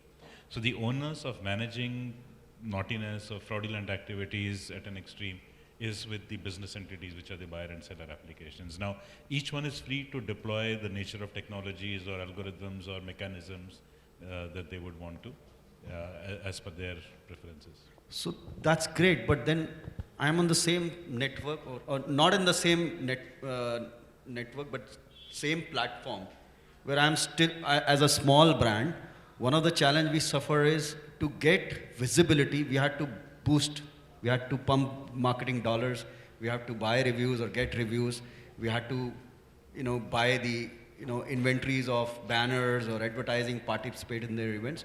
So I'm still being dependent on them. Is that correct? That's true in the current e-commerce, because what's taken place, and we spoke about the concentration of market that's taking place. So brands today are advertising, or rather spending in three places. One, they spend to build a brand with consumers, so consumers know them and want to buy the product. Second, they do it during the search activities, because when the consumers are searching, you don't want your brand search landing on a competitor, so you're buying your own search brands. And then when that search lands them into commercial platforms, then you're buying yourself even at the third place. So brands are today spending in three places. In the pre-digital era, they essentially spent only in one place. What you spent on a sales channel you spend very little to advertise to consumers in a sales channel. Now, what an open network does is, once you have multiple avenues of reaching the same consumer, so today we have 11 buyer applications, and as an ONDC member, I frequently use 4 or 5 of them. If any of these brands had to reach me, which of those 5 brands will they pay to get me? The question becomes very different. And imagine, today it's only 5, tomorrow it could be 10. Which of those 10 you will pay? And later it could be Amazon as well. If they choose to join, it can be them as well. So you no longer have to depend, or you don't have access to consumer only through one particular application. And that democratization will move power back to buyers and sellers. As long as you build your equity with the brand, with the consumer can buy you through anyone. You're not dependent on any one pathway to get there. So the biggest advantage... That idea takes getting used to, because we're used to spending in an e-commerce channel and getting boosting. For a brand, yes. So I've been on the brand side, and Abhishek will echo my views. So there's a lot of advertising and a lot of arm twisting, because these brands hold a strong control on their inventories of space. Yeah. On all this, what I understand, the winner is customer. The brand is still at the same situation. Am I right? So you're talking about existing e-commerce structure? On the ONDC structure. No. So here's a thought experiment and see how this works out. Imagine there is a city with a river straight through the middle. Yeah. One person builds a bridge for trade to take place between the two sides. There's only one bridge. So now when trade has to take place, it has to use that bridge. So that bridge can charge whatever they can, and you have no choice. Now imagine there are 1,000 bridges across the same river. Who will you pay to go across?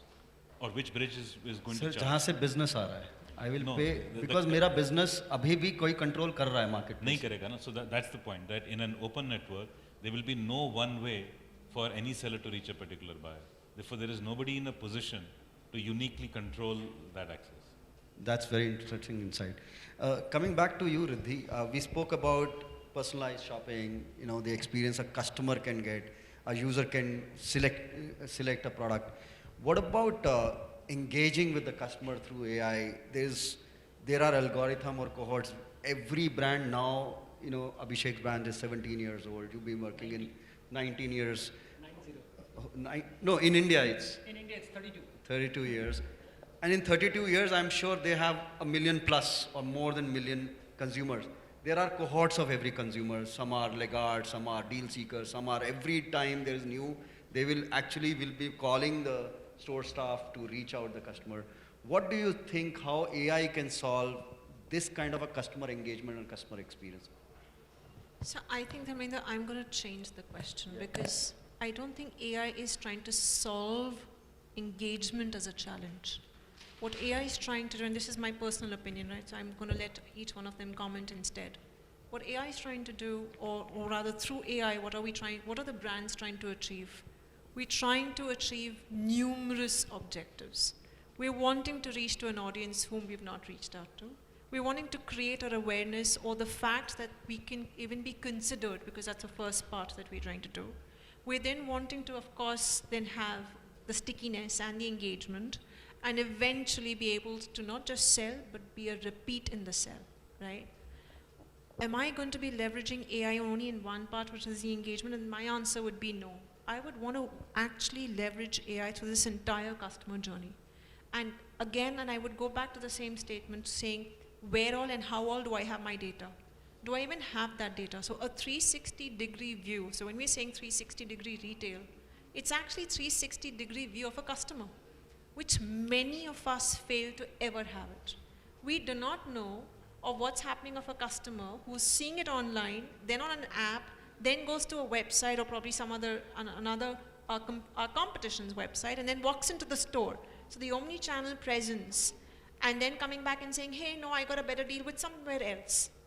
But still your customer and still buying from you. Exactly. Am I being engaged? The parameter may be there. Yes, it's a tick box. Yes, I'm engaged. I've spent so many hours, minutes, seconds within the application or within the ecosystem I'm expecting them to draw. But am I really is it coming into a result of an ROI? And the answer is probably no.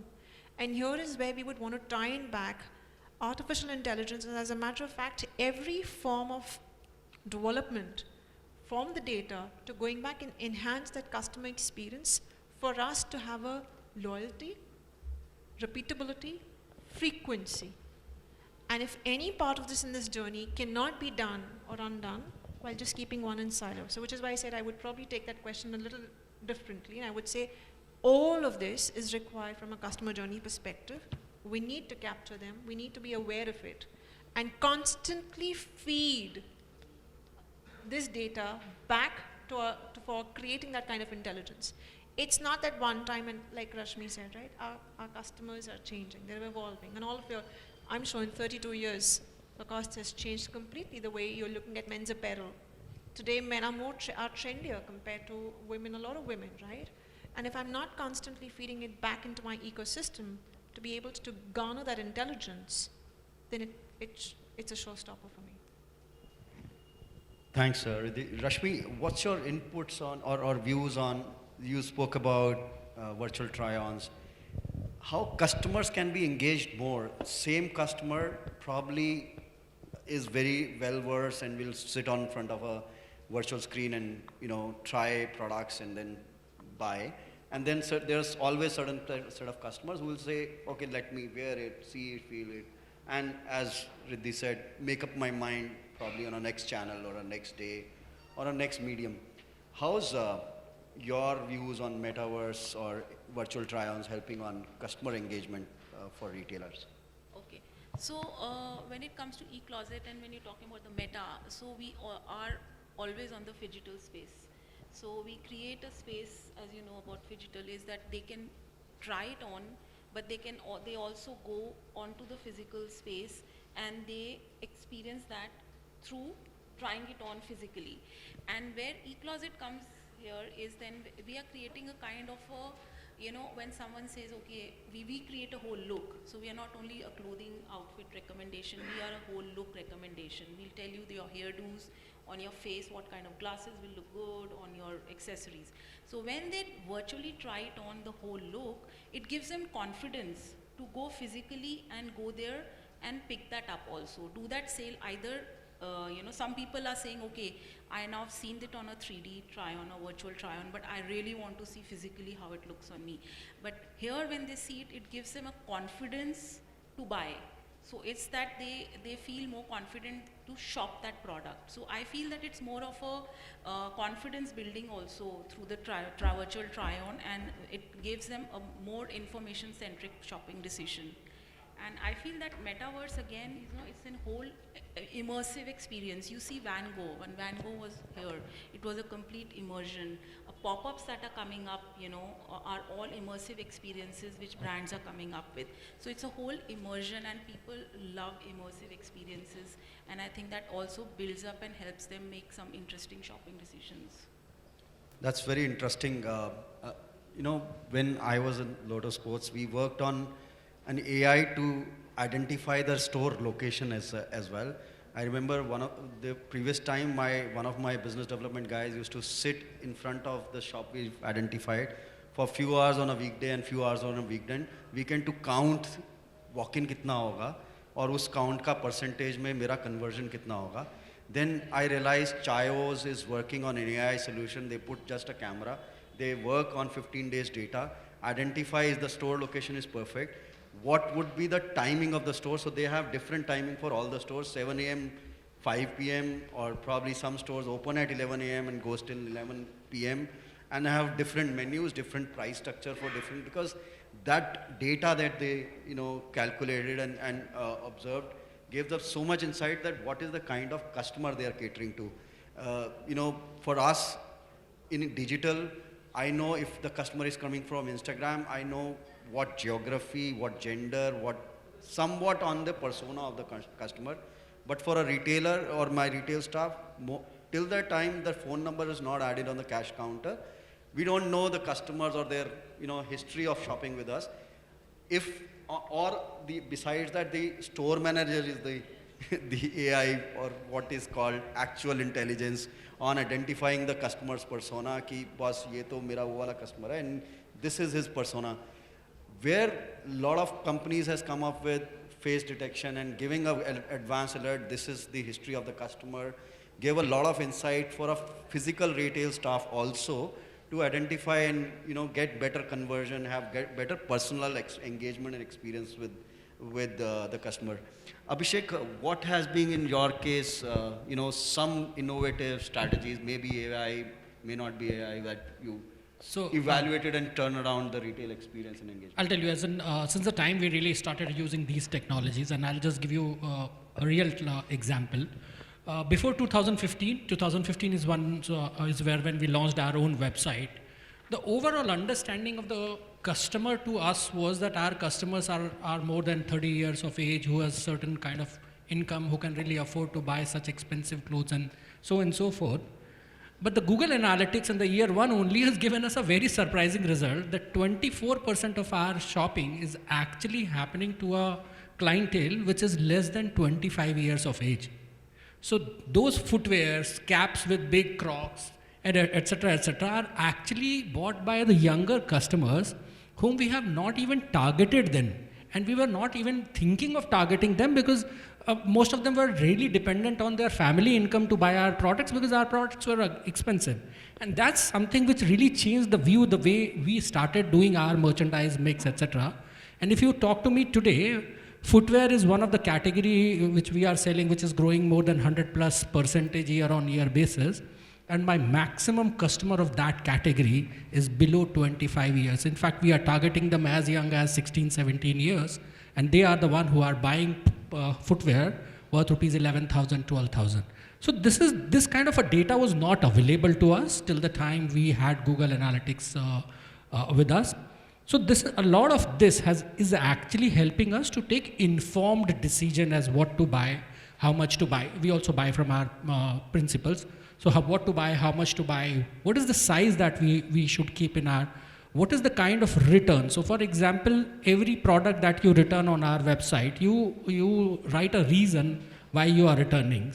Hypothetically, 50% of people who are returning is pointing out that your size is not fitting to us. It gives me an indication that Indian body is not ready to adapt to a European size, and I have to do that. And believe me, we have done that. In our woven shirt, we had a longer sleeves. Europeans have longer arms than Indian, and we actually reduced the length of our shirt sleeve after getting that insight from that data. So what Riddhi was saying is probably right, is what we need to understand in the whole journey, where exactly what data we can really capture and how we can utilize that data in enhancing the overall brand experience for the customer and exactly give them what they want. And customers changing for sure. In last 32 years, our average age has come down from 38 years to say 29 years, which is kind of a change that we see. And we are a young country. Our median age is about 28 years. So this is the right age that we should really be catering to. So one last statement from you. Riddhi is very confident about metaverse and NFTs. There have been NFTs who people bought for $1 million and now less than $100.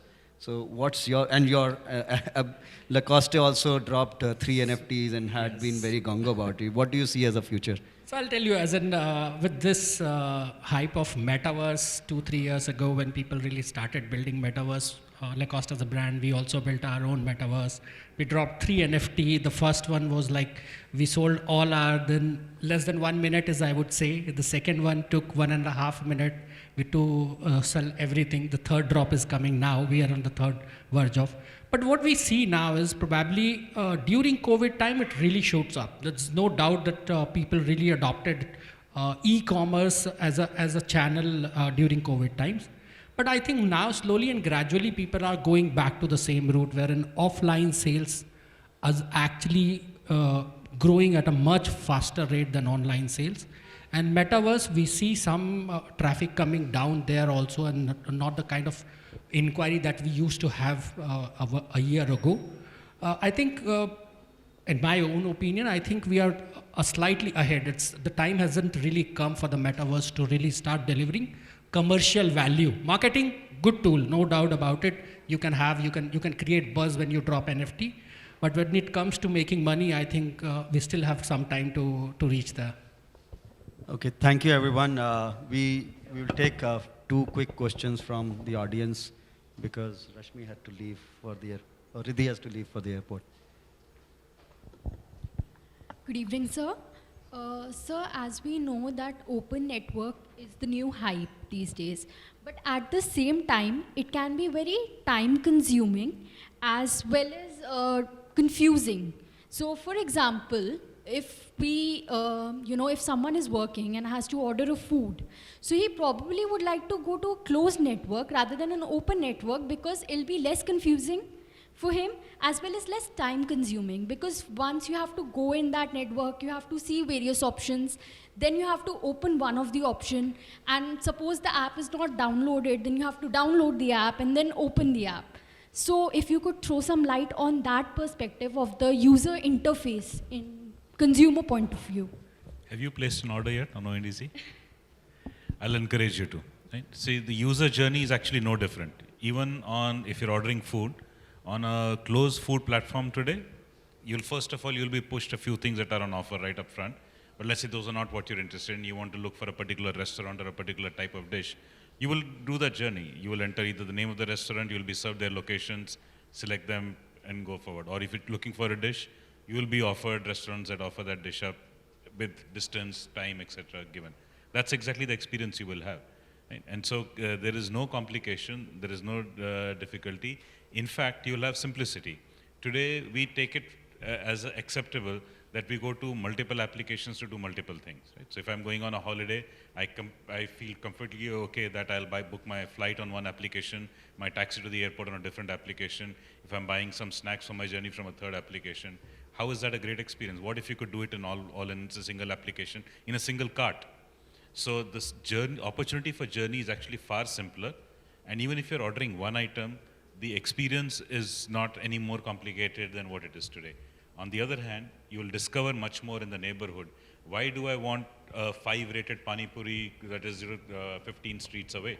I know the one down the street, he may be 3-rated, but I know him, I would like to order from him. I don't get that option. So the opportunity to discover familiar neighborhood stores that you know and are much more comfortable rather than having to scroll through unknown ones and decide which one works for you, all those are positives that you experience on ONDC today. I'll encourage you to place an order and experience it. Do you have a Paytm app? You would have some Meesho or some bank app. You can order a McDonald's burger from that app also now. Some of them are websites, so you don't even need to download an app. You can just go to the URL and order directly. So no app download also, if that's not what you want to do.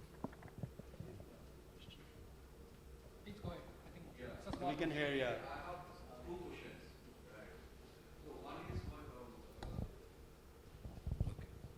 So one is what I can make out from the presentation that I've made. That is, it is from the sellers to the buyers directly, right? Now for vendors whose margins are less, okay, ASP, the average selling price per unit is less, and average bill value is also low, okay. So since you are not in the warehousing model or the stock model, and those vendors, if they want to associate, their commercials will not work. So what you are actually thinking about that? That is number one question. Number two is, since sellers are through your platform only, right? Buyers have the trust on you. Hold the mic. Buyers have the trust on you, right? So since you are not doing the seller's validation, okay, then I believe buyers are open to any kind of threat. Okay, so let me answer the commercial one first. Compared to existing marketplace platforms, the commercials on ONDC today are much lesser. Today, sellers, restaurants are paying 30, 40% in some cases, some even more. I have a friend, a batchmate, who started a business, and she's spending her entire GMV on the marketplace that she's listed. Not directly as commissions or as listing fees, but if you add up all the various spends that she has to do, she's spending her entire GMV on that, right? That's 100%. Versus currently on ONDC, the total commission buyer-seller applications combined is in single-digit percentages. So this is a far more affordable way to do commerce. That's the commercial part of it. Your second one was that if it is a separate application, there's more opportunity for fraud, right? Like, did I understand your question correctly? There is no more or less opportunity for fraud. Even on marketplaces today, there is enough examples of fraud and need to correct them. And so the onus is on marketplaces to fix it on the marketplaces. Onus is on seller applications to do it on a network. There is a party that is legally required to fix it. That legal responsibility exists. It's the marketplace in a marketplace model. It's a seller application on the ONDC model. One last question, please. Anyone? Oh, sorry. We'll talk later. We can.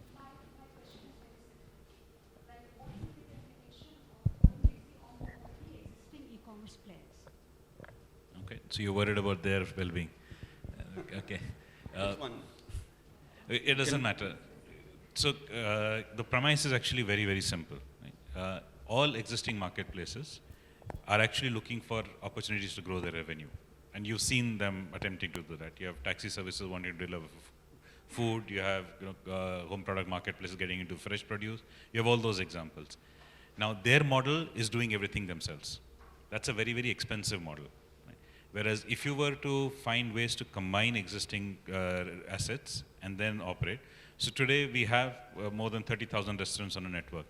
If a taxi application were to come as a buyer application, they can start delivering food without having to do any effort in onboarding all those restaurants. Right? And so your opportunity to grow revenue stream is far more easy and affordable on an open network. So now your buyers can buy many more things. Your sellers can sell to many more buyers. So the same assets that you have, today you only get from the transaction directly between them. You will be able to benefit from transactions beyond that. There is also a flip side. You can say, that's fine, but I'm okay running on my own. Now, your customer base is not your customer base. That same customer is customer of many entities. Right? So today, on my phone, I can order through NDC from 4 or 5 applications.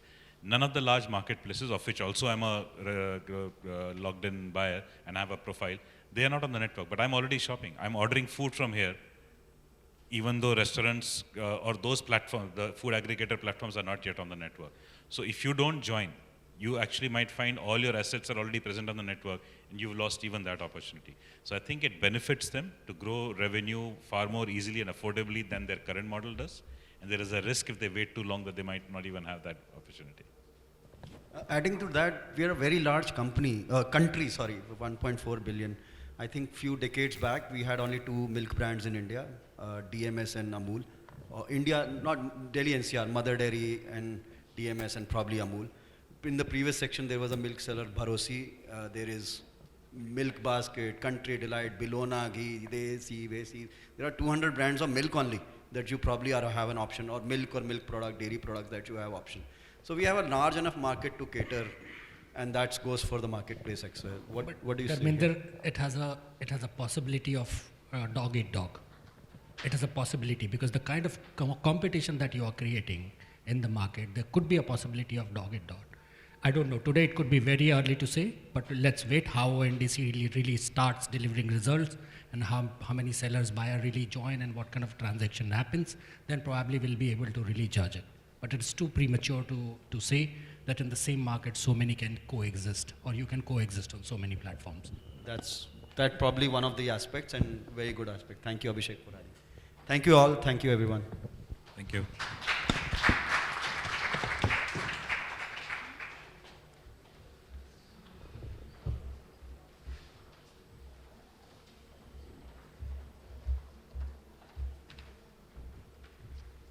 Well, thank you so much, sir. And we would like to, as a token of appreciation, award our eminent panelists, and to do the honors, I would like to invite my teammate, Kanika Goswami, to do the honors. We do that, sir, in the chamber. It always helps motivate your entire team. Please. First, I would like to invite Mr. Sirish Joshi from ONDC.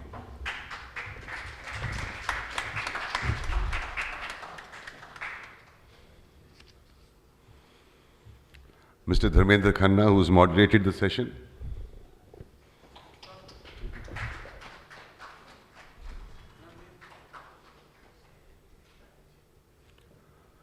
Ms. Riddhi Adlakha.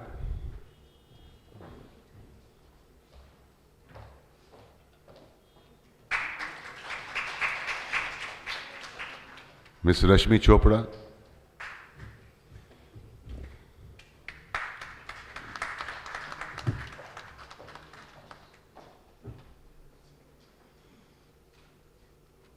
Mr. Abhishek Raj.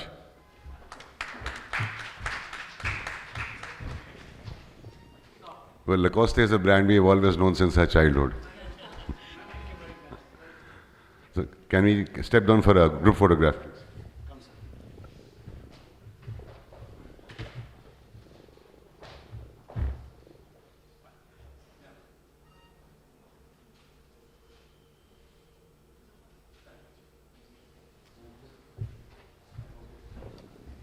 Thank you so much.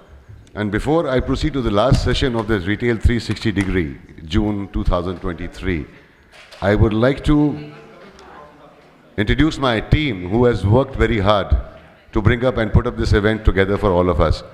May I call upon my Senior Secretary, Mr. Ajay Bansal, Ms. Kanika Goswami, Ms. Kajal Sejwal, and Ms. Aishwarya Patel.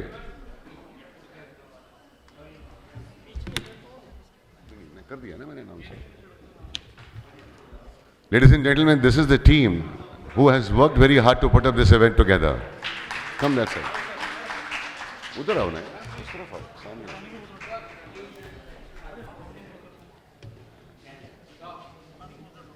Kajal.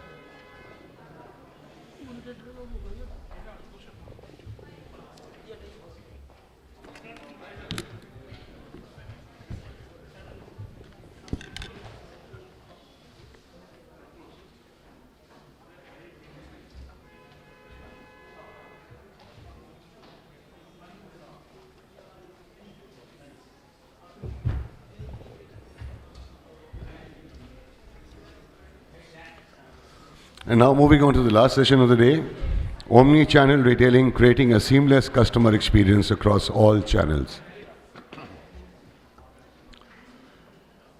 And it is my privilege to invite Mr. Ashutosh Sharma, Vice President India, Core.ai, as the moderator.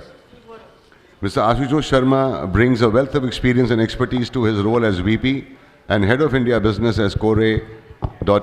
With 11 years of experience in business and product functions, he has worked in various capacities with both large enterprises and startups.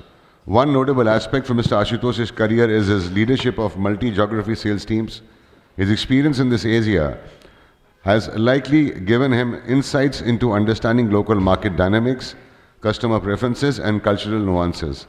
He has a profound understanding of digital products, cloud software, AI platforms, telecom, and manufacturing industries. Please put your hands together for Mr. Ashutosh Sharma.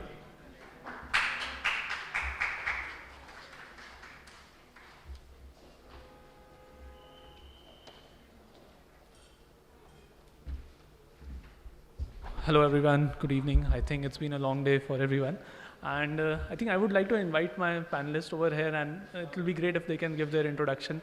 We'll keep it a light and lively one. Yeah, and we'll wait for the audience.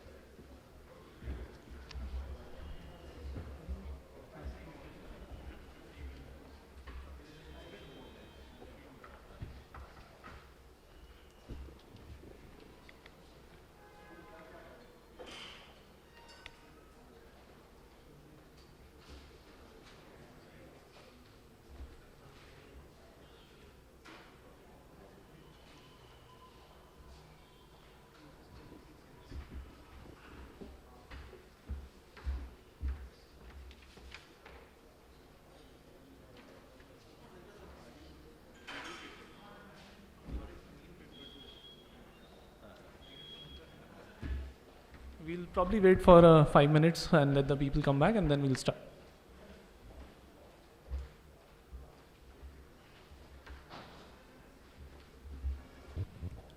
Thank you.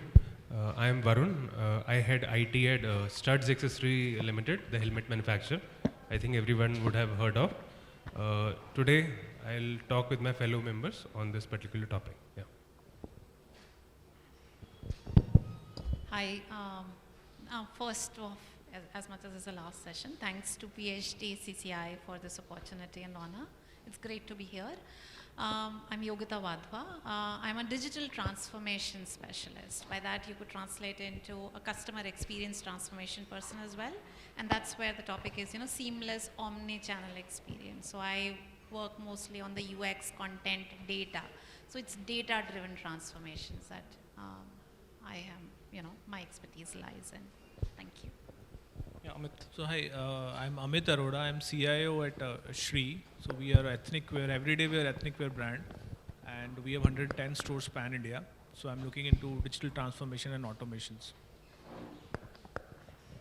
Hi, I'm Ashish. I'm the founder of My Paperclip. We are one of India's largest premium notebook brand, available across 400 stores in India, serving about 2 million customers a year, and now available across 10 plus countries.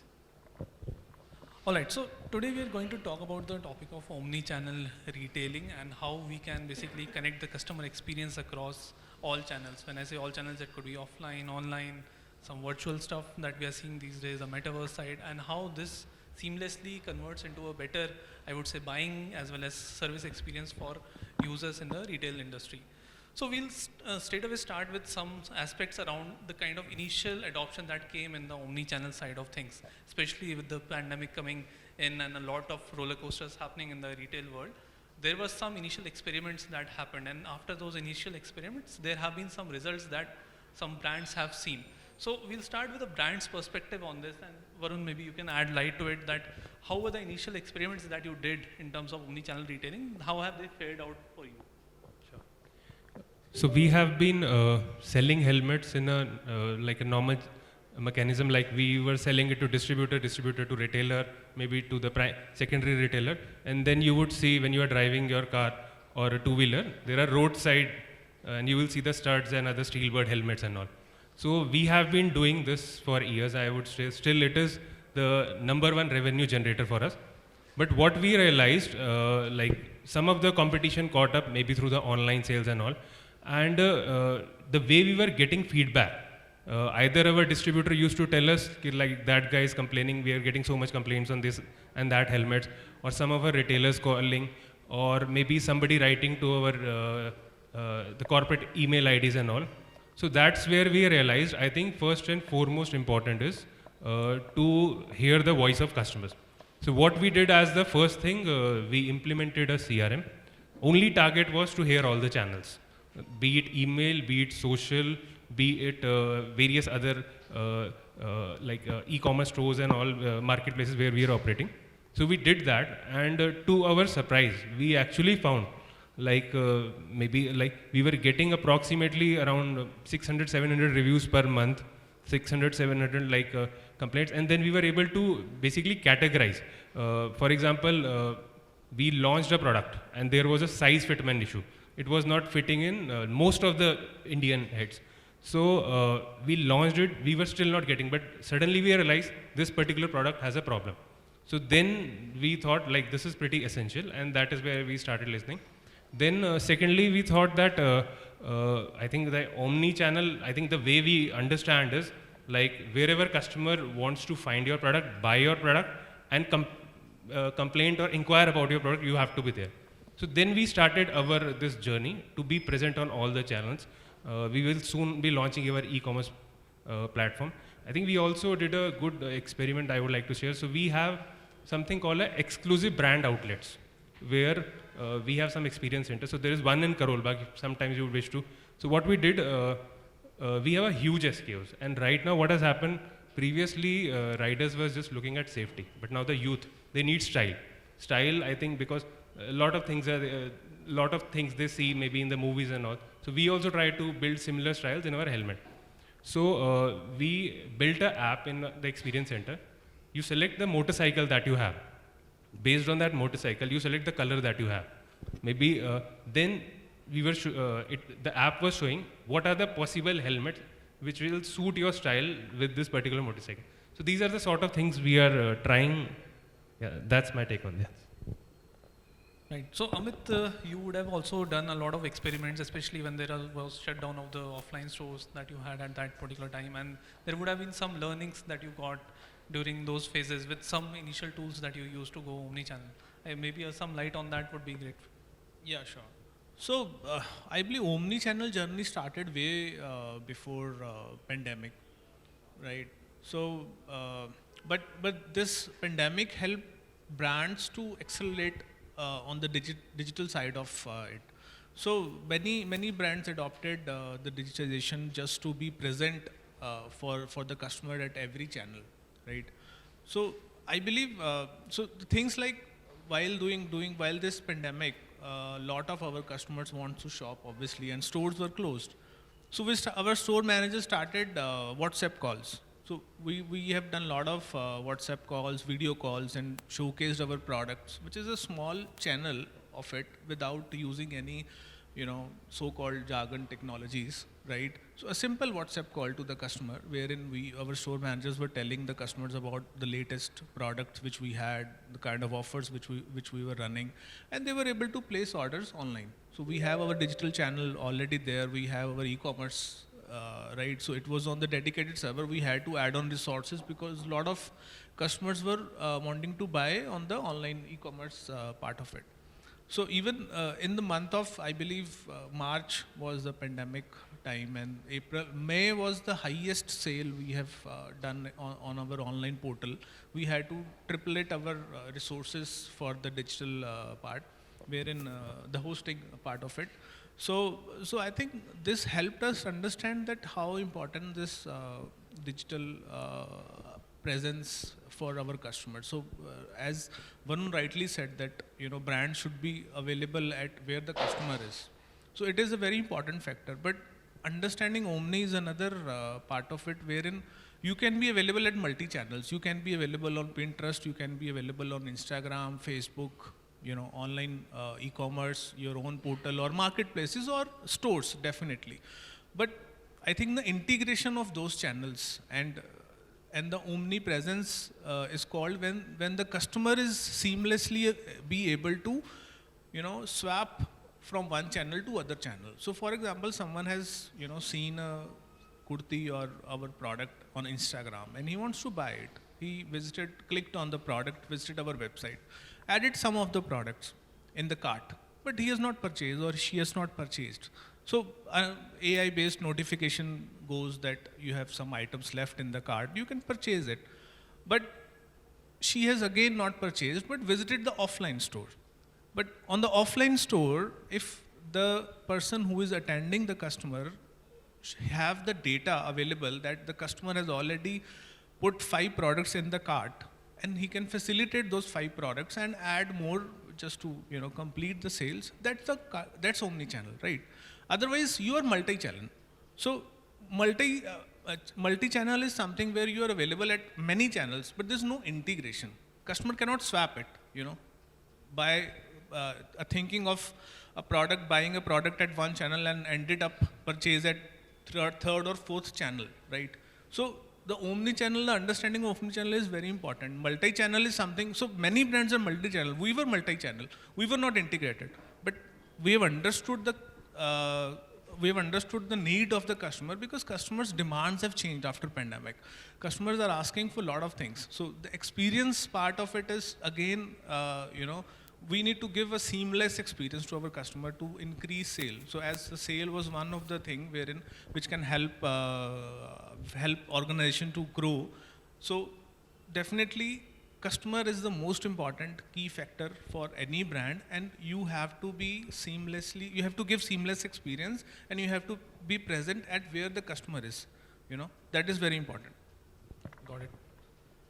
So I think Ashish, you come from a fairly traditional line of products that you have been handling, and you must have also tried experimenting something when you took over the reign of whole things. Some experiments you would have done on the digital front. How did they pan out? What were the kind of let's say, metrics that you evaluated these products on for your initial omni-channel efforts? So we started off primarily as a retail brand. We are almost completing our 10th year starting July now. Our omni-channel approach has been very similar to all the other brands that are on the panel today. I think we are more of a phygital company, right? So we are in about 400 stores. We are a store-in-store model. Our understanding of this entire space has been that how the journey has been, and during COVID, post-COVID now, the consumer behavior has substantially changed. It's changing very fast. It's very dynamic, and it's very very different when you compare it. Different age groups and patterns, and different cohorts of customers are there. We target some of our customers, of course, through the retail stores that we are in, but during 2015-16, we had our own website sort of come in, so we had a little bit of a D2C presence.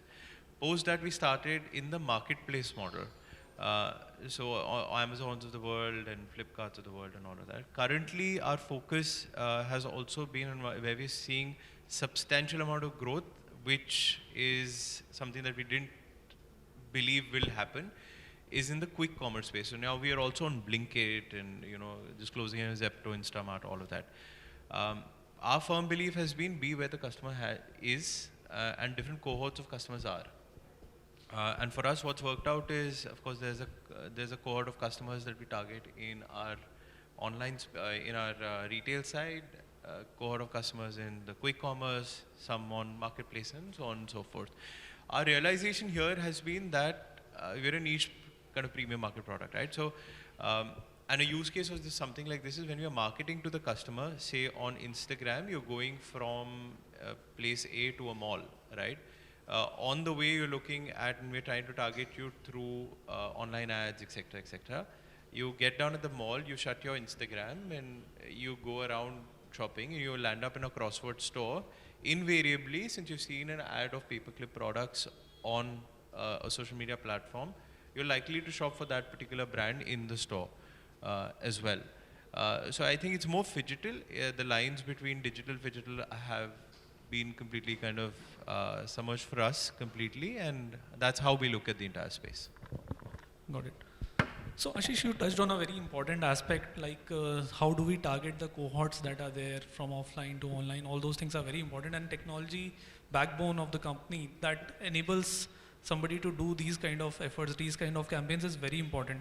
So probably we'll ask you, Yogita, like what's your view on the kind of products that are used, some example of products that can be used by firms in order to go, like enable all these initiatives, the omni-channel initiatives that the companies want to do? Yes, yeah. Absolutely. So I'm guessing products mean technologies, right? Yes. So some technologies are obviously table stakes, right? But what businesses need to understand is when they're doing phygital, so there are multiple types of retailers, right? Even in retail you have grocery, you have food, you have this, that and the other. But what is also important is the maturity of the retailer. Somebody is going D2C and hence phygital versus somebody who's there on a medium level of maturity versus an advanced level of maturity. So obviously things will be different. So, but what is important is when you walk into a physical store, you can pick up a product, move around, look at the content. If you're buying a shampoo, for example, and you're fussed about, oh, no chemicals or whatever, you would want organic or at least lesser amount of chemicals, you have the option to look at the product. So if you have to translate that experience to online, content is key. Videos, for example, would be key.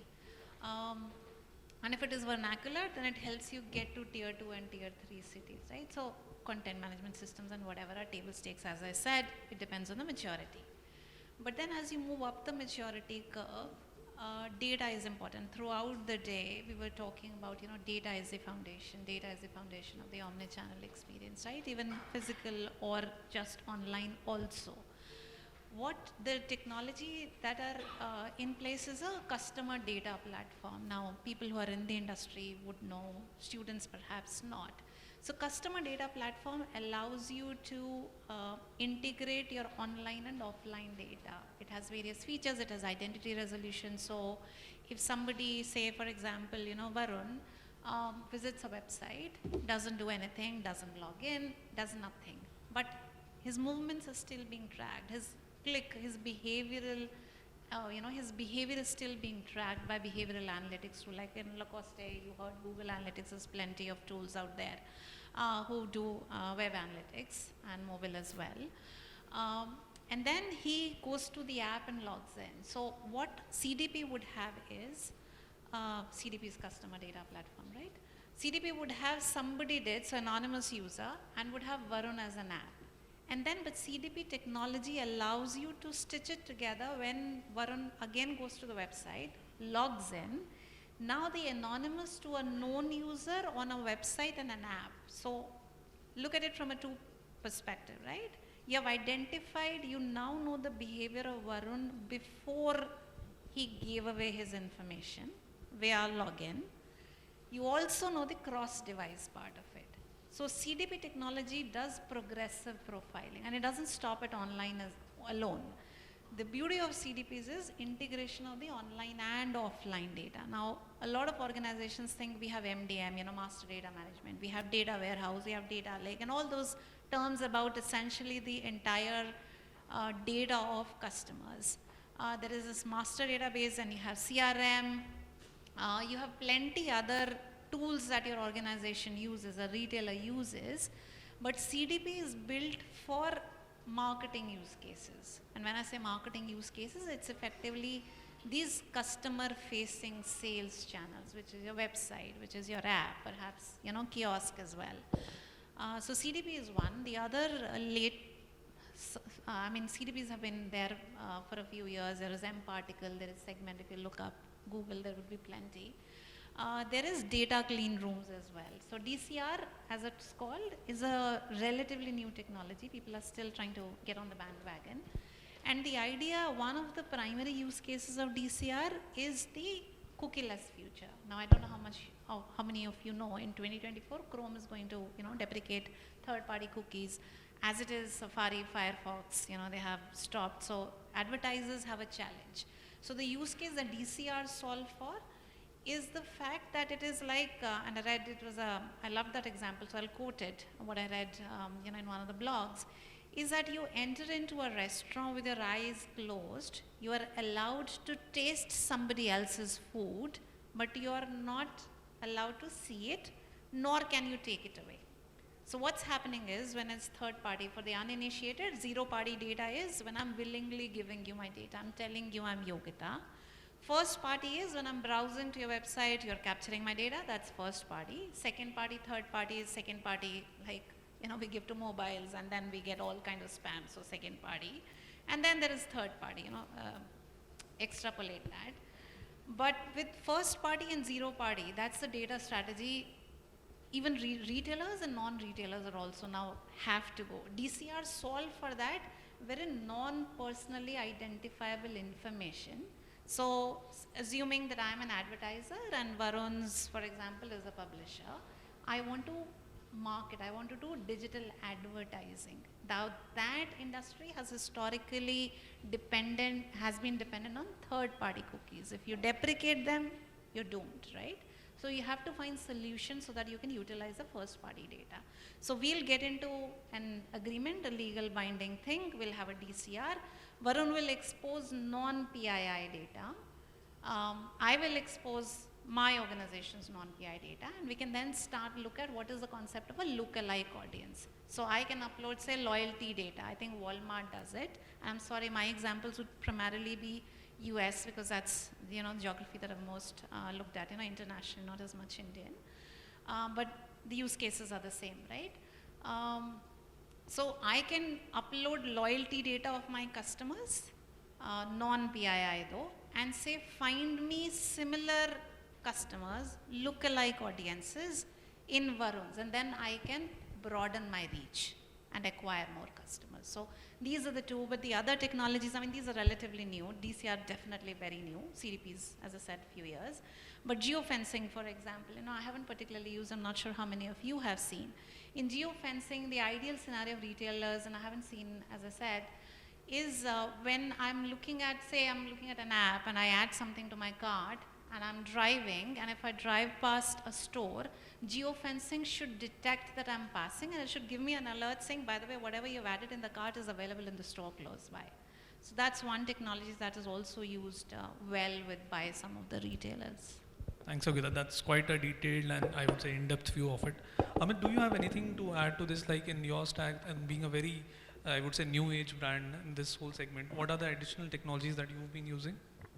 See, I believe any of the technology you use, the most important part is, it should connect the customer to some extent. So, for example, if a customer is calling a customer care team member that, what is the status of my order? So, instead of asking what is your name, what is your phone number, what is your email ID, what is your order number and all that stuff, he should instantly by the phone number tell that this is the status of your order. So, for this you need to connect the logistics part of it, you need to connect all the orders which are coming in into the system with the CRM so that you can at least satisfy the customer at the end. So whatever we do is always should be unified. So the data management, as Yogita also mentioned, is very important. So, but it should be unified and available at the time when it is required.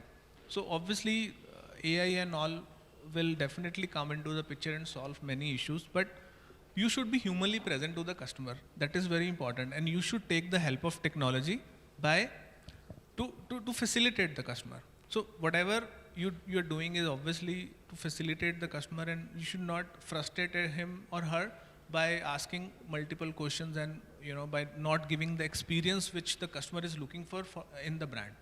So one of the things I've mentioned is the CRM part of it, which should be connected with all the orders management system and the inventory management system.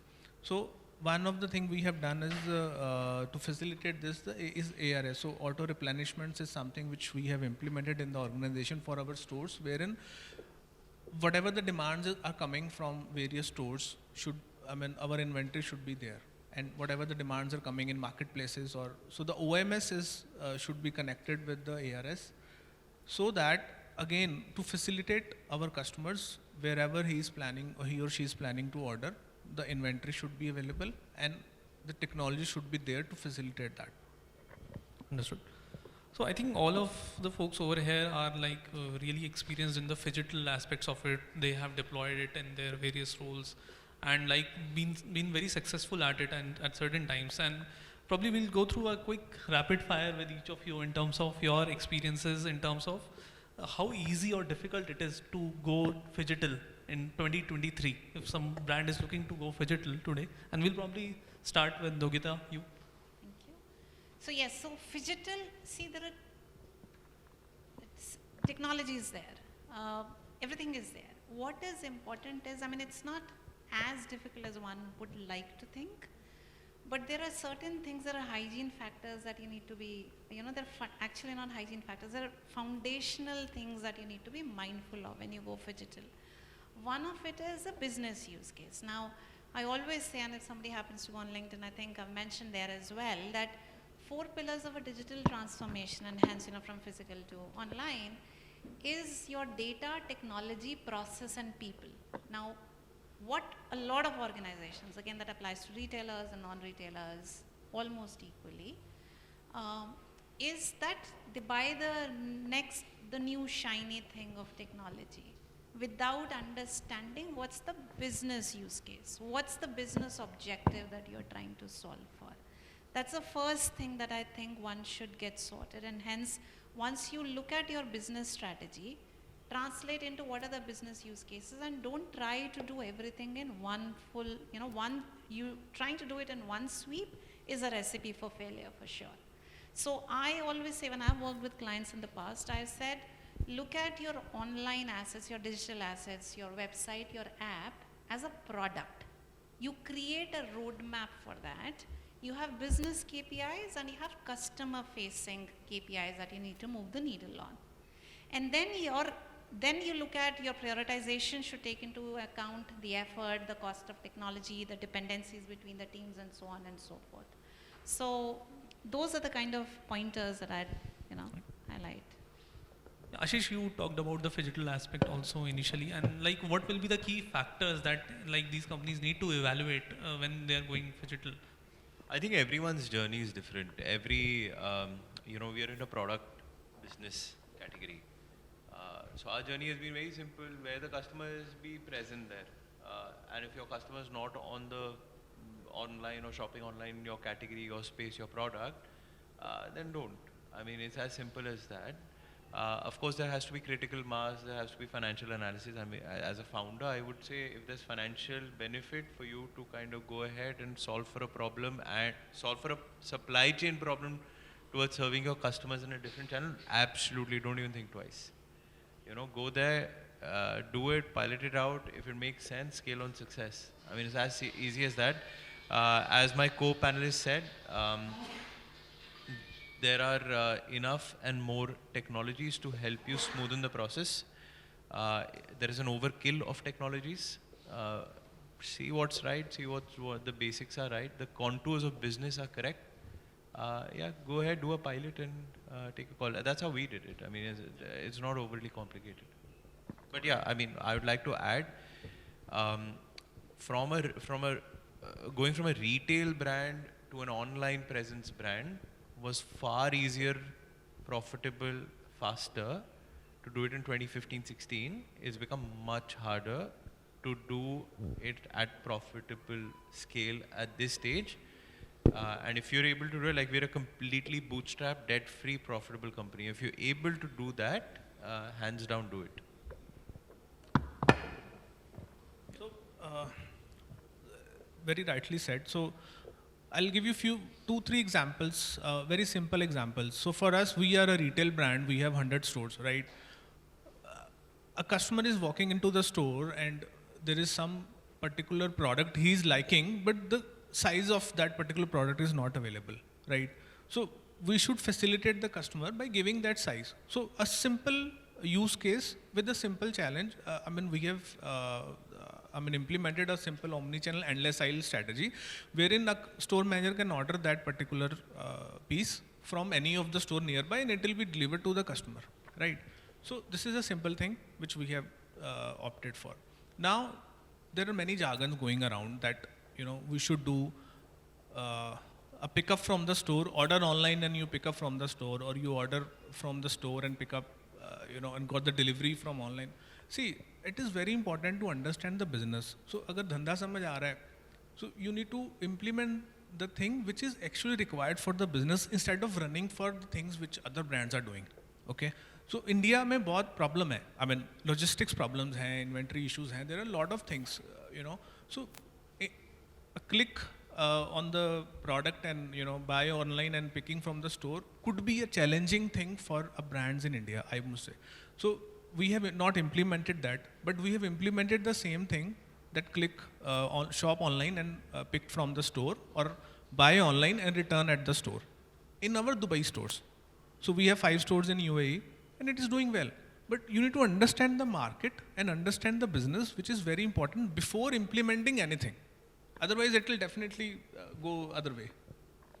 I think, Varun, your perspective on this will also be an interesting one, especially the category that you're in. And there has been a lot of D2C transition. Some new brands have also come in that category. How do you see the digital side of it? Actually, like we have a big SKU, and there is an investment also when we create a product. So it's important to really produce really what market needs. I'll tell you through a use case only. I think you talked about tools. So I think very simple tool in Google Analytics, we have something called e-commerce tracking. So what was happening, we were producing a kind of product and we were selling it also more. But when we saw the data, what was happening, a lot of people were viewing that product. But when we saw the conversion rate, while it was still higher, but still the conversion rate percentage was little low. We analyzed few other products where maybe the views were below. Some of the reason they may be not on the front page, they may not be on the banners, we were not pushing for it.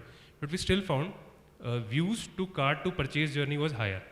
So that actually helped us. So when we see, one is when we have to stock up the inventory, that's a cost. And one is we get from the distributors what is the demand. Based on that, we give a projection and the production happen. But all this thing is actually helping us. We are getting data from physical, we are getting through these. And this is also helping in ROI to actually produce the right inventory, because end of the day, the owner needs the profits. I think profit and the sales, I think that's the, so this is something we are also trying out, yeah. Understood. So one of the latest things that's now there in everybody's mind is the ChatGPT and the generative AI platforms that have come now, and those things have also now started touching the retail side with a lot of companies popping up with small use cases, be it, let's say, auto content writing, or let's say auto publish of certain things on the websites and all. And this is something that a lot of, I would say, predictions are being made by Gartners and Forresters of the world that this will transition a lot of things very differently in the next 5 years. So Ashish, I would like to put this to you, like how do you see this thing as changing the overall landscape for you, be it even the digital or offline landscape, as well as like what is your outlook of it in the next 3 years? So let me ask the audience a question. How many of you have heard of ChatGPT? How many of you have not heard of ChatGPT? Okay. How many of you have used ChatGPT? Okay. Would you use ChatGPT to place an order online ever? How many? Only one person. Okay. Okay. So okay, I'll tell you my perspective on things. For people who have used ChatGPT, once again, how many? Okay. So people who've used ChatGPT, you know, so what's happening or how the world is transitioning with generative AI, and he's an expert on it, and how brands, I'll give you that perspective. Today, if you have to travel from point A to point B, from Delhi to Bangalore, if you're traveling, staying one night in Bangalore, you go to Make My Trip, book your tickets, all of that. ChatGPT is coming out with an integration with Expedia. It's already in the works. I don't know if it's live or not yet. You can go on ChatGPT, your cards are synced, your payment methods are synced, all of that. And you can just say, I'm traveling from 2nd of January from Delhi to Bangalore. I'm going to stay in Kormangala for that one night. My budget for the hotel is 5,000 rupees. Book me the entire travel.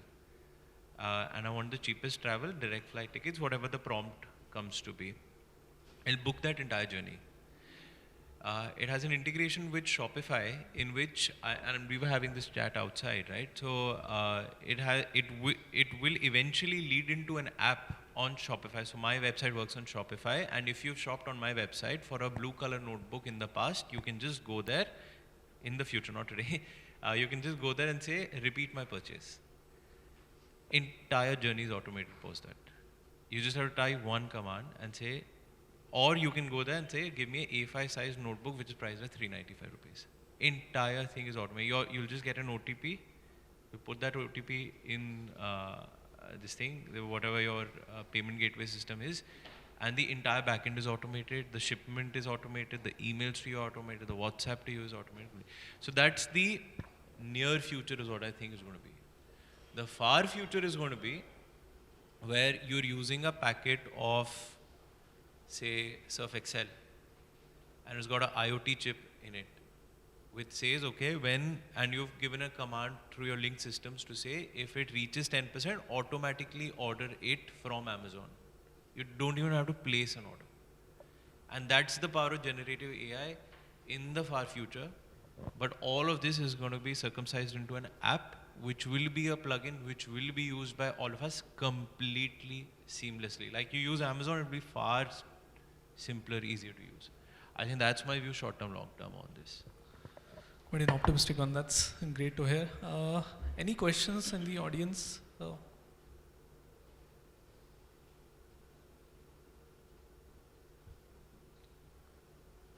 go ahead. Yeah, hi. Prateek here from Genesis. So we are one of the widest technology solution provider to more than 2,000 retailers across the country. My question is for Varun. So Varun explained beautifully about how they have done the digital transformation in their particular segment.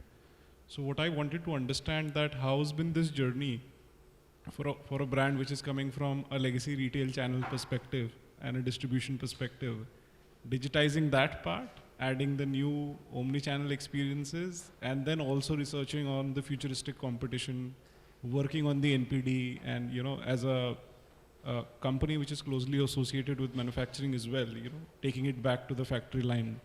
So, like, how's been that journey and what is the learning for the newer brands on that? I would say there has been a big challenge in between. I would say when you get these technologies on board, especially I would say the CRM to capture feedback from various channels. So there is definitely some resistance that comes, especially from the team that are handling customer support, because now everything is visible to all. Previously what was happening, that part of data was only visible to few particular. But with this integration, the entire or whatever feedback is happening is now visible to all. So obviously I think then there is a people challenge. Obviously we have to meet SLAs. If customer is asking something, we have to do it on time and all. But largely then it has actually helped us in a way to get really actually what people are looking at.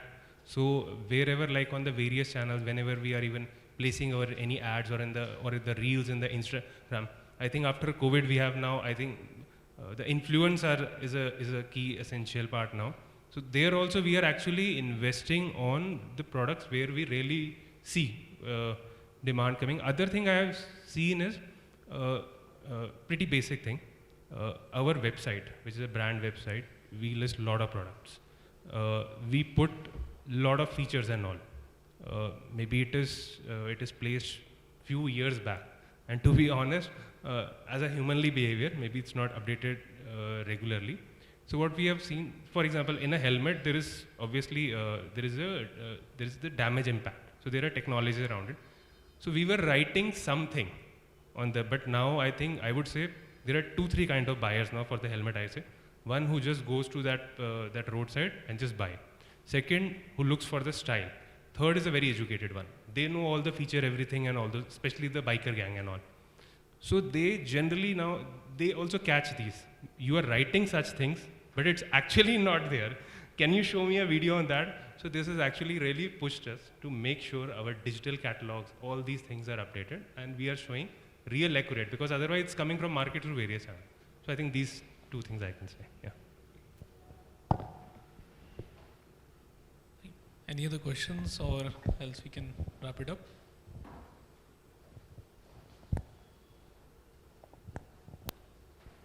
Okay, I think thanks everyone.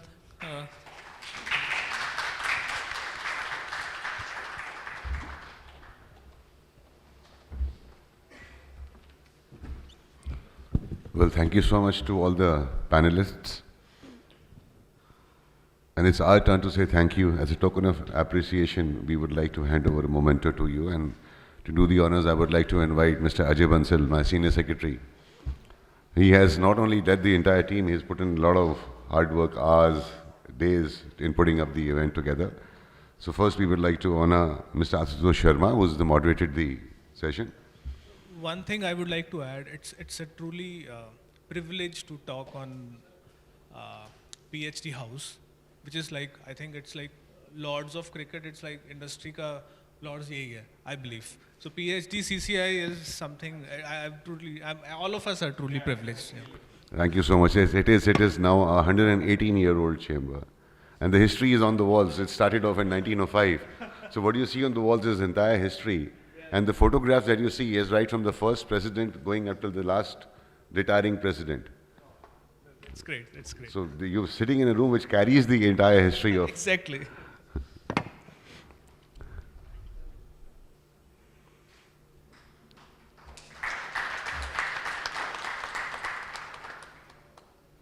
Mr. Amit Arora.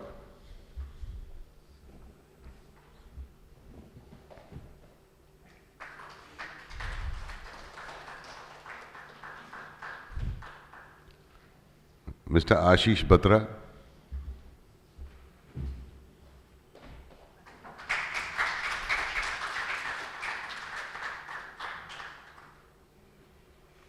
Mr. Varun Chopra.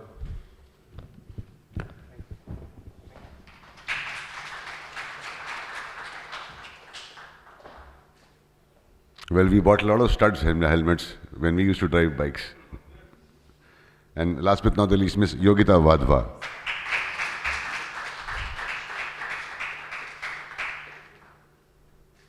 So that brings us to the end of our third Retail 360-degree program. And we would like to have a group photograph right now. And a heartfelt thanks to all the delegates, not only who are sitting out here, but who also have been with us through the day.